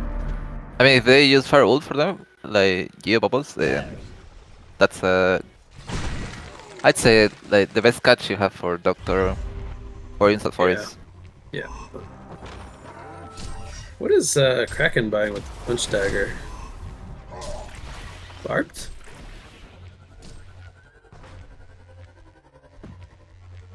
It's probably not Knuckles or Ghost Marcher, so it has to be Barbed, right? It's only Barb. Gotta be a Barbed. Can he even use it? I feel like he's dying like before he can even walk away. I'm not sure. He doesn't have Mystic Vestments or anything to like take him up a bit. One thing Hellborn is doing good though is like putting those deep wards in the Legion jungle. Like they could actually they got some kills just because of it. And I they agree. didn't even try to the ward. Yeah, I mean they have a Red Ward down here in the mid lane, but nothing really in their jungle. They're Yeah, doing the- Kongor though. Don't you feel like they do, like every game they do Converse at the same time? Yeah, it was I think 21 minutes last game. We're basically at that same point this game. But maybe it's the magic number.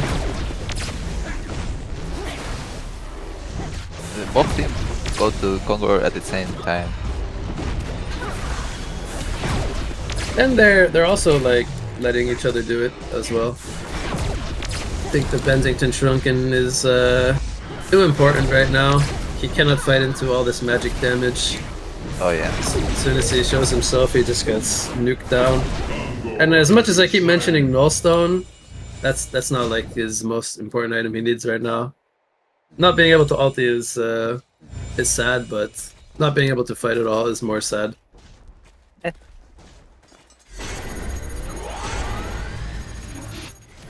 But yeah, he can get shrunk with it. I feel like his team is just gonna melt now. They're too far behind.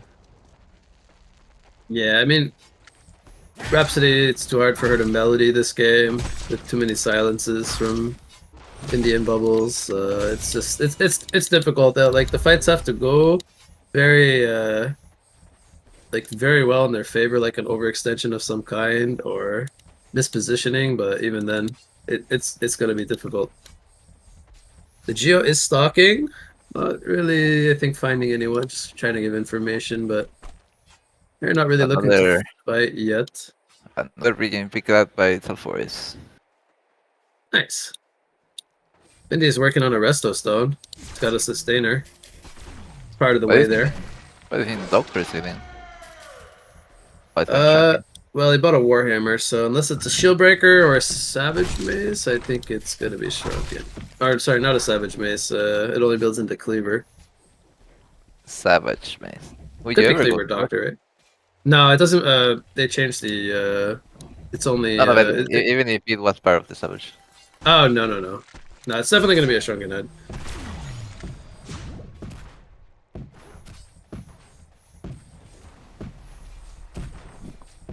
Man, I'm trying to figure out like how could Legion try to fight and win with.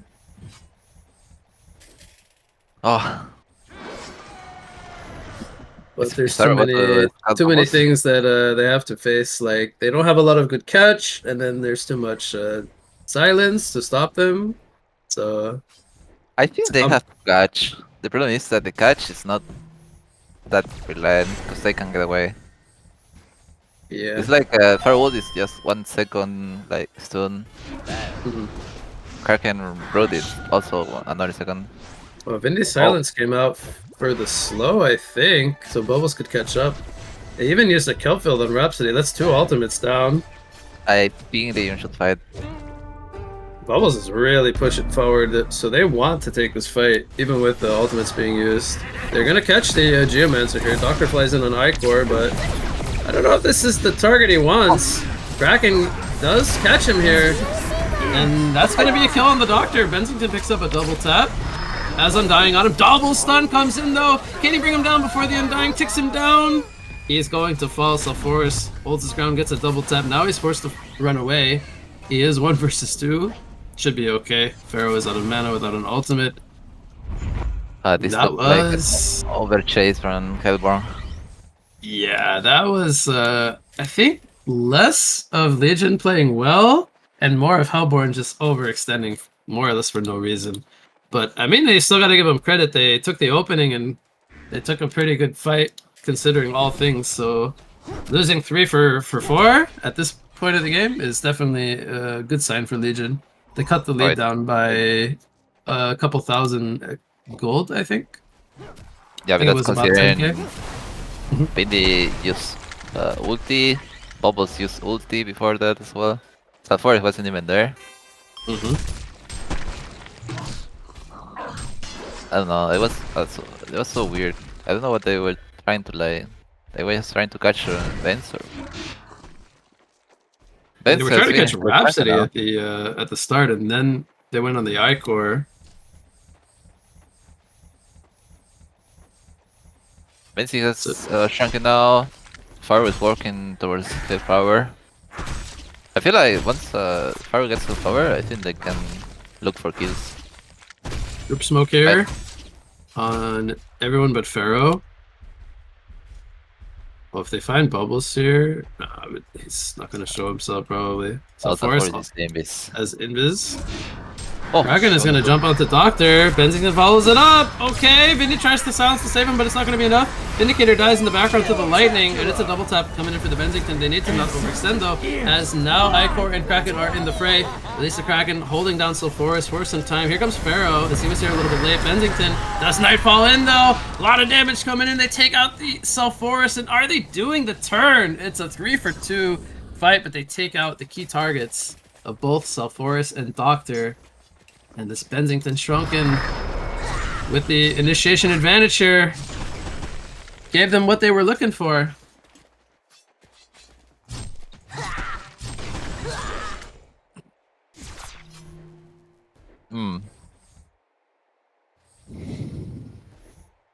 Did they throw hard enough yet, Lucius? Or is it still Hellborn's game to lose at this point? I think it's still Hellborn favored. Doctor still needs his Shrunken. I think he has some parts in his stash. Just waiting to complete it. Problem is they giving Legion time now. Yeah, I'm trying to think how close Pharaoh is to his Hellflower. Maybe he needs both Arcanas plus Recipe. He could at least have the Abyssal Flower if he had one piece. So he's gonna have the Silence soon, which he should just buy it right away. Buy out the next Arcana piece. He's gonna go to the store here. Grab it, please. Grab it. There it is. Yeah, alright. I'm rooting for you, buddy. Alright, so he grabs his Abyssal Flower. And now he can at least silence the Geo or the Bubbles or the Doctor when he jumps them. And the thing is, I don't know, like, you saw like Hellborn trying, early game or mid game, like going ganking at Dr. Bubbles with Bindi silence, and they stopped doing that. I don't know why. They were super ahead. I think they're respecting the Kraken PK a lot, because when Doctor gets caught by release the Kraken, he cannot do anything anymore. Perhaps a little too much, but Kraken is going to jump here. They have the lane ward down. They spot Sulfuras. He's not going to release the Kraken. Here comes the final chapter, though. Benzington jumps in. Has a DD rune, by the way. He's pounding in the right clicks. Needed one more hit on the Geo, but couldn't find him. Now he's turning his attention to the Bubbles. Doctor is here now as the Shrunken wears off. Benzington still alive, holding his ground with the help of I-Core, but he will fall. Doctor very low on mana, trying to regen up with the Icon. Stuck in the wall, but does get out. Buyback comes in from the Benzington, trying to line up the skill on the Doctor. Will get him. Kraken falls to the Lightning, as well as Vindicator. And it is another quad kill for Benzington, as it is a full genocide. Gotta say, that buyback seemed pretty worth it to me. Oh yeah. Clean up that team fight. Man, I feel like last fights, Hellborn is just getting picked. Like, they're not really initiating. That's a completed Hellflower now on the Pharaoh. Got it being sent out. A Ward of Sight from Esperanza could have been everything they needed to get that Kraken initiation on the Sulfuras. Yeah, Tower about to fall. Oh, Sulfuras charging in by himself, feeling very confident. Wrath of the Pharaoh comes out and he dies. They're still respawning on the Vindy and the Doctor. He was trying to buy them time, but underestimated the power of them being able to turn. I mean, Sulfuras and and Geo were top when the other part of Hellborn team was farming bot and jungle. I'm pretty sure, I don't know, like, if they were trying to hold the tower, are they gonna get camped? Geo stalking, does dodge the joust from Benzington. Shrunkens are activated by both Doctor and Benzington, but Doctor not feeling confident to take this fight. There's a buyback on the Bubbles as he fell first, as well as the Vindicator. So far, it's still dead for 20 seconds. A big part of this team fight going the way of Legion. They have another Wrath of the Pharaoh up in 7 seconds with the Hellflower. Oh man, if you can catch the Doctor, it's gonna be pretty scary for them. I think they're pretty safe to go for this Rex here. Pharaoh jumps in on the Doctor, the ward in the base! Doctor's locked out! He can't do anything with the Hellflower and he falls. Doesn't have a buyback. At least the Kraken comes in on the Self-Forest again. He just respawned! And he is dead again. I think they might have done it. The first Rax is down, but I mean, this game took a 17,000 gold swing. They were once losing on Legion by 10k. They are now up 7k with a Rax advantage. Oh, I don't know how to describe what happened. I feel like Kelvin just threw the game by himself. I feel like, I mean, Leon's playing good, yeah, but I feel like Kelvin gave the game away. A little tug of war, a little give and take, a little throw and a little, you know, capitalize on your opponent's mistakes for sure. But at the end of the day, we just have to give credit to Noah. I mean, they're playing this very well despite facing a large deficit. They're gonna try to hold it here. Crystal Field combo came in, stunned up them in the background. Doctor flies in, gets the kills on both the Kraken and the Icor, so that's a good start. He's trying to go forward onto the Rhapsody now. Is able to get another kill. They did lose the ranged Rax, and Benzington did TP on out, I think with the help of his shrunken head. So yeah, but they got something out of that. Yeah, but the thing is, they ended up losing 4 players. Kelvin initiated now with the Bindi silence, and Legion couldn't do much. I don't know why they haven't been trying to do this. They just split, getting picked off. They've been late to contest whatever they're trying to fight for. Mm-hmm. Yeah, well, they're definitely I mean, once they were pushing their base, it became a little bit easier. The initiation was more or less free to them. I guess the good news is they still have their melee Rex up in mid lane. They lost the ranged Rex, which is slightly less valuable for them.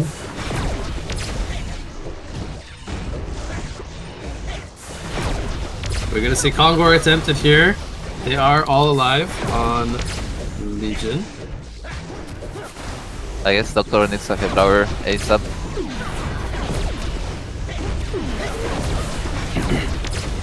The flower or shape better? Probably Hellflower for damage. There's smoke now. Alright, well, no Vindy silence for 20 seconds. That could be crucial. They take this fight preemptively. The Kongor not being started yet by Hellborn. Or, sorry, Legion. They feel like they're already here, I guess. I'm not seeing them show on any lane. They're not defending their base top, which is usually a sign something's up. But now they have Indie Silence. And he is very close to Arrestos, though, by the way. If anything is at Lovecats' disposal here to try to turn this game around, I think a Vindy Resto Stone is something that could definitely do that. Actually, 2 Bindi ultis. Oh my god. I mean, the second one can go through the Benzington Shrunken, right? If he's able to shrunken the first one, which is even more important as well, aside from controlling the rest of the team. Yeah, but he has heals already. Oh, true. Sorry, Oh, that was an oversight by me. Yeah, but I feel like Benzi is not real. I mean, yeah, he has a lot of damage, right? But like, it's not like Benzi's gonna go in and kill 5 people by himself. Yeah, he's not an FA. He needs Kraken and Pharaoh to land on the key heroes. Doesn't every carry just wish they were FA? Maybe not all of them, but most of them. I think Moon Queen is fine being Moon Queen. Okay, Moon Queen likes being Moon Queen. What did he bought something on Bensington, right? I didn't see what he bought. No, I didn't see it. What do I you wish we buy had- here if you're Benzie? I feel like Basher. Oh, he bought a Basher. I swear I didn't see it. I was gonna say Basher or Wingbow would probably be my like choices. They like Nullfire could be okay, but I think he needs like a bigger We're gonna item. see last fight. Okay. Oh, they end up jumping the Pharaoh. Was he spotted by the Geo there? I did miss the start of that, but No, he's- they have a ward in mid lane. Is it? Oh, okay. So he kind of just walked into them all, like not knowing they were there. Yeah. But I think what's behind. I think his doctor went in with Shrunken, so they couldn't really initiate. Well, he does have a buyback, so and he's up in 40 seconds. Not the worst death in the world. Yeah, but Herber needs to keep doing this. Also, they have the rest of stone now on yeah. Bendy. Maybe finished Resto now. I wonder what Bubbles is going though. Is he finishing Grimoire or just going at Fetchers? I think Grimoire is fine. Should he buy a Hyper Crown to defend? Oh, Doctor's stuck. Look at Doctor. This poor man. He has to get tableted by his Vindy. I mean, the thing is, yeah, he confirmed for Grimoire, but if they wanna fight now, I think Fetchers is just enough.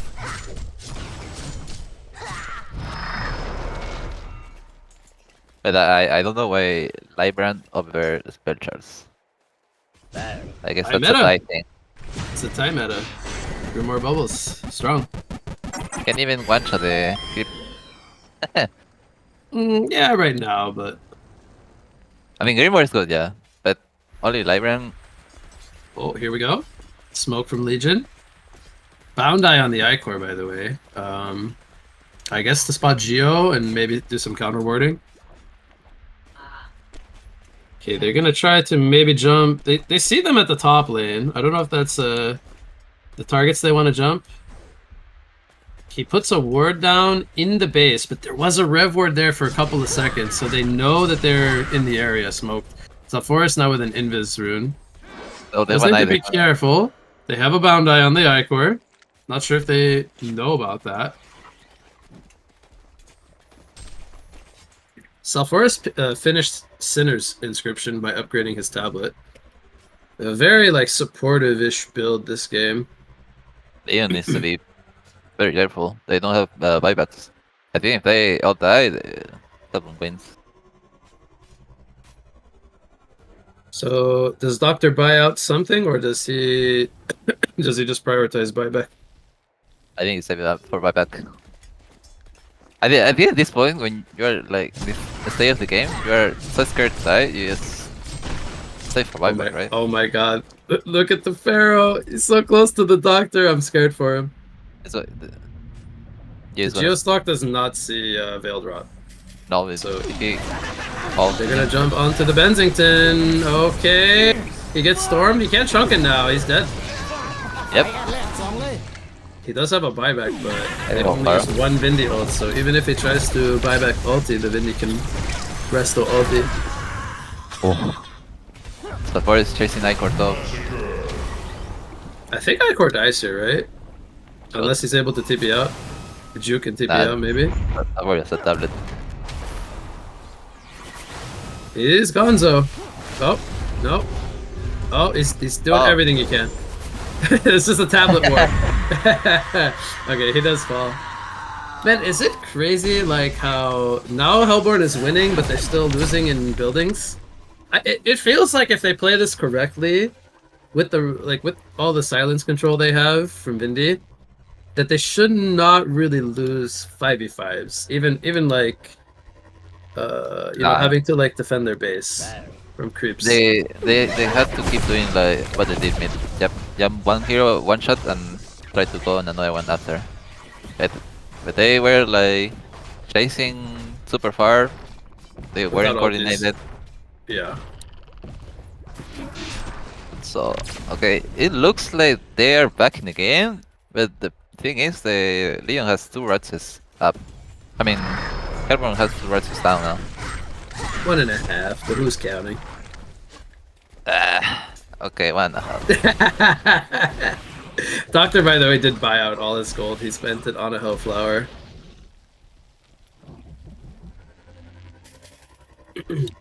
And I don't know what Bubbles bought, but I saw him purchase Arcana.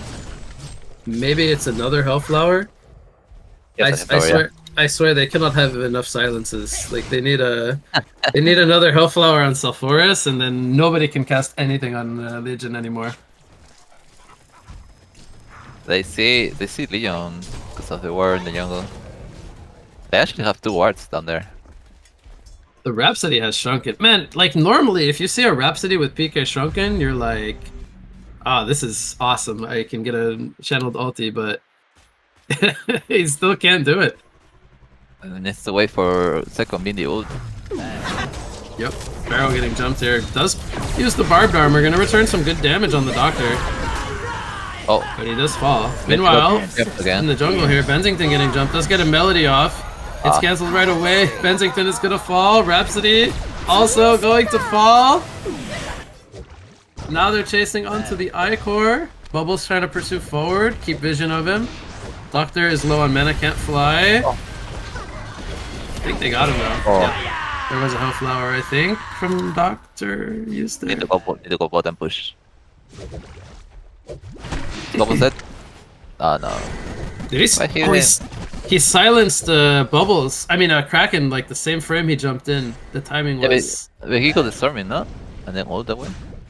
Yeah, I think so. The Legion have destroyed. They did lose a tier 4, by the way, in the base, and Bubbles and Geo have to defend this. Bubbles. Nice. Oh man, the turtle! Come on, you can do it, buddy! I'm telling you, man, Hyper Crown Bubbles. Changed my mind. I think they only rooked 1 red. A Legion barracks has been destroyed. Oh, they're Pharaoh gonna support. does jump in here with the Wrath of the Pharaoh, locking down the Sulfuras. Does get out of the wall, though. I don't know about that. They're gonna take out Pharaoh. Like you lost the rats already. Like why do you suicide for it? Yeah, I mean, it reminds me of what Sulfuras did in the top lane earlier. Yeah. Like a little preemptive trying to defend a Rex that you can't really defend at that point. Might as well I mean, just if it's a 1v1, wait okay, it out. maybe. But you like jump into an entire enemy team. Kinda weird. Oh, Bensie's gonna start the Kongor. What does Vinci need now though? He's just getting Geos from Fog.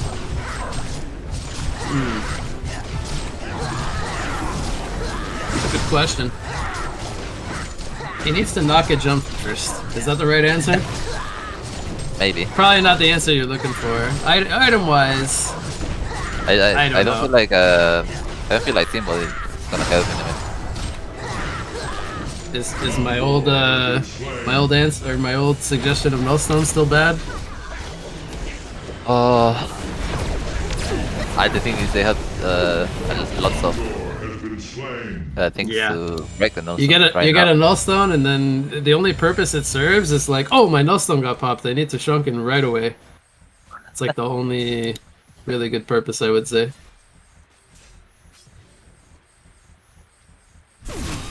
He needs to not die. He needs heart. Nah, that would honestly that'd be pretty bad, I think. You know what he needs? He needs blood or more. Oh, I can't believe you just said that. That should be code of conduct. Minimum 1 day ban for suggesting Bloodborne Maul.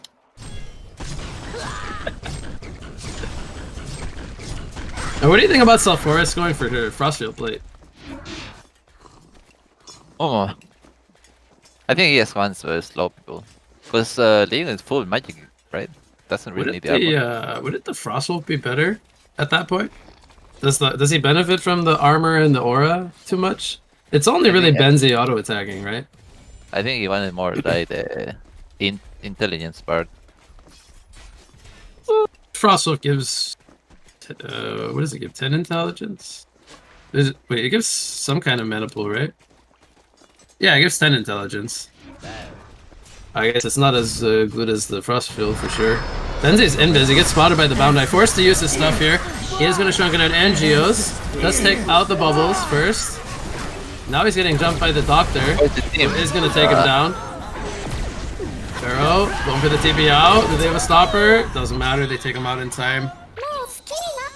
Why is Benzi solo there? We not him. He was invis, and maybe he thought he could pick someone off, but he ran into a Boundai. Is my only guess. But he does have a final buyback if he wants to use it. Yes, that's a spy baller now. That's a good pickup. Force the Geobane usage right away. And you feel bad when you play carry and you get 3 health flowers and you shit spy baller. Double Vindy ulti. You don't have enough Geobanes and Trunkins for everything. Salvari's ult on you. I mean, that's when you just start yelling team and Mike, right? Team? Team? And Tim saying, but I'm Vindy silenced, I can't do anything. Team Alright, well, we see a buyback here from Pharaoh. Bensington probably doesn't want to use this, but has this up. Gonna use it right away. Does have Shrunken and Geos ready to go. Stuns in from the TP. They take out Sulfuras. But the Bucks took a long time today. They only lost Sulfuras with double buyback. And was there a tower here, or did the tower already die?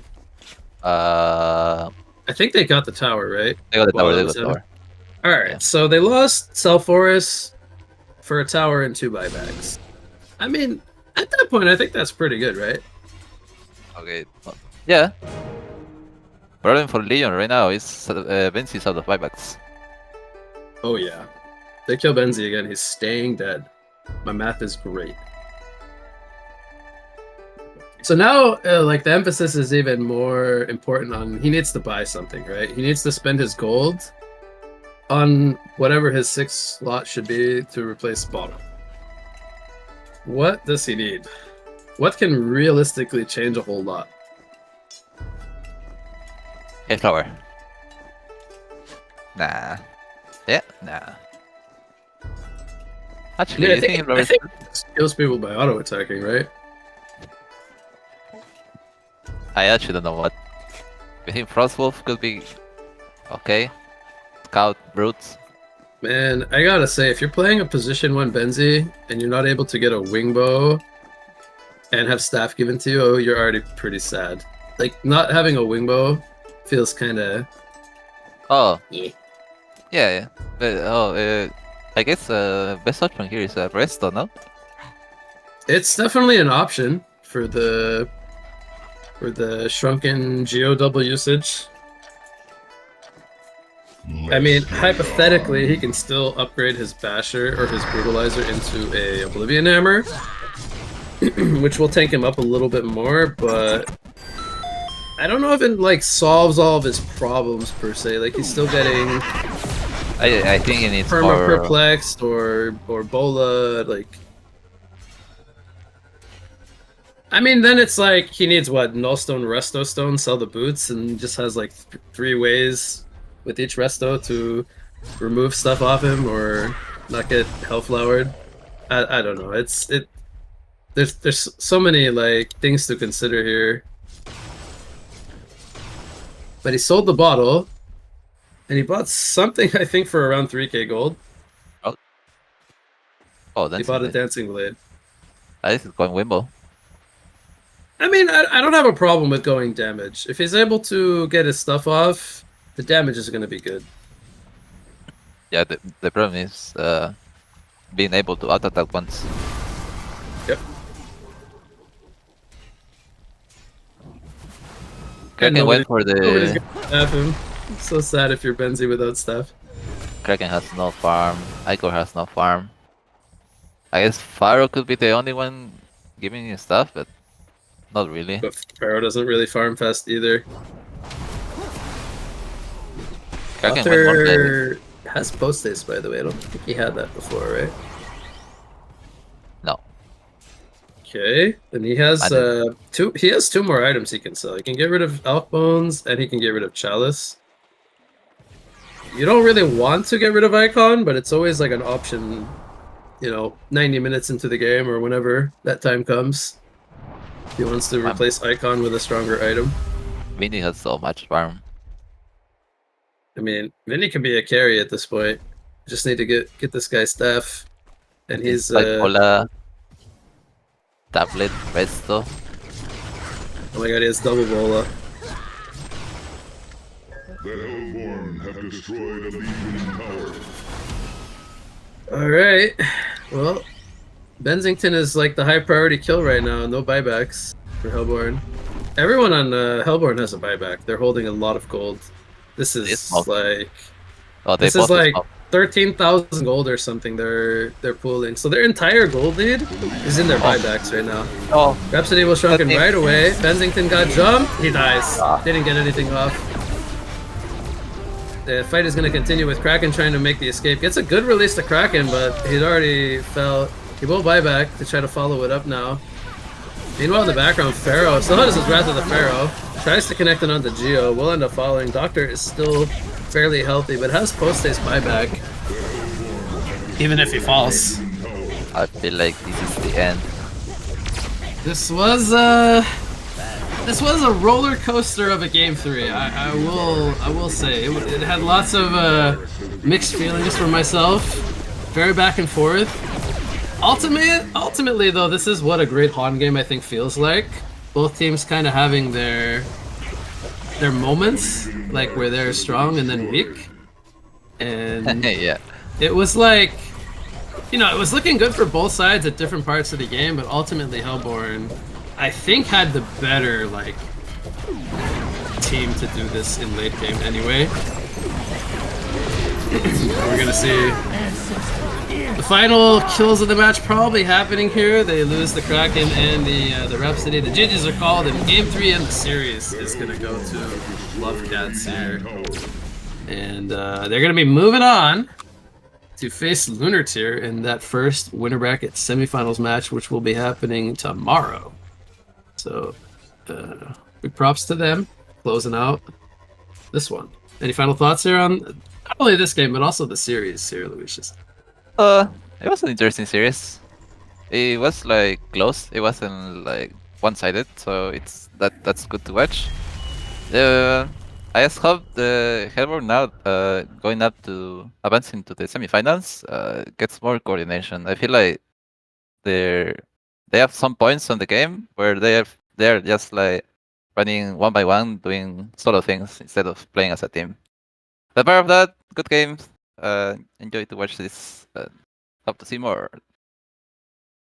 Yeah, they're going to be going up against Lunar Tier, which is the champs from last cycle who haven't seemed to be losing any games as of recently. So they have a lot of work cut out ahead of them.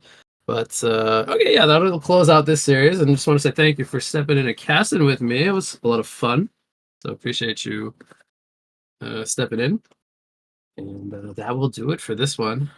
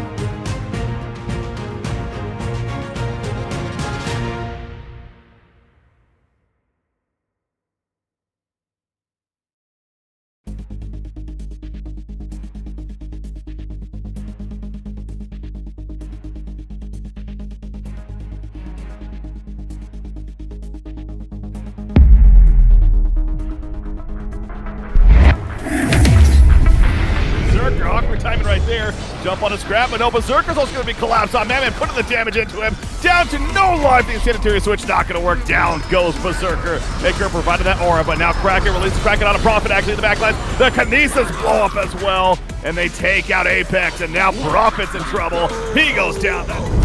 One coming through, Midtown comes through. Breath of Pharaoh going in on top of Jairus, but Jairus actually just melts down the Pharaoh.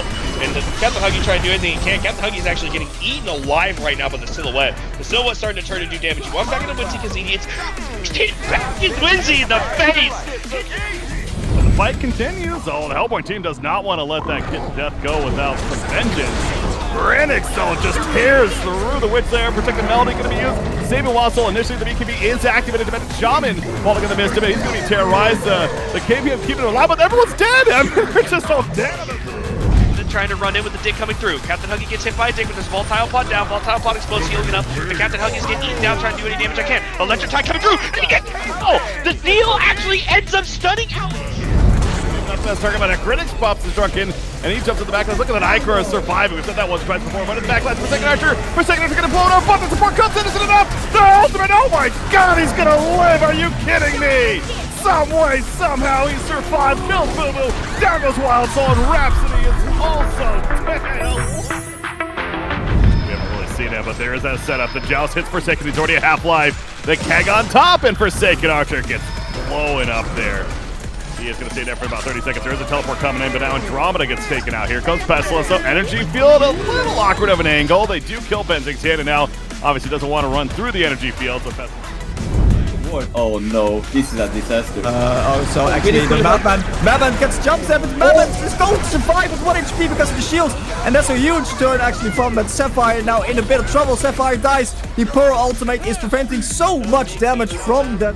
Oh, yes. Okay, Puppetmaster. Actually, Puppetmaster gets hooked back and he instantly dies. Wait, what is going to happen now? They're going in. That is the Loathsome ultimate. Loathsome ultimate on top of the Moon Queen. Moon Queen gets ultimated by Mister. He's dying so fast. The Rhapsody ultimate not able to save his teammates this time. Wings the W on the Martyr. Martyr is going to ultimate the bubbles, saving the bubbles there. Martyr is running for his life right now, though. They're so deep in here.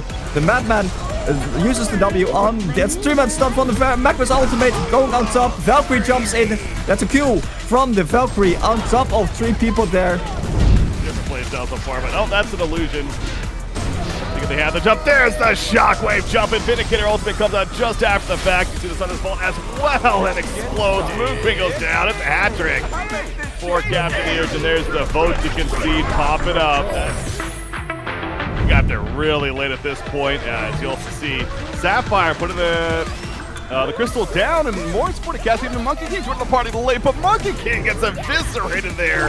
Monarch is going to end up being killed as well. Moraxis is like, yeah, this did not go. Winning team fight. Look at Pebbles. Pebbles is going for it, trying to find the target. Typhoon's put down. Not the place you want to find necessarily for your Hellbourne side. Meanwhile, what you got in the midst, but another protector out in the last second. It saves Wild Soul. Wild Soul life still kicking in, and will finally go down. But they used everything to focus the Wild Soul. There's that combo. With the team smoke, we know a big fight's a brewing. Here we go, the initiation of the Countfield. It hits Predator. Predator blows up immediately. Torture is caught out as well. The Eruption's going to be right on top, and down goes Torture, protecting Melody. Mitigating some damage and charged out immediately though. But now Kraken with the Ancient Stack and Congress. The field is ready to be used, not using it just yet. Trying to find the right opportunity. At least they're at half life. There's the Energy Field. There's Protector Melody off to the outskirts zone, protecting Swiftblade. Loses his teammate Lozo, but now Swiftblade, the Protector Melody was out of range. The Energy Field definitely doing work, and kills the Swiftblade when it's all said and done. Grenix is also dead, but now Pebbles jumping back in with the group chuck. Speaking of staff, he's got his as well. Able to take out Legionnaire. Nice dodge though. A bit of a sidestep kicking in. Vindicator's still alive, by the way. May end up dying in the big picture, but South 4 is, I can't believe he's still alive. You know, you look at his items and it's like, oh, okay, that kind of makes sense actually. Yeah.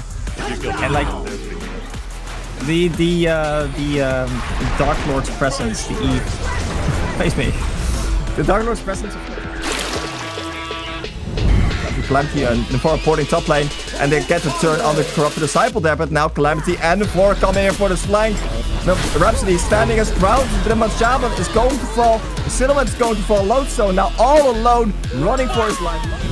course, that is doing quite well. But Bramble going in the mid lane, and Bubbles is taking a lot of damage. Yeah, Bubbles is not actually a man for the Q, and he's going to fall down there instantly. They're not... Once again, does not actually properly get the tablet done, and that means that they actually are in quite a bad spot. And Kane ultimates the Moon Queen. Moon Queen taking so much damage. Moon Queen is so low.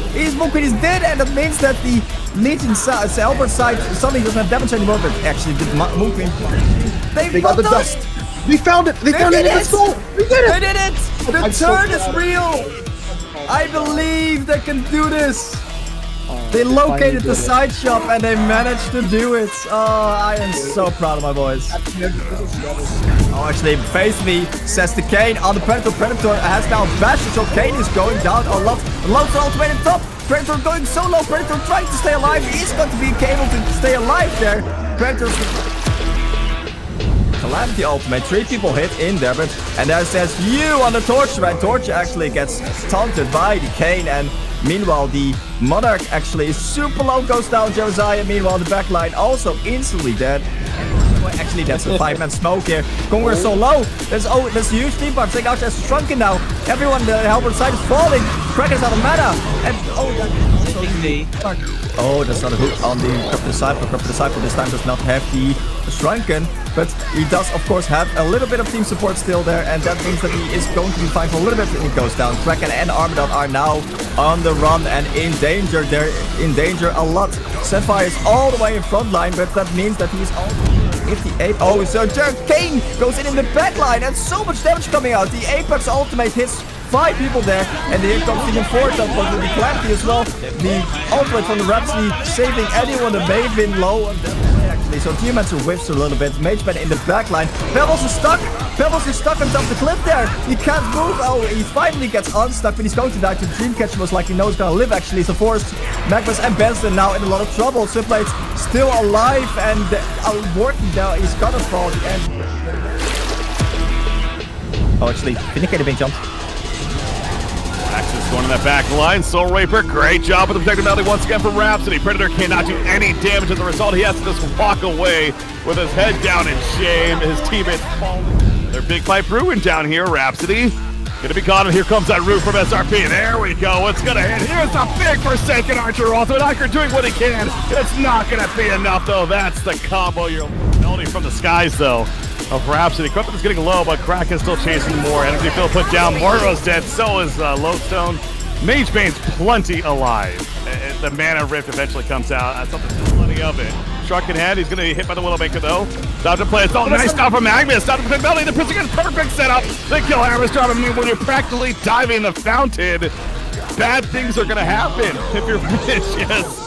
And then they do the most here in the end. Meanwhile, can't catch his Tundra, and Tundra gets eviscerated.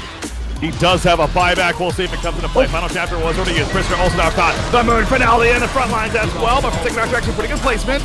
Trying to keep his run. The piercing shards. No kills though. He just needs to run. The Shurkenet has ward off. He's in trouble. The chase continues. The inscription forward, and Moonquin will help finish the job on Forsaken. And here comes Tundra with a buyback, but it's not going to matter.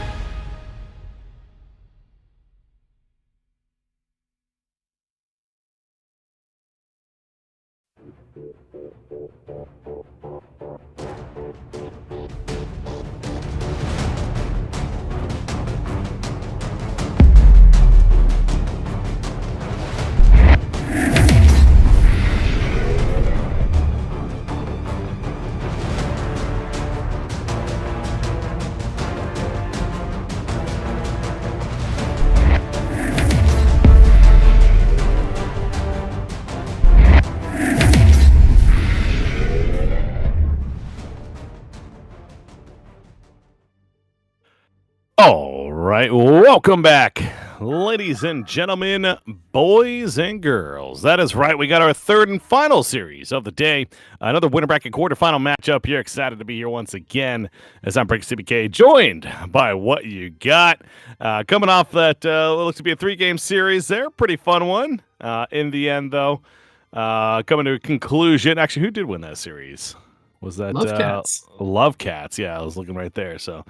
Seemed to be a fun series, though, that we just had. So, but we got the final series of the day once again. That's going to be coming up. It's B Pro taking on Satanic by Sky. Interesting name. But B Pro, of course, on the Legion. Satanic by Sky on the Hellborn. They are a Thailand team. Of course, B Pro, European squad. There you go. That's the setup. What you got? What do you got for us this series? Well, I mean, B Pro, I'm pretty familiar with.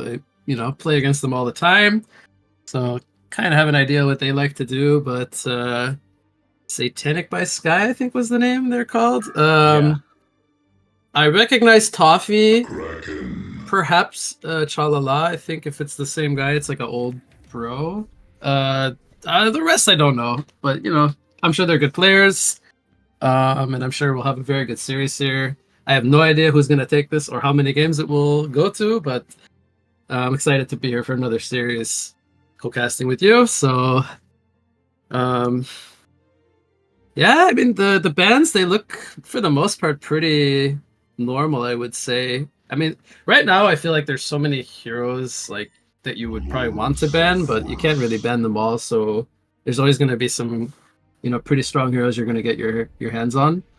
Mm-hmm. And we see Kraken into Self-Forest, at least early on here to start off the draft, so not really too much to go off of just yet, but I mean, each side has a pretty strong option that can lane in different lanes, so you don't really know just yet how they're going to run them, but they do pair the Self-Forest, at least with a Rhapsody. A lot of healing and sustain so far.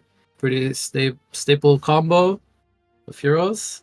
The Prisoner is the second pick for B Pro. It's a hero we used to see a lot of, but after some nerfs to the hook range, early levels, I believe that's all that got changed with him. It's a little bit less common, but it's still a pretty strong hero, I would say. All of his spells go through magic immunity as their physical. Anytime you have a hooker, it's a hook hero, I should say. It's always like you have to keep in mind your positioning, like how you farm, where you stand. Not get caught by like a stun into hook, for example. So I think they'll probably run like more of a supportive-ish Prisoner, but core Prisoner's not out of the question. With a Prophet as the third pick here, that will probably be one of their main support heroes. They haven't revealed their carry hero yet if they want to run one. I say if because it's B Pro. You never know if they will run a carry or not. But with a Prophet, you typically want a carry that can steroid from the Invigorate attack speed buff. So something like a Ravenor comes to mind, some hero that wants to ramp up auto attacks very quickly. Pairs very nicely with that hero, so we'll see what they like to go for later on in the draft. But for now, this is what we have. What do you think of the first half of the picks? Well, to your point about Invigorate, Kraken obviously actually has a decent synergy there already with the splash and more attacks you do, the more you're going to be able to proc that. So there's a little bit there, but yeah, fair point about the carry option to go along with it. We'll see what they pair it up with. The Prisoner, yeah, I like what you said about, we haven't seen more of that support Prisoner. What's interesting to me is that I feel like the value that you're maybe going to get out of Prisoner, though, still is that shackle, the restrain. Now, currently, there isn't necessarily, Rhapsody itself, Forest neither one is really too affected by that. So that to me is, and I'm not saying I'm like baffled by the pick by any means, but it's just one of those where that's definitely another powerful point of why you'd want to pick up the hero to go against, like, say, a Wretched Hag or a Bubbles, obviously somebody with like a blink. Exactly. Not do it. So, but either way, they do have it, and of course, looking forward to seeing that maybe with the Prophet. Although they are shadow picking the Pearl right now, so yeah, maybe Prisoner will be more of a core option. We'll just have to wait and see how it does finish out for them. Yeah. Forsaken Archer, Flux, and Puppet Master banned from Hellborn. All core heroes to like scale as either like a position 3 mid or a carry, and then we have Bubbles, Icor, and Geomancer banned from B Pro. These are just very like bread and butter heroes the Thailand scene likes to run, and we've seen them either banned or picked almost every single game. So I can't really say any of those bans are like out of the ordinary or anything like that. But we have Deadwood and Master of Arms, which I'm a bit surprised that Deadwood made it this far, especially since he's very good against the Kraken, which I think you and I were casting a series earlier, I think, where there was a Kraken against a Deadwood in mid. Yes. But yeah, so normally like when you have a Kraken, you don't want to face a Deadwood, but maybe they forgot about it.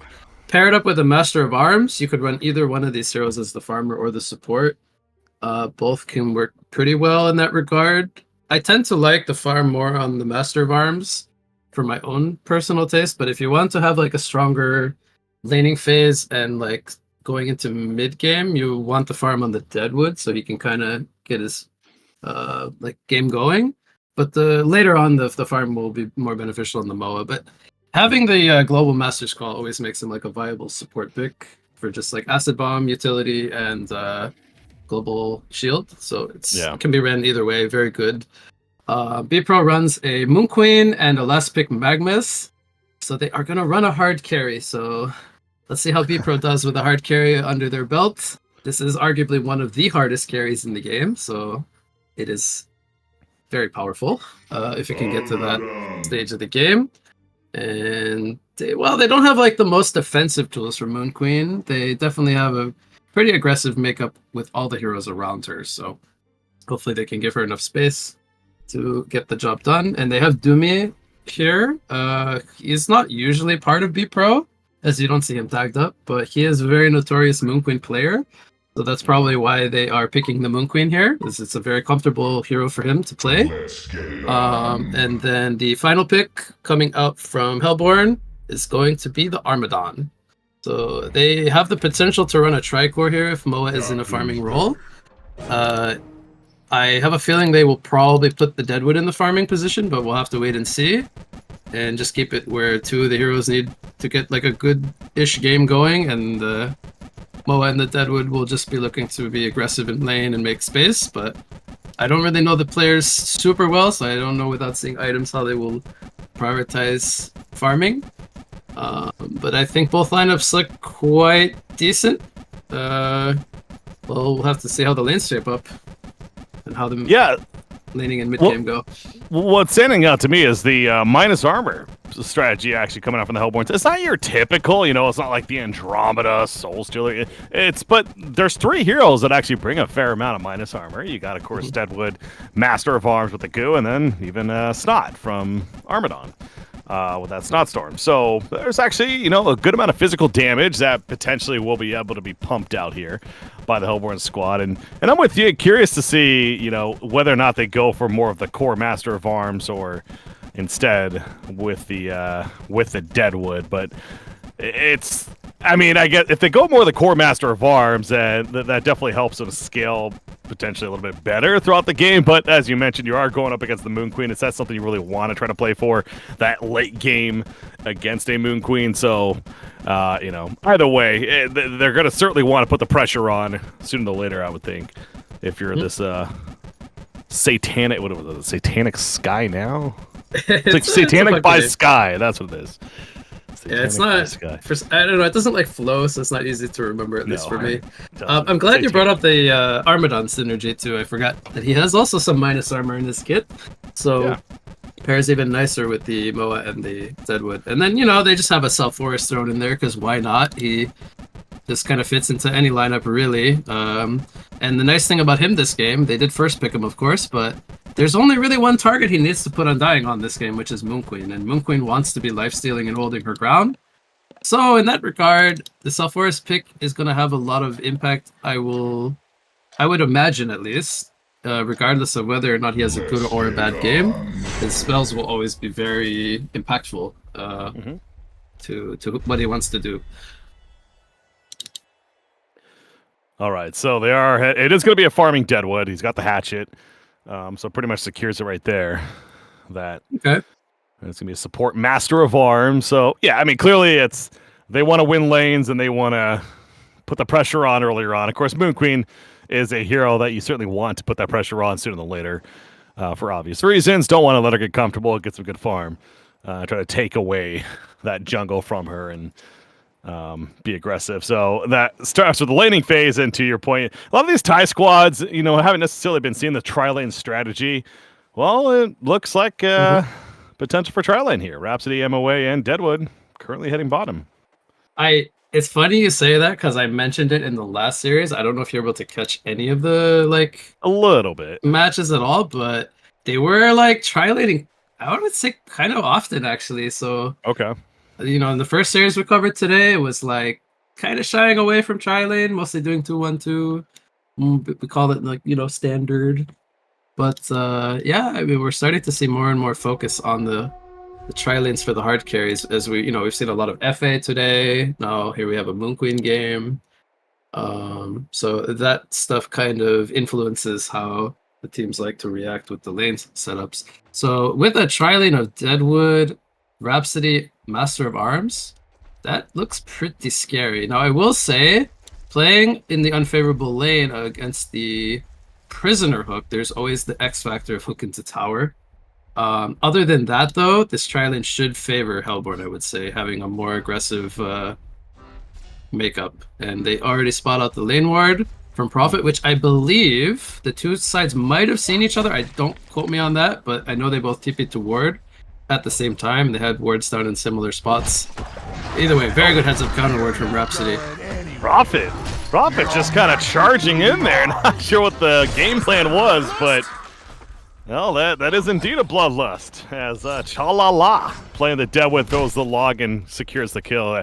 Yeah, you mentioned they counter ward. They also have their pretty good ward down that gave them the vision. They saw Prisoner trying to sneak around, and like I said, Prophet, I don't know if he just didn't notice everyone there. And almost like they didn't expect it to be an actual tri-lane. I don't think they saw the MOA initially. So either way, it's a bloodlust kill for the Hellborn, and obviously a very good start for them.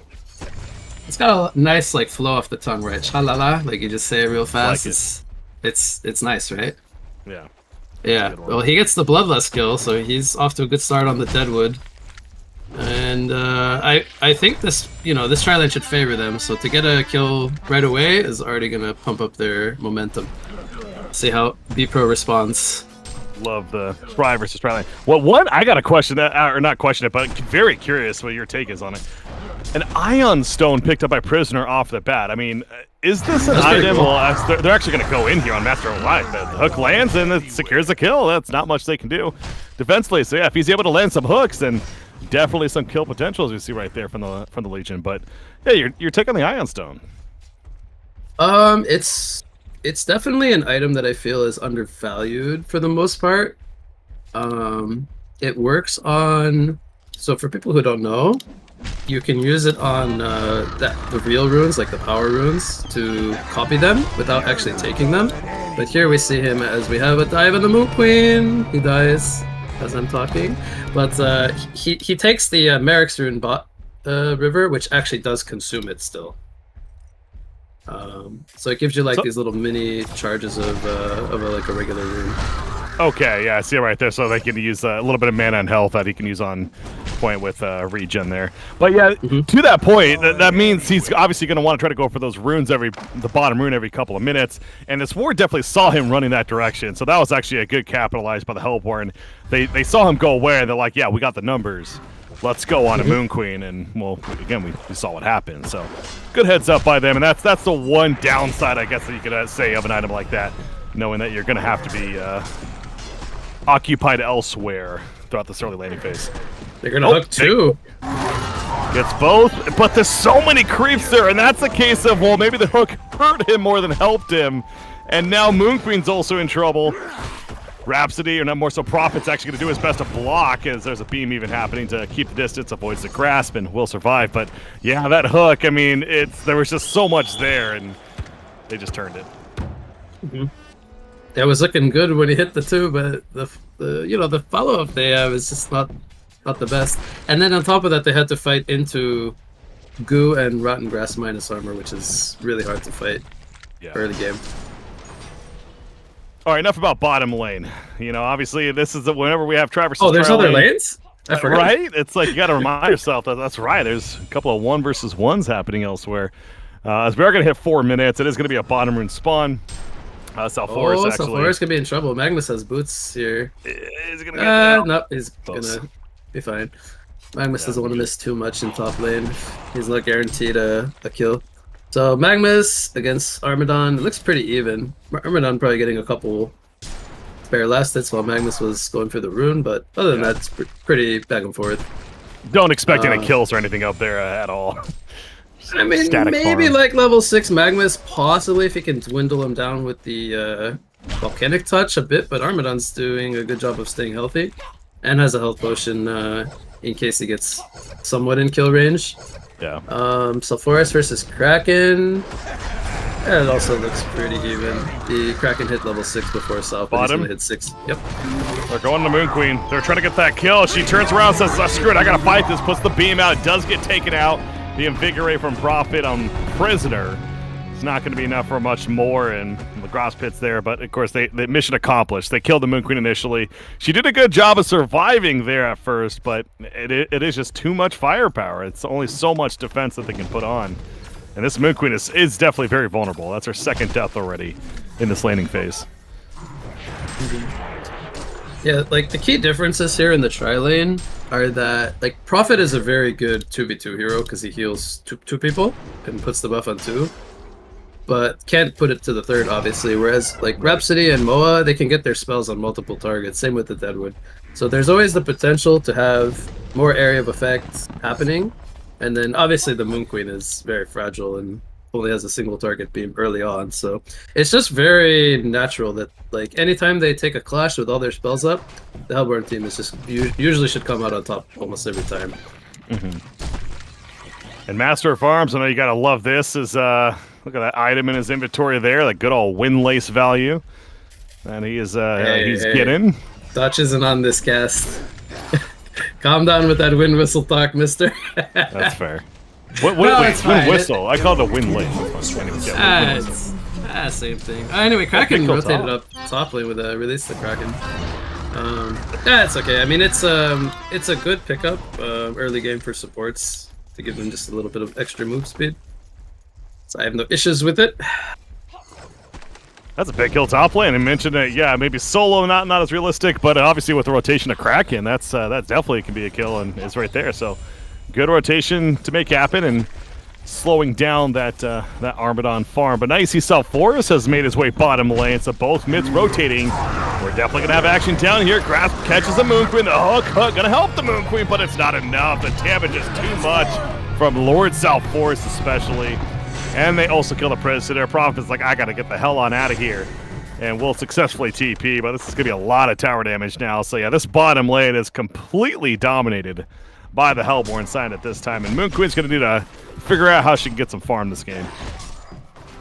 Yeah, as good as the Kraken rotation top was, unfortunately the Salforus one is even better because there's more heroes down here to fight. So it was good to shut down Armadon slightly, but he's gonna get the space back anyway once Magnus moves now. So we see a little bit of a lead here. Magnus might get a double stun. Very nicely lined up there into double hook.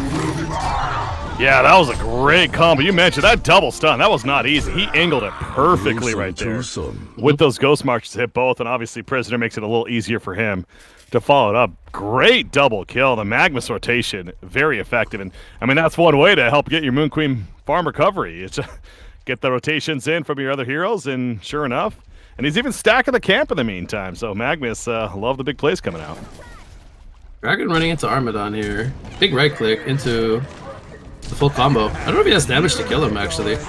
No, not by himself, and actually is going to end up dying for this. So Lord South Force comes in, speaking of dying, the Undying used, and secures that turn kill. So yeah, by himself, pretty ambitious right there to go for that. And Armadon He also used his Invis rune that he had gotten from Top River, because he was using it to escape, not to set up the kill. So unfortunately, he doesn't have that when he respawns as well.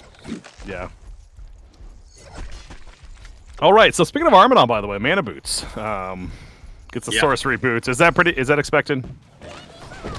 Well, we saw it in the previous series where the Armadon went Starscribe, and judging from his items with the Bracer picked up, he should be looking to do that again. I think it's okay when you want to group up with your team early and just force fights and tower pushes. But, I mean, it's not my favorite build per se, like personally speaking. I'm more of the like, get an early shamans or even a barrier into like a staff with steam boots kind of person, but I will not say the Starscribe is bad or hate on it. Fair enough. I mean, well, it's interesting because from what I've heard other players say, at least from the NAU region, Starscribe is maybe not necessarily the best item. And so... Nah, they're trolling. Starscribe's OP. Have you ever seen my Diminished Shaman games? Position 5 Shaman with Starscribe? I have not. I am missing out, I have apparently. close to 100% win rate with Starscribe boots. If I get Starscribe boots on Shaman, my team wins, well, we'll give or take. So we'll say like 90% of the time. Okay.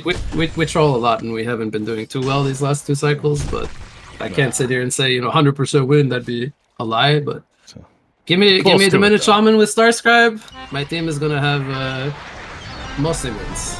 Magnus is going to get away? Yeah, the Undying is on him, but I think he is going to live that down. Oh, South Force in pursuit. Can he land the more Certissima? He cannot. And now, actually, he might be in trouble. Magnus, to look at this turn potential. The ultimate going to be activated. Stunts on it, and Lord South Force is killed. Beautiful run and turnaround by the Magnus. South Force obviously caught it with his hand in the cookie jar. Right there, chasing a little bit too much, but well played. Able to set up that turn kill and buy some more time, if anything, for this Moon Queen to continue to farm the jungle. But yeah, Magnus, like, definitely been the MVP so far for this Legion side, at least. Yeah, his rotations have been very good post laning phase and post first kill on Armadon, making his presence felt everywhere. Went for the early Ghost Marchers, so he's able to get in position and angle his stuns very nicely. Not the like most usual Magnus like early item build, but making it work very nicely. And eventually, probably will be just going straight into the portal key. Has 1,000 gold saved up.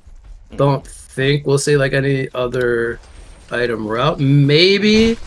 No, I don't. Like, he has a soul trap, but I don't think he will finish a Dreamcatcher. That would delay his blink by a lot. Maybe like as a follow up to the blink, it's possible. Dreamcatcher is pretty good this game, right? There is definitely good value here, but yeah, it's hard to pass with the blink to go for that early on. Oh, Magnus. He might be in trouble. Look at this. This is how much they respect him so far. Like, yeah, you're being a nuisance this game. That is they sent all 5 players top to get the kill. Okay, well, that'll do it. They really want this tower as well as their like secondary prize to the kill. Man, that's some good momentum. And of course, Moon Queen is going to pick up some farm at the bottom side of the map while this is happening, but obviously a Hellborn team, and it kind of makes sense, right? This is a make-up their strategy or their lineup that they want to push early and push often. You're going up against this Moon Queen. This is kind of this tri-core setup that maybe not the craziest late-game scaling potential. They want to win this one early to mid-game. So am I speaking out my ass there, or is that a fair statement? No, I would say that's fair. What I wanted to point out is something I don't like is that like they have Moon Queen in the jungle, which is good, but when they see 5 players on a lane, she should be on one of the lanes pushing them, creating tower pressure. She only has level 2 in the multi-strike, so she's not really jungling that fast, having the Moonbeam maxed out early. And then they only had Kraken, speaking of him, lines up his release to Kraken. Really good melody though. That Melody saving the day doesn't matter, though. It will not. They both are going to dino in the end, so you can't blame Rhapsody, but beautiful catch by Kraken and making use of the portal key. So well played.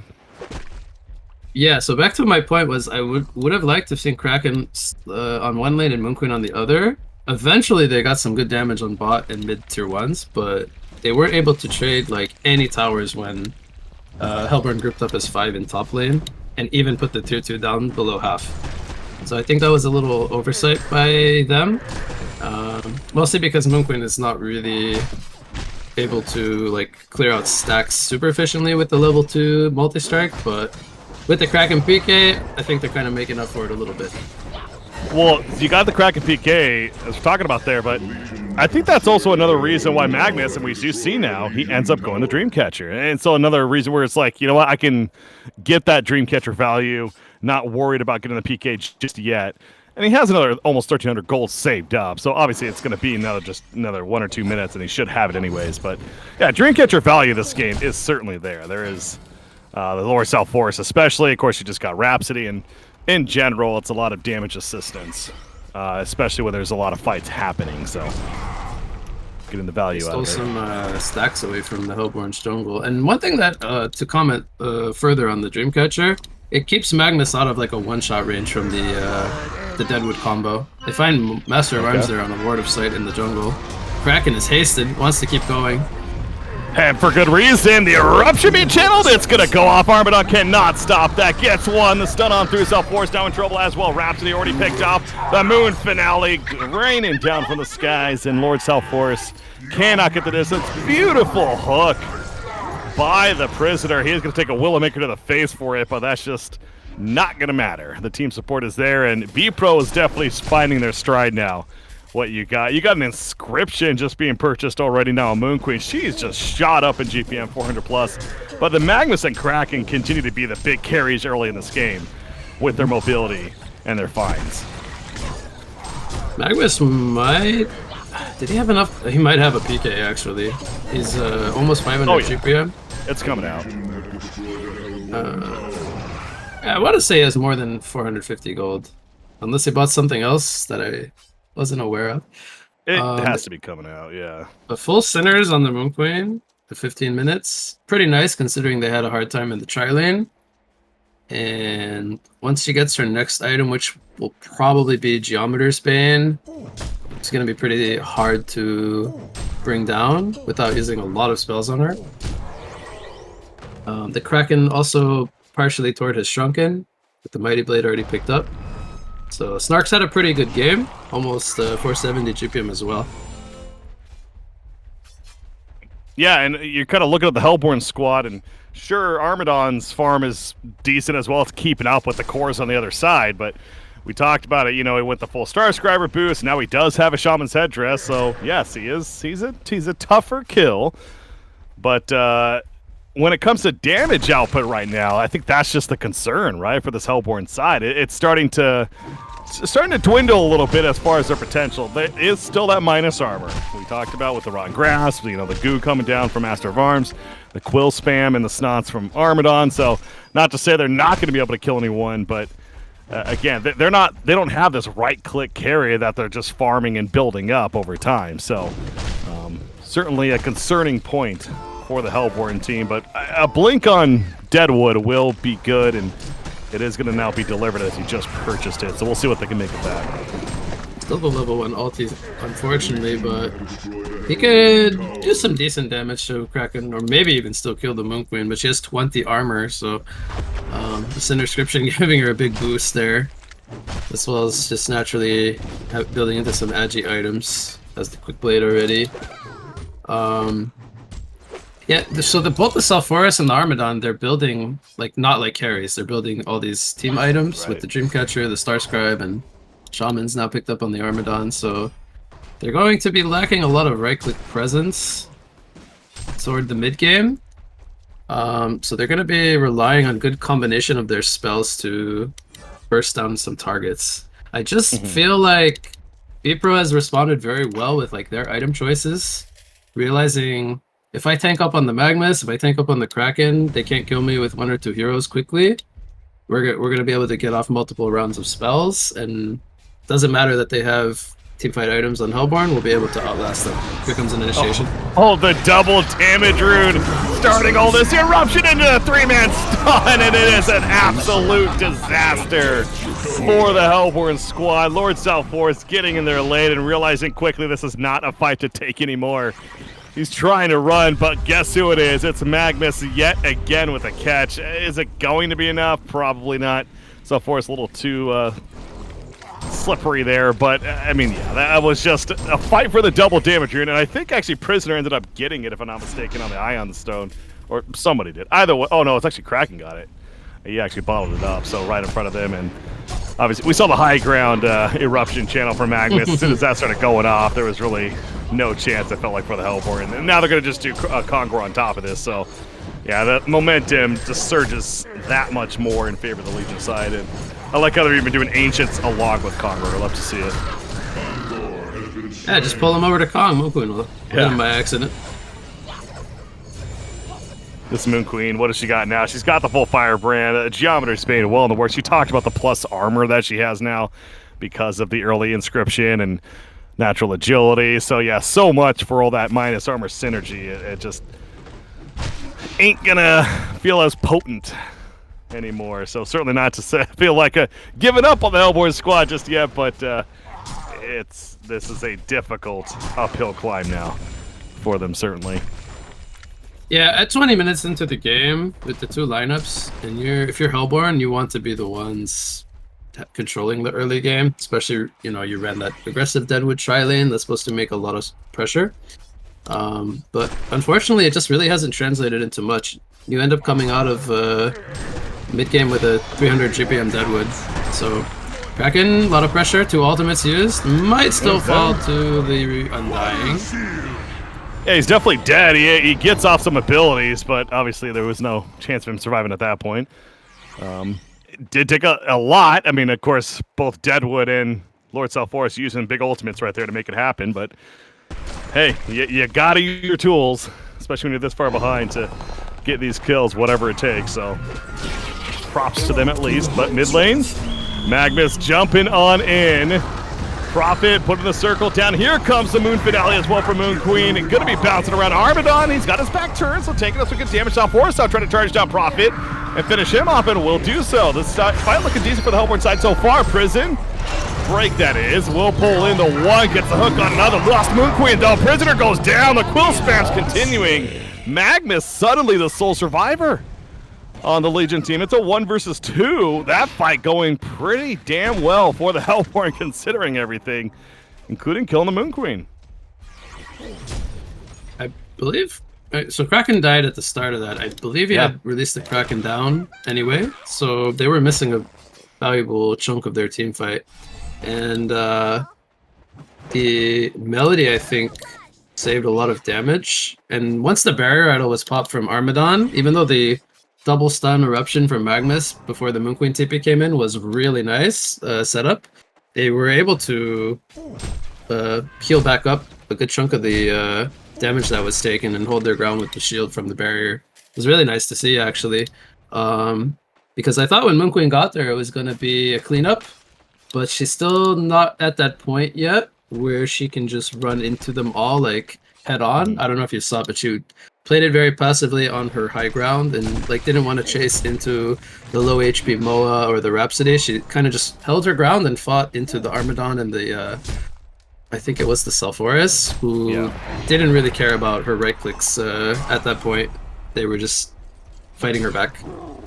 Yeah, well, it's the first fight we've definitely seen this really tanky Armadon doing a bit of work in these fights and making it difficult for them. But you are right. I think the Kraken, losing the Kraken before that fight really broke out was a big difference. I mean, I think that fight also helped us even realize that much more the impact that Kraken maybe has in these fights, especially with his damage output from these splash auto attacks, as well as, of course, that ultimate presence on top of that. So, yeah, no, that's huge for the Hellborn side, though. And again, it's still a pretty solid lead for B-Pro of about 10,000 gold, and Moon Queen well on her way to her Geometer's Bane now. In fact, I think it might be being delivered.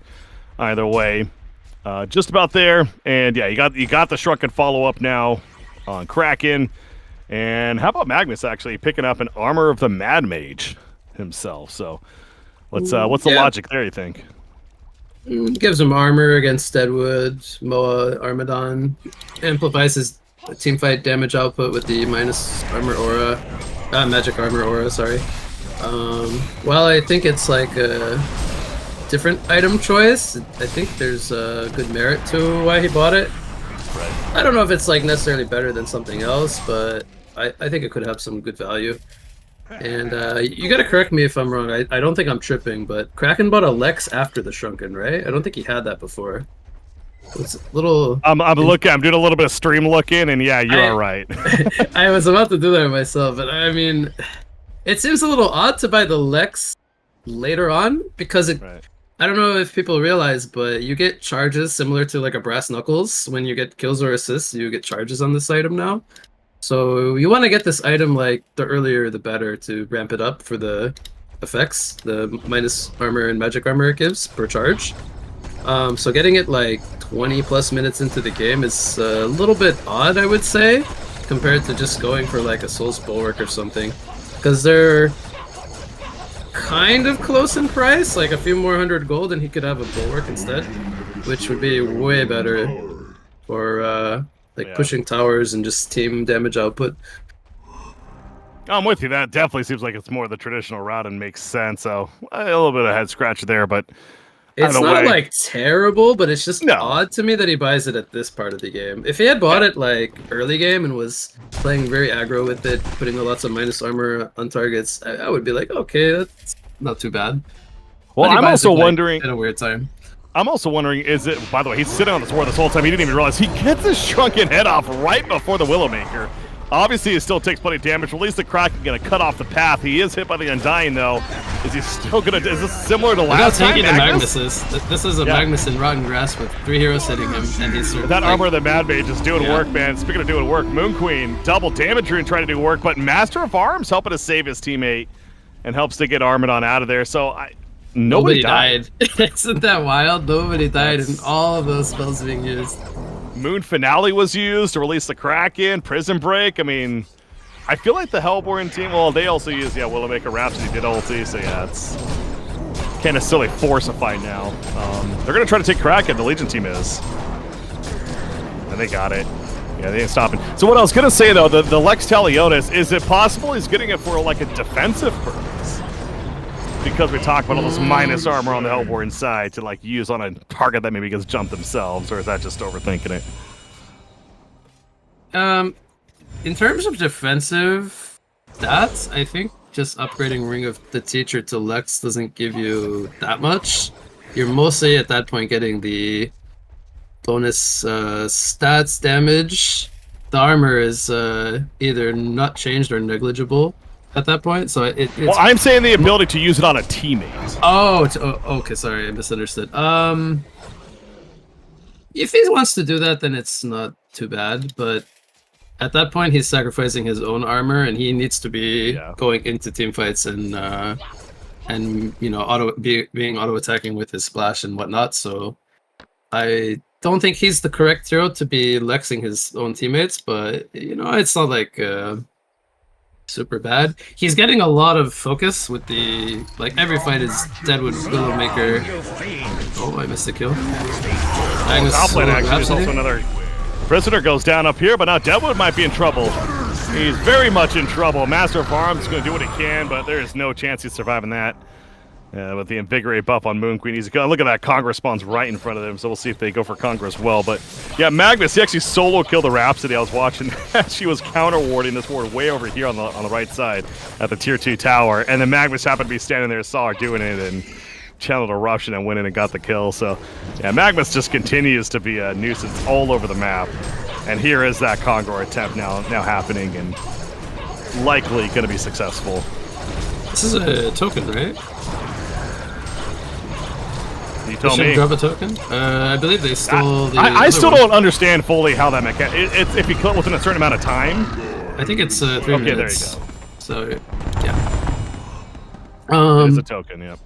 So I was just saying that Kraken has been getting Willowmaker plus Undying for most of the game on him, which is That stresses how much they have to use to kill him because they ideally want to be using Undying on Moon Queen every single fight, but they've been having to use it on Kraken to keep him away. So, I mean, it wouldn't be the worst thing in the world if he uses Lex on his teammates, but I would say it's like not ideal for him to be that type of like role. I don't know. At this point, I think I'm just looking into the Lex way too much. He just wants it as like an offensive tool to do some more minus armor. Say for what it is. He's wrong. He should not have gone it. He should have gone Souls and Demonic. He's going to throw the game for his team.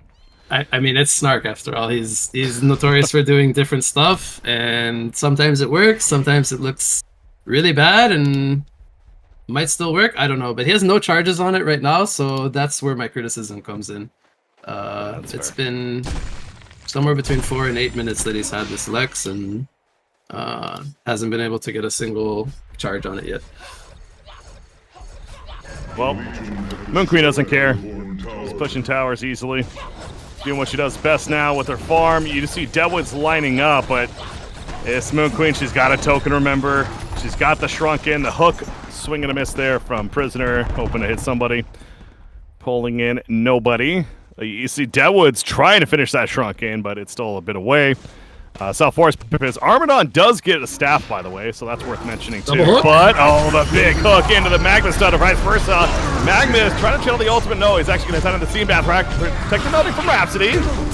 She's going to end up dying from this, so mitigating some of the damage. So Armadon's running away the best that he can, using that staff effect and getting out of there. Magnus able to portal key out. They lost profit on the Legion, so 1-for-1 buyback from Rhapsody.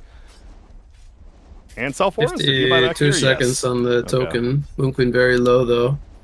Don't think you want to just burn the token just for the sake of burning it when you're very low like this, because there's always the threat of like you spawn and you don't get your shrunken off. Granted, they don't have like an insta stun on Hellborn, but it's possible like he might not get it off. So playing it safe, I think, is correct, even though they have the token. At that point, they use 2 buybacks. There's no reason to like make the buybacks have value. Just let them buy back, reset, the profit come back up, get your ultis, do it again. Let Moon Queen spend her gold. Repeat. Yeah, let the slot wear off. Moon Queen can buy her Dancing Blade or whatever item she wants to go for, and then yeah, there we go. Dancing Blade picked up right on cue with the 3,000 gold mark. Boring. I know. But, well, that's, you know, Moon Queen for, like, HoN's entire history. Boring. Deadwood. Prisoner? Finds Prisoner. He's dead. Well, that was a Team Smoke coming out, so now it's not the prime target, but it is still a target that they get for free, and going to try to farm out a little bit. Obviously, you mentioned the Aegis no longer. It does have that Dancing Blade now, so I'm guessing that's going to be the wing bow. Obviously, Genjiro's possible, but I guess that's one thing the Sinner's Inscription is good for, is like, it's the first time we're seeing Moon Queen in 15 years not go the same items over and over. True. Right. Love it. There was some spells used mid lane. Magnus just gonna walk off the Undying. He's fine. This Magnus, 8-1-12, 570. He's keeping up with the Moon Queen. That's actually the craziest thing for me. He is just all over the map farming. He's in the jungle right now. Kraken, by the way, he's gonna get a free kill on Rhapsody. Another DD on Snark. Gotta love it. Yeah, Lex Dalionis doing work, baby. Now it is, yeah. 3 charges is getting them going. Still has 7 more to go, but gotta start somewhere. The plate mail, I guess, is demonic. I feel like it has to be demonic, right? It's either that or Frostfield, and demonic is just better. Bit surprised that he goes plate mail over the bulwark, though. That's a little odd to me. Right, so, it's more selfish. To me, if you go plate mail over bulwark, you're respecting Deadwood, and usually in HoN, you don't want to respect your opponent. You want to show dominance, so you go the more aggressive item first, right? Sure. You're just like, no. That's some logic, sure.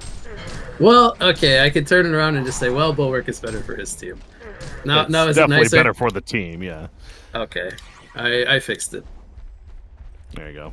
Well, either way, he is going to be going for it. It looks like just a matter of saving up enough gold to be able to finish it in full is pretty much where he's at. So, in due time, and it's time that the Legion team has plenty of. They're in pretty good control of this game at this moment. Hellborn and Kongor going to be up soon. That could be a point of contention for sure. 3, of course, have happened all in favor of the Legion side so far. And obviously they're getting those buffs as a result as well. So Armadon, we already talked about the staff. He's got the barrier out. He's another 2,700 gold saved up, but it's just hard to see an item that screams like, oh yeah, that's the item that they're waiting for on the Hellborn side. That's going to be a big game changer, right? I mean, frankly, on any of these heroes, it's just nothing's really standing out to me as, oh, well, they need to wait for this item, then maybe they have, you know, a good comeback here. It's they're just kind of waiting for the right moment. Is hunting the deadwood in the trees up here. Finds him. Finds him. Magnus has sheep. Why not? 34 minutes or under 34 minute sheep. With 1k good. gold. And there's the demonic now finished in full as well by Kraken. So he does end up getting it in full, and that's the item of certainty. Let's push. They're going to do Conquer in the Hellborn. Well, they're trying, but no, they got to defend. Double damage again. How many did this as Kraken had this game? Is he just spawning them by magic or what? Well, that's the Ion Stone right there. Magnus? Early sheep on a Master of Arms. On Deadwood, so they respect the buyback and reset. Okay. Yeah, I feel like they could have definitely committed and taken out the tower, but I guess at that point they wanted to reposition themselves. I don't hate it or anything, but I think they could have probably committed there at that point. 2 more hits on the tower and then focus the guy with sheep, who is sheep. But anyway. Magnus, okay, kind of, let's play debated. Magnus, he is going to end up dying, actually. Release the Kraken on the 2, but without Magnus, the Legion side is respecting here. Armadon goes in, rolls on in, he turns his back, but it's still a lot of damage. Rhapsody going to be stopped immediately, and Armadon falls, so does South Forest. So the Hellborn team, caught chasing, ends up being a hat trick for Doomy on the Moon Queen when it's all said and done. Armadon buyback.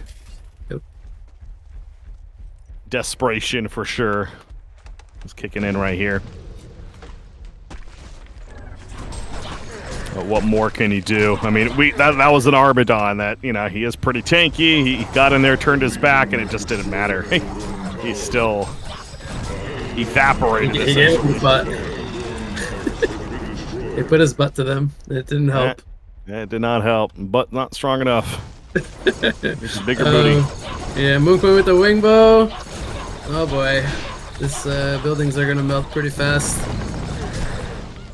Wants to run and collect the wave, I guess, to make the push easier. Kongor, maybe? Yeah, perhaps Kongor. Doing some countering. I mean, I guess if you're the Legion, you're not in a rush to finish this one. Again, you're in total control. They don't need to overdo it, and so you got to respect that, certainly.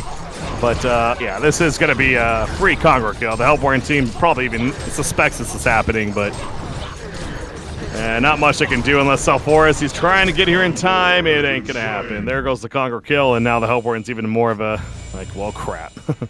I guess we kind of just sit on our base still and push out the waves the best that we can, but okay. I mean, they are using smokes quite a bit.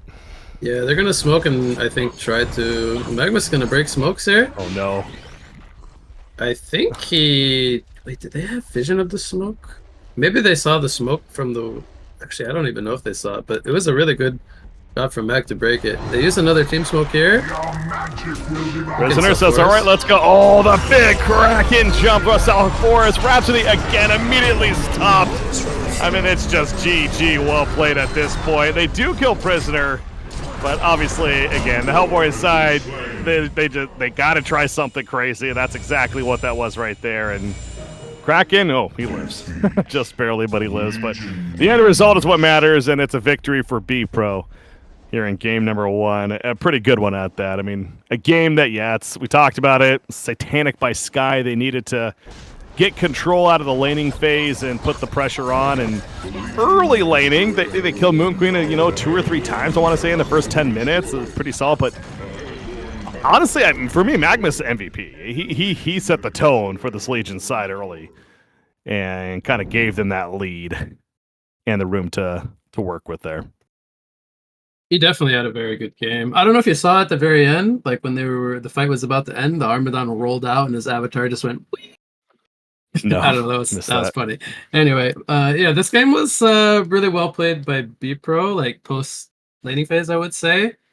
I think if you're like the Hellborn team here, you want to like think back to they had a Moon Queen. We need to like make sure to like not let her recover, and like I don't think they really were able to chase her around the jungle and like pressure her. I think maybe that was one of their mistakes, and then maybe like also just their strategy overall was just to pick these like tanky heroes, Sulfuris and Armadon, by team items, and then group up as 5.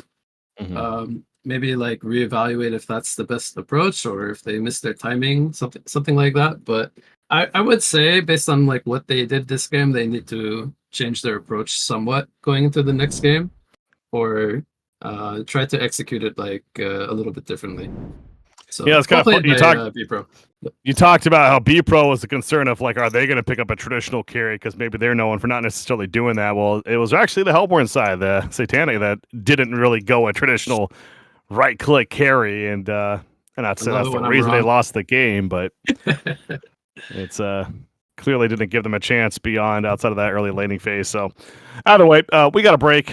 We got game number 2 that's going to be coming up here. It's a 1-0 lead for B-Pro. I'm Brick CBK, joined by What You Got. Game 2 coming up next. We'll be right back.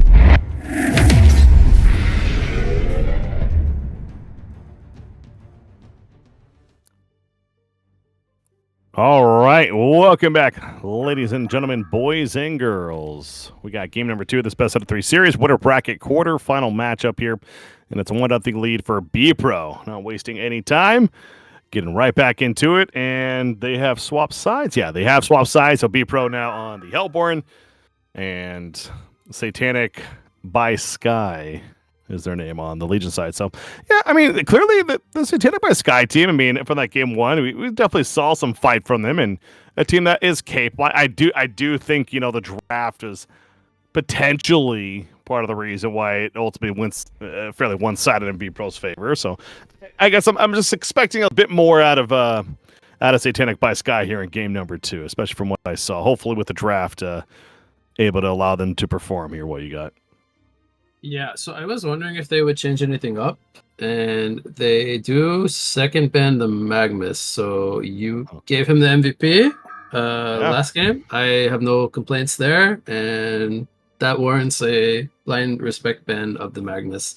I'm interested to see if they address the Kraken or the Moon Queen picks also, specifically, but I think the Magnus one was warranted and fine with me. Everything else I think looks the same, but as always, I cannot remember now what heroes available. Maybe it was Nymphora. I don't know. I see a shadow pick, Nymphora coming out from Legion. Maybe that's what they want the first pick. We'll have to see. Yeah. Obviously, yeah, a couple of the shadows there. There's a third shadow. I mean, they really clearly there's conversation happening about it. So remember the good old days when we used to 5-man shadow pick Berserker? Yeah. Good days. They're gonna take Kraken again. I don't blame them though. The Kraken pick felt very comfortable for them. Mm-hmm. We saw his impact, maybe indirectly, even if we didn't see it. Although I think we did when he got all the ultis on him from the reverse side. So definitely had lots of impact in first game. So they're gonna take him again. This time they'll choose a Madman. So they're gonna pick one or their main carry right away. And Madman is one of those heroes where I feel like he's usually a pretty safe carry option if you want to show it early on. You don't really need to lane him short lane, for example. You can pair up more like another carry or a semi carry with him quite easily. So the Madman is very, very good, I would say, to not really reveal too much of what you're trying to achieve or do with your draft.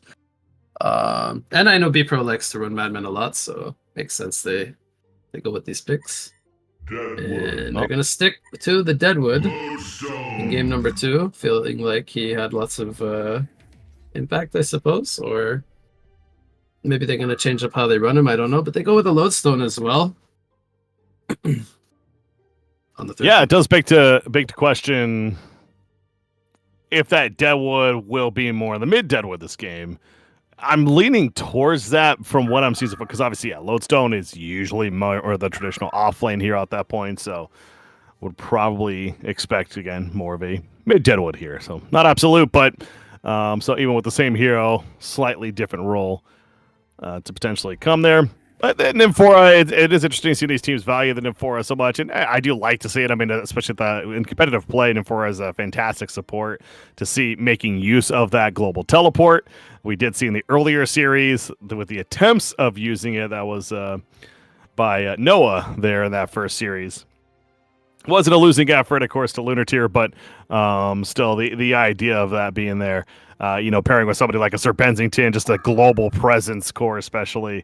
Very, very potent, powerful strategy. Kind of always keeps you guessing on the map that, oh, crap, you could be jumped at any point. So curious to see how they make use of it here. And what's their game number 2? Backs against the wall. Obviously, they're trying to get that game 3. It is a lower bracket, or this is a winner bracket matchup, but of course, worst case, a loss here means you'll still have a chance in the lower bracket. Bans to follow. Speaking of Bensington, that's actually banned out as one of them. You got Bubbles, Monarch, Bensington, Vindicator, Sapphire, and Geomancer. So bans are finished. Back into the picks now. It'll be B Pro with the first couple of picks here in the next picking stage. Still need their supports, at least one support. Yeah, Sapphire ban is interesting to me. Everything else pretty reasonable, I would say. But Sapphire is not really this hero we've been seeing a lot of lately. And I'm trying to think of why they would want to ban Sapphire specifically. Don't really see like a reason for that, but Is that like a yeah, comfort thing? We think maybe it's just toffee. maybe. Yeah, maybe. That's what I mean though. I have no idea why that hero over like something else, at least for me. So one of the differences this game, which you kind of touched on, was if they choose to run the Deadwood mid this game. And while I like the concept of running that aggressive tri-lane Deadwood, I think the idea was very good. One of the main differences here, if they run it mid, is it will have a lot more level progression. And if they can use it to shut down the Kraken's early game slightly, like tone down his momentum, scale into more of like being able to one-shot him or carry even like throughout the game, that's going to be a big difference maker, I feel. Don't know if it will happen or not, but I think that's the idea there, at least with not gimping the Deadwood's experience so much, running him in a tri-lane, give him a more of like a snowball-y type of game. So we'll see if they do that or not. I mean, they might not even do that, who knows. But Demented Shaman plus Aluna, they pick up 2 support heroes, following up the first 2. Yeah, their support options. They're thinking about maybe their off lane hero to finish. That they kind of maybe even run the tri lane. So yeah, we'll see how that all shapes up there. Kinesis is going to be a pick on the Legion side. So another support option alongside Nymphora potentially would be the guess there, and they still need their carry unless. This is looking to me like 2-1-2, but it could still be solo Lodestone roaming Kinesis, because I think what you want to do here is probably, I was gonna say probably pick up a hard carry, and then if they like bring pressure, you can rotate Kinesis with like a Madman stock or something to assist, where he's like kind of annoying, and just let Lodestone solo. And this looks like it will be a core like mid Deadwood once again, or sorry, like differently from the first game. But now they run the Moon Queen themselves, so that prompts an FA pick. So we're gonna have the classic matchup of FA versus Moon Queen, the flash farming ranged carries who don't really need too many items to just go into jungle, skyrocket their GPM, and then look to go ham in mid game and even eventually late game if the game needs to go that long. But FA plus Madman is interesting because the Madman probably will want to build more like a actually I'll just say like similarly to how he played the Magnus, like Dreamcatcher could be a good option here. Just be like very aggressive with the Madman, not look to buy farming items, and then play with his team and try to make pressure and sustain with the Shaman and the Kraken going in first. So I think we'll see like a more aggressive Madman play style instead of like buy a farming item and try to hard carry against the Moon Queen, for example. But it is interesting to pick up the FA on top of the Madman. I guess they were not confident playing Madman position 1 into Moon Queen, which I could understand, but I don't know how it's going to fare when the Moon Queen's team, the Legion team here, goes and plays like the 4 heroes around Moon Queen go and make space while Moon Queen farms. I think they should be strong enough to like get kills and get out and slow down B-Pro. That I think is their plan. We'll see how they end up playing this stuff. Yeah, no, I'm with you. I was going to bring that up. I'm glad you already talked about it. Really, it's just I mean, they snap picked that Forsaken Archer too. It was like clearly it wasn't like something I want to think about more and be like, okay, let's lean towards this. It was they were just very confident. So part of me wants to believe that maybe this was a little bit of their strategy to make the Legion side believe that it was going to be a safe lane Madman. Not to say that they picked for that purpose, but kind of get their psyche set for that, and then all of a sudden just swap it up with that final pick. And yeah, as you pointed out, I mean, Madman, it's not necessarily that out of the question. Can definitely build more of that stat base, more farm heavy and more, fight heavy. And excited to see what how do you pronounce it? What is it? Yaghardig? It's Swedish. I'm not very good with those types of names, but yeah, you're pretty much sure, you're right. It's like, yeah, that sounds right.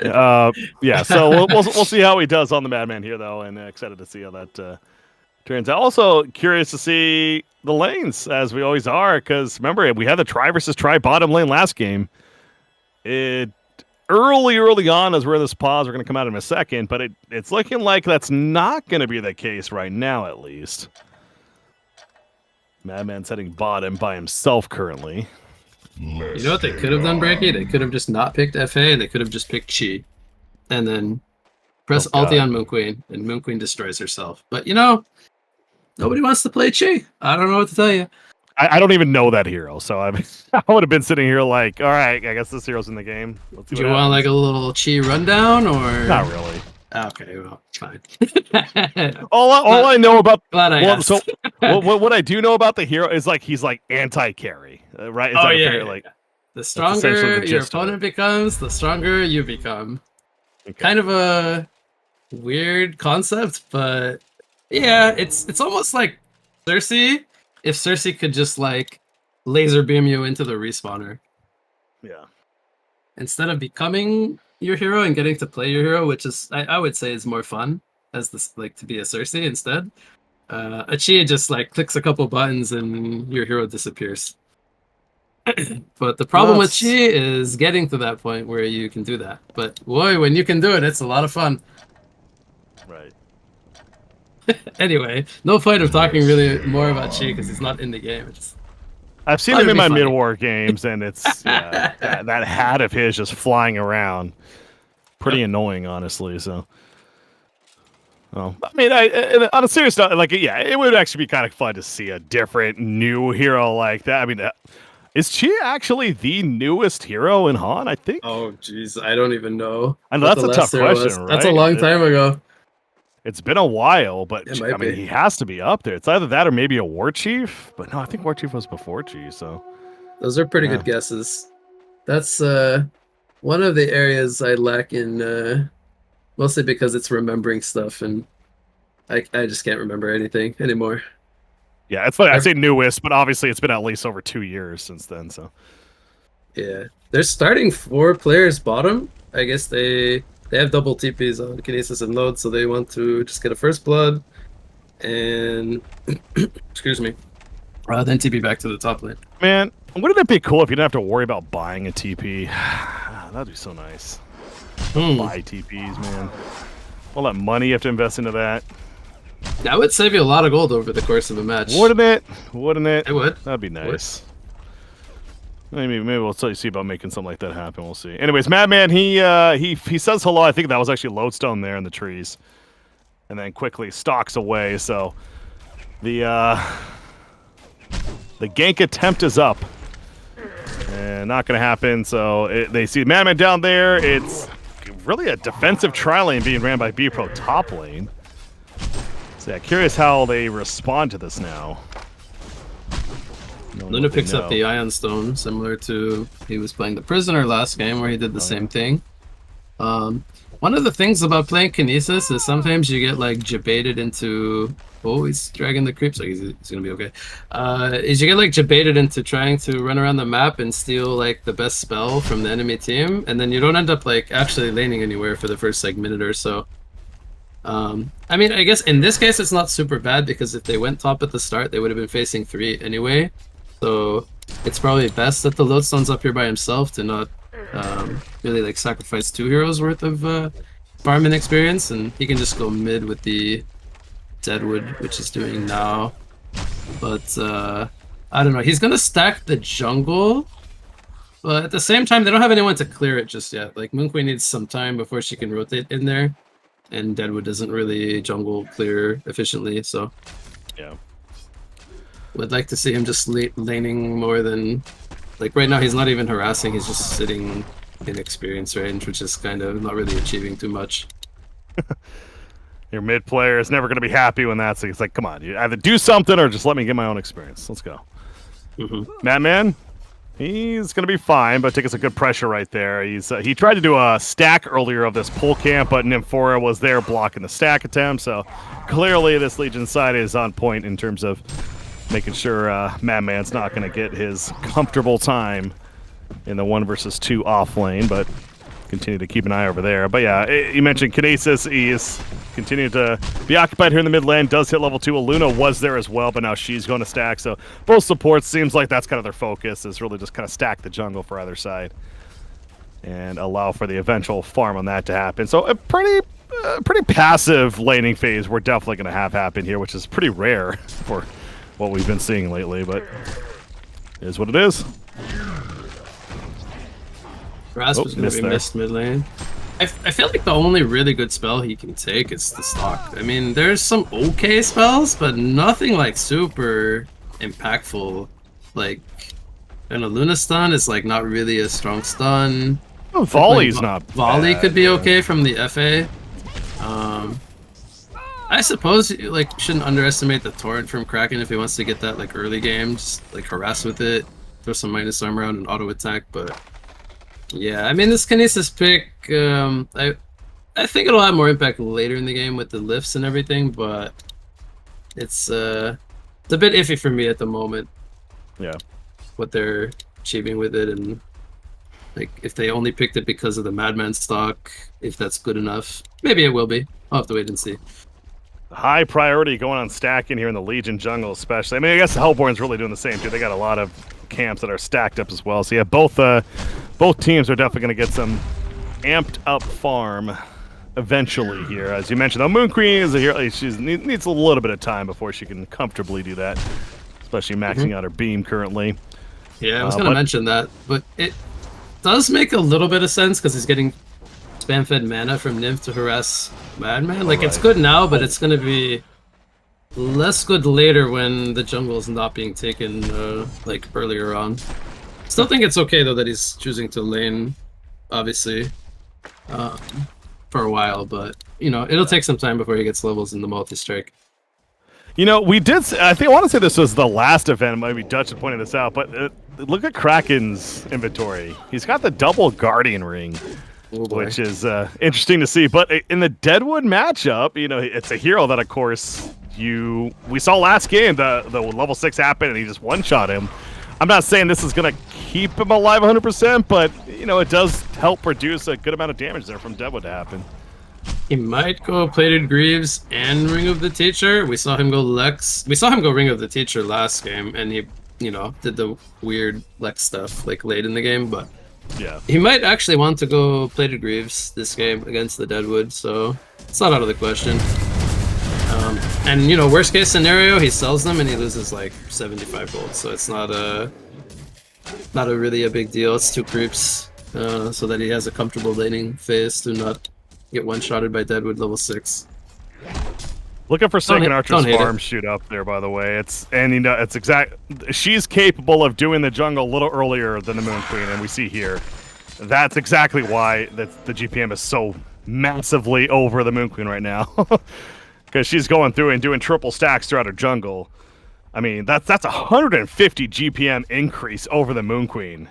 Just really because of this. That's absurd.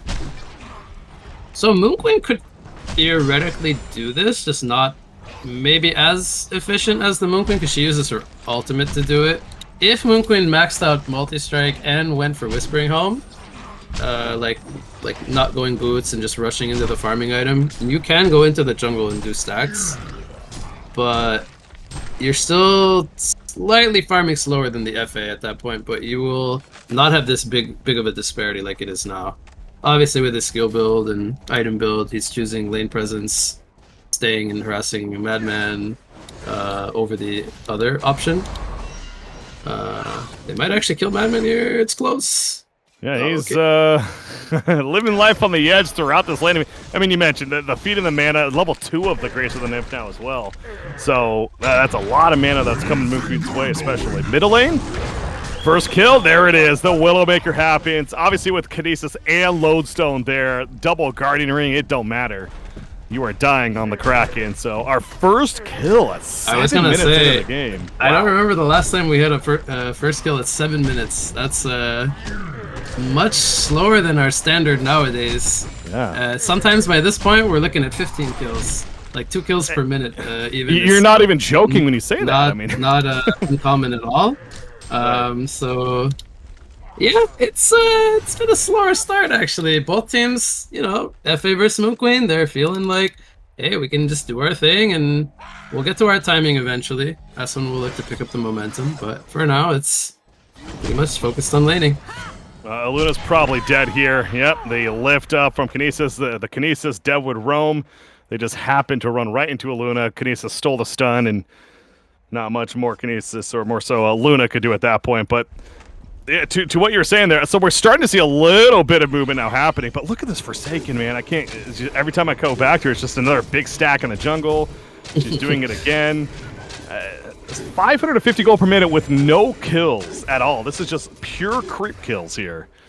And not even 8.5 minutes into this game. Freaking absurd what he's doing right now.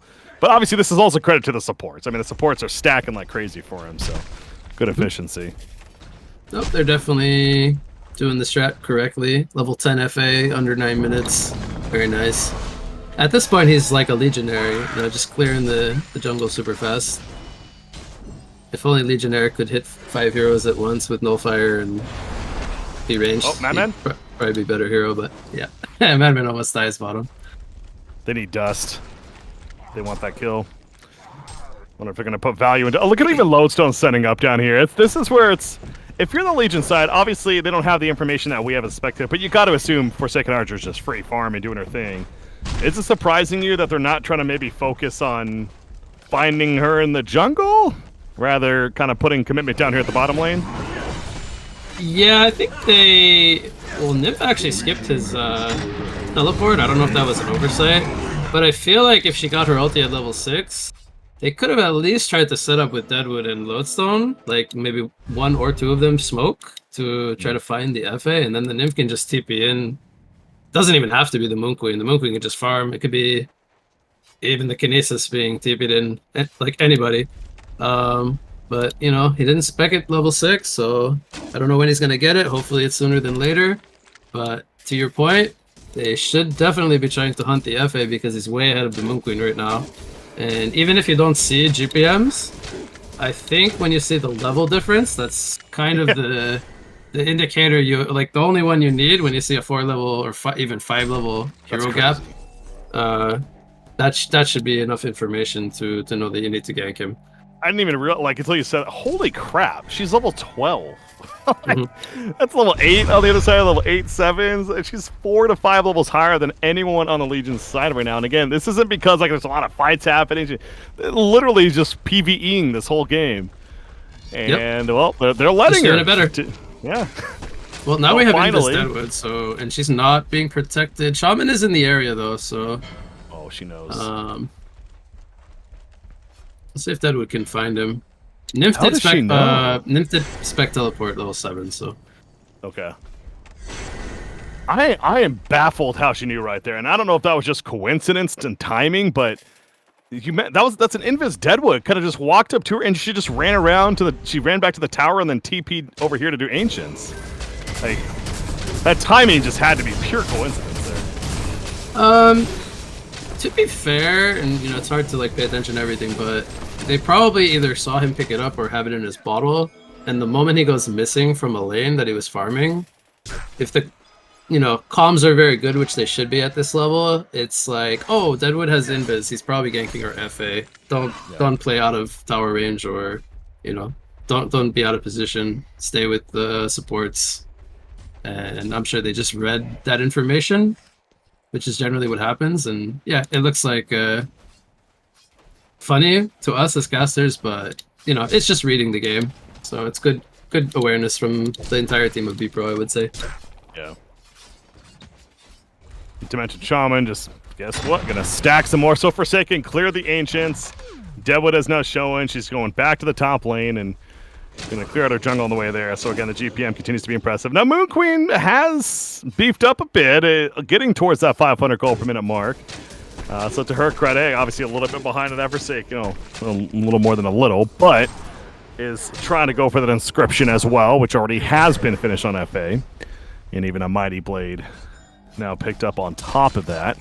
But where are these portal keys coming? Mid lane. They want a Luna. They're not going to get it, though. The TP's coming in. A Luna may end up dying still. Yes, okay, so they are going to get it in the end. And they got a couple TPs I didn't think he was going to die. I didn't either. And Forsaken's like, all right, fine, I'll just use this TP to go farm more stacks. Why not? Yeah, doesn't have to do anything. Eventually, Moon Queen will sort of catch up, but it's hard when you're this far behind early on. Right, I mean, all it takes is one death on the FA, stop her. Maybe 2 deaths, but just kind of like drop down her GPM to where Moon Queen can catch up. And even if the levels are still a bit different, eventually Moon Queen will get there in the XP department. It's more of like the timings of the items, I think, that matter more. FA wants to get, yeah, I guess in this case, the early Shrunken. I'm almost surprised he doesn't go for the Nullifier, but I guess because he spent all of his early game gold into Sinners, he doesn't want to get the Shrunken super late, based on Legion's lineup having mostly magic, other than Deadwood Punch. I don't know if that's correct or not. It just depends on when they want to go in team fight. Maybe they want to, like, their thought process is, we get Shrunken on FA, Moon Queen will not have his Shrunken, because he'll probably go for Geos first, and we can kill the Moon Queen while FA is stronger. That's probably what they're thinking. Because Moon Queen will probably go Geos and then the Shrunken, so there's like that gap of time where he's not ready yet on the Moon Queen. Other than that, I would say the Nullifier would just be like a better choice, but I think I get why he's doing the Shrunken. Interesting there, yeah. That's obviously more defensive-minded. We just had the first Hellborn kill, by the way. Kraken found Nymphora. Well, it was just a solo kill, and actually, I made the comment earlier about where are the blinks. Well, that was our first blink picked up. Kraken does get the blink, and sure enough, uses it pretty quickly to take out Nymphora and get the solo kill. So, on the Legion side, I think I just saw Deadwood purchase his, and Lodestone is almost going to have his as well, another creep killer too. So this is the time now we're going to start seeing a bit more activity. Because the question I was going to say earlier too is, you know, which team kind of needs to make a play here, and what is that play? It feels like the obvious is Forsaken Archer continues to have a lead, but as you pointed out, I mean, Moon Queen is going to continue to catch up, and she certainly is closing the gap. Something has to happen here soon. We can't just sit here and farm at creeps all day. It's only a 2,000 gold gap. It's not like anything super crazy. Mid lane may have some action, but nothing happening. Deadwood did use his punch, but Madman is very tanky with the Dreamcatcher. Yeah, you were right. It's the item build there. It's pretty much exactly the same as the Magnus game, game 1. So yeah, a bit obviously different playstyle. Doesn't have boots and isn't like setting up stuns and stuff, but the idea is a little bit similar playstyle. Right. It's almost kind of counterintuitive to how they're wanting to play the game, though, because they're not really bringing aggression. Yeah. But maybe now that will change. The Shrunken is picked up on FA. They'll force a tower push. We'll see what happens here in the next They're fight. trying to now, yeah. For Madman, they knew Madman was in the area, but there's the catch, the lift on up, the boom goes the dynamite. Nice heal at the last second, possible trick head. The life still kicking, and it isn't enough. The piercing arrow's coming out. Yes, it kills Hearthstone. No way he lives. Unbelievable. Deadwood will take him out. But at what cost now? He just has to run. Yeah, he thought he was fine, and he just he went for the TP. Well, Deadwood is likely going to die for this, though. So, I mean, yes, that's a massive kill, but let's kind of take a step back. Big picture. It's still very big for the Hellborn. Could have been 4 for 0. Ends up being 5 for 1. Those extra heroes just had to clash. I can't believe he lived. I mean, that's the farm difference, though, right there. It really is. I will say they did not have Deadwood Punch. If they had Deadwood Punch, he dies 100% there. Oh, yeah. Because he had used it like 20 or 30 seconds earlier in the mid engagement, which I think is why they were like, okay, I got Shrunken FA, no punch, let's go. And he still was very close to dying. It was so close. They threw everything on impossible. And the Shrunken head came out super late, by the way. He was like on 30-40% HP. Still was able to Shrunken hold his ground and almost, he did. Held his ground and turned it, so. Missing the punch! That's the difference maker. We saw the life steal from the Abyssal Skull, whether the inscription, of course, the big difference, though, as well. for the Forsaken Archer, helping to keep her alive initially there. And yeah, I mean, that's definitely rough for the Legion team, but it's still there are positives. I mean, you got Moon Queen, it's still 500 GPM here. They have their blinks. They are going to need to make a play bottom lane potentially. Well, Kinesis is just going to die, so not much you can do about that. Kraken? Oh, that's going to be an for a TP, but they release the Kraken on top. They cancel it as a result, and he's just still running. I love it by Snark. Here comes Madman. Madman's got that dream catcher. It's the Hellborn's team to chase. The Aluna power throw coming through, getting some information if anything, but no, it's not going to be a chase. It's going to be Forsaken Archer taking the bottom tower. And more fight avoiding happening now. But yeah, the gap is growing pretty significantly. About 8,300 gold lead now in favor of B-Pro.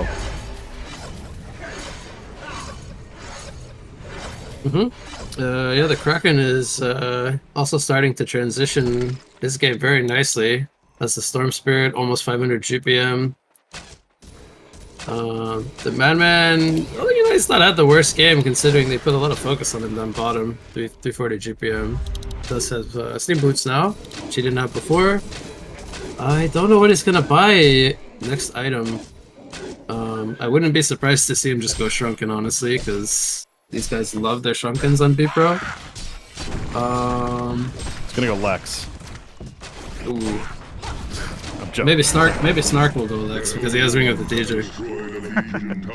It's not out of the question. But he didn't go Storm last game. He went Storm this time. Oh, values the either like a counter jump scenario, or he can use it offensively to Storm, release the Kraken, guarantees landing your ultimate, and they can't like Shrunken react after later on. No Shrunkens just yet, but well, they give up top tower and they're grouping up to steal the Legion's Kongor. There doesn't appear to be any vision of this, so power throws. Oh, those are actually Hellborn power throws. Sorry. Looks like it will be a Kongor kill unless something happens to steal it. Kinesis in the area, but yeah, they're like suspicious it's happening, but as you said, they don't really have vision. It is going to be a free kill. Look what Moon Queen bought. He had to go. I won't call it first item, but we'll call it second item, Shrunken Head after Sinners. That is not your typical Moon Queen build. Nymph TP coming out here. Very aggressively onto the... oh yeah, he can only port one guy. He's level 9. They were all on top, and they're like, what do we do? Uh-oh. If they get spotted here... Oh, Nymph's gonna run into Dragon. Nymph 4. That was an awkward interaction with the tree there. The tree like stopped his charge and he missed it actually. Still gonna die here though. I mean, Moon Queen's still on the high ground by herself. Moon Queen doesn't really want to go, but now the Loso jumps in. There's a move finale. And there's the blow up. They do kill 2. Forsaken Archer included. So that's the patience paying off. They're gonna chase Demented Shaman is likely dead as well.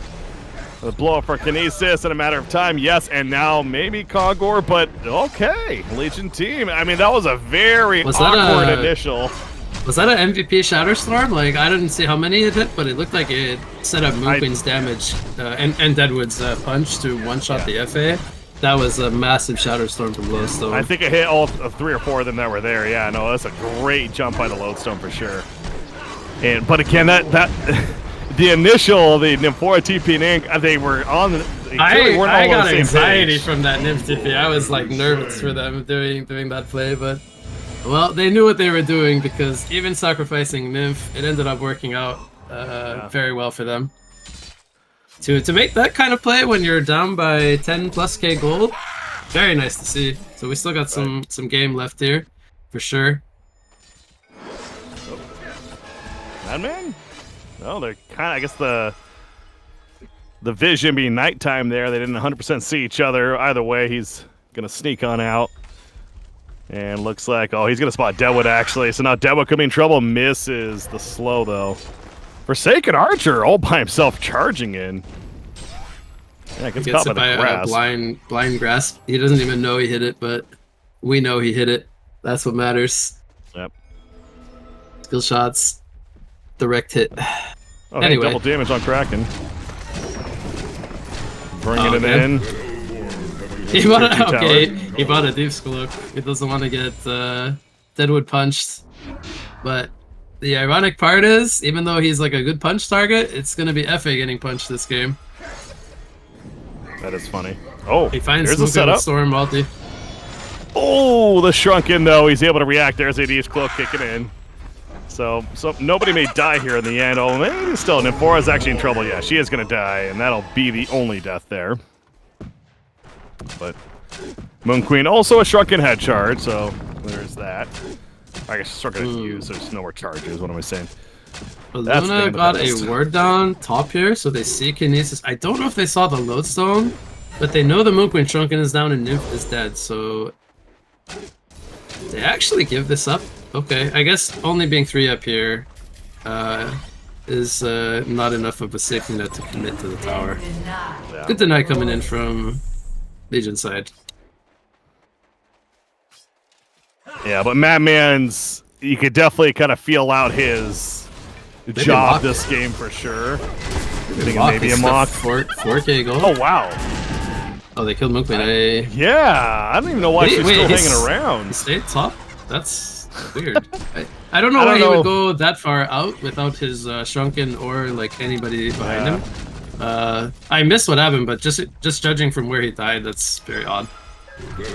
I'm with you there. I don't know if the camera caught it themselves, but yeah, both of us clearly were. There's no reason. We thought that there was done. He was running back. I mean, why would you stay up there? So, I guess clearly, he thought they left top and went somewhere else, but yeah, you can never be certain. He took a risk, I guess, and well, it looks silly to us, but he thought maybe it was okay. Clearly was not. But what I was going to say about Madman, though, he's basically playing the rat, you know, the split strategy here. As far as split pushing, he's just constantly pushing this bottom lane, and obviously very difficult to catch with that constant stock that he's able to use. So, and he just bought something big. Yeah, there it is. There's the mock. We bought it in full, actually. Okay. I know he had 4K gold, but didn't realize he had maybe when they got the tower top, gave him enough gold. Yeah, this is just starting to fall apart now for the Legion. I mean, you could tell just after these last couple of kills, what happened at that bot, or more so the mid fight. Now, of course, they did win the Hellborn Conqueror, and they won that there, but since then, they've just kind of been getting picked off one by one in places. Yeah, and you know, when you have most of your team's net worth and you make these risky, we'll call them risky plays where you farm out of position, you have to calculate these way better. Anyway, he gets jumped here. Oh, no. He's dead. That's a dead Moon Queen, and she ain't buying back. She's out for a full minute. Your base is just going to get shredded. I mean, you said it. Nearly all their farm is on that Moon Queen right now, so they just do not have any firepower without her, really, outside of just the obvious Willowmaker itself, but that's just single target even, so it is total control right now for Hellborn. At this point, the Madman is even catching up to, or is on par with the Moon Queen's farm, so that's when you know you fall into the point where you're not in a good position anymore, or well, haven't been for a long time, but that's troublesome. Because now the Madman will transition to the second core, and sure, they can focus everything on the FA, but then they will have to deal with Madman eventually as well. Yep. That's the benefit of picking up a hero like that as a off-lane core. It's, you know, not expecting great farm early on necessarily, but finds his groove, and all of a sudden he's kind of that backup carry to your over-farmed Forsaken Archer. So, yeah, you definitely just got to take more and more risk. Another double damage by that. It's just insane. Every time you look at Snark, he just got that DD ready to go. Already activated, it feels like. He's just hunting those out so well. He dropped it for Dummy and he ran past it. It's like, oh, there it is. Alright, well, DDFA. That's going to be fun. Yeah, good luck stopping this. Tower will melt pretty fast here. Kraken's just been... Did he buy a Thieves Cloak on Madman as well? And Demented. Demented and Madman both buying the Thieves Cloak. So just absolutely hard countering this Deadwood one-shot combo. That gives them any hope. I don't know the last time I saw this many Thieves Cloak in one team in the same game. Right. It's what, 3 now? Yep. A Lincoln's on a Luna, who also has a Storm Spirit, by the way, so can't overlook that either. No, wait. That's FA's Nullstone. He was holding it for some reason. Oh, okay. I had to actually double take there, and I was like, wait a minute. He farmed a Nullstone? Wait, let me check this out. That's crazy. He's yeah. holding it only because he's holding the bottle DD, I guess. Yeah, that's why. Yeah. They're waiting for And Conqueror, it looks he like. really values this Soul Scream ring. He cannot part with it. It's part of his inventory. Maybe he wants to buy the Nullfire still. I mean, it's usually you buy the Nullfire early, but he prioritized Shrunken Geo first. Maybe he still wants it, I guess. Or you can also build it into Genjuro if he really wants to go the bigger item. But yeah, I mean, he's not parting with it. This even tanks the Conqueror Rock. He doesn't care. It's going to be a free Conqueror kill. And now you got Kraken smoking up. We've seen him hit many portal key charge combos this game, so he's going to look for another one here. Obviously, the Legion is just playing completely scared right now, which is understandable. You got Moon Queen trying to get any kind of farm. They know she's over here somewhere, and there she is. The exact jump angle, very precise. Free kill on Moon, she buys back immediately. The word vision radius was like just on the tip of seeing Moon Queen in the easy camp, I think. I'm checking it now. So yeah, that's why Kraken was able to get that jump so nicely. Yeah, the immediate buyback. I mean, it's one of those that's maybe a little bit of frustration, but also it's like, yeah, you can't go without it. Clearly, yeah, they're just going to team smoke. Say, screw it, let's team smoke. Let's just make something happen. Look at this, Madman's doing the same thing he did on the Magnus in the previous game. But, oh, he's got the he's cloak. He's fine. Well, he was fine. Actually, FA misses her piercing arrows, though. Doesn't really connect. Prettiest. Not the prettiest fight here for the Hellport, so... Actually, the Legion, they get one pick, and they get out for now. And it's going to kind of work there. They also stopped Kongor from happening. Well, the coordination was a bit better from Legion in that particular, we'll call it skirmish. But the difference was they had to blow their entire arsenal of spells just to kill the Deep's Cloak Madman. And Kongor, they have another team. Yep. They might actually be able to stop this fight, actually. Yeah, Conqueror still has a good chunk of life. This is not a free Conqueror kill by any means, so... Legion team. Nope, he's going to be lifted up, so the Shadow Storm pretty useless for second Archer at half-life. Actually, the back lane zone actually did hit him. Excuse me, I was looking at somebody else. Anyways, holds his ground up for second Archer, kills Moon Queen. Conqueror is certainly assisting as well. He is pissed off. He wants kills on top of this. Finally going to be killed by the Hellborn, who also took out pretty much the whole Legion, and that is going to officially do it. GG, well played. It is B-Pro moving on to the winter bracket semifinals. Congratulations to them. Of course, Satanic, they are still alive, but just going to be in the lower bracket now. So, a fun game, too, though. It's definitely a different pace than what we've been seeing throughout a lot of these matches here. I was going to say that as well. I was like, I don't remember the last time we saw, like... Actually, both teams like want to do the AFK Farm Fest strat, but well, we saw who wins that trade. That went to the FA Madman side. Moon Queen. I will say, I think if they wanted to play like that from the start, they just had to do it differently with Moon Queen. Like, she has the capability to at least stay closer on par with FA. If she does like the different skill build, the different item route. But based on how they wanted to play that game, like as a team with items and everything, like you cannot just let the FA go level 12 at 10 minutes and your Moon Queen is level 7. Like you have a 5-level disparity. One hero is clearing all the stacks, one hero is slowly pushing a tier 1 tower. It's not going to work out for you when you take that trade. So strat better executed by V-Pro this time around. Hey, all good. Lessons to be learned, and you know, this obviously we're pretty much having events every single month here. So, and again, you're still alive if you're Satanic by Skies. Hopefully, taking that from here a bit of a lesson. But B Pro, good victory for them. Very deserving, and excited to see them in the winter bracket semifinals, which I believe they'll be playing tomorrow as well. Both of those are taking place tomorrow. So. Good matches to come then. But that does mean our day today is going to be coming to a conclusion as far as coverage goes. Another good long day in the books, but more of it happening tomorrow, including the final winner bracket quarterfinal matchup, and then some winner bracket semifinal matches on top of that. So you do not want to miss it here coming tomorrow. So what you got, though? Last thoughts? Obviously, you're around for all 3 series. Longer day yourself, but last words, any final thoughts for yourself?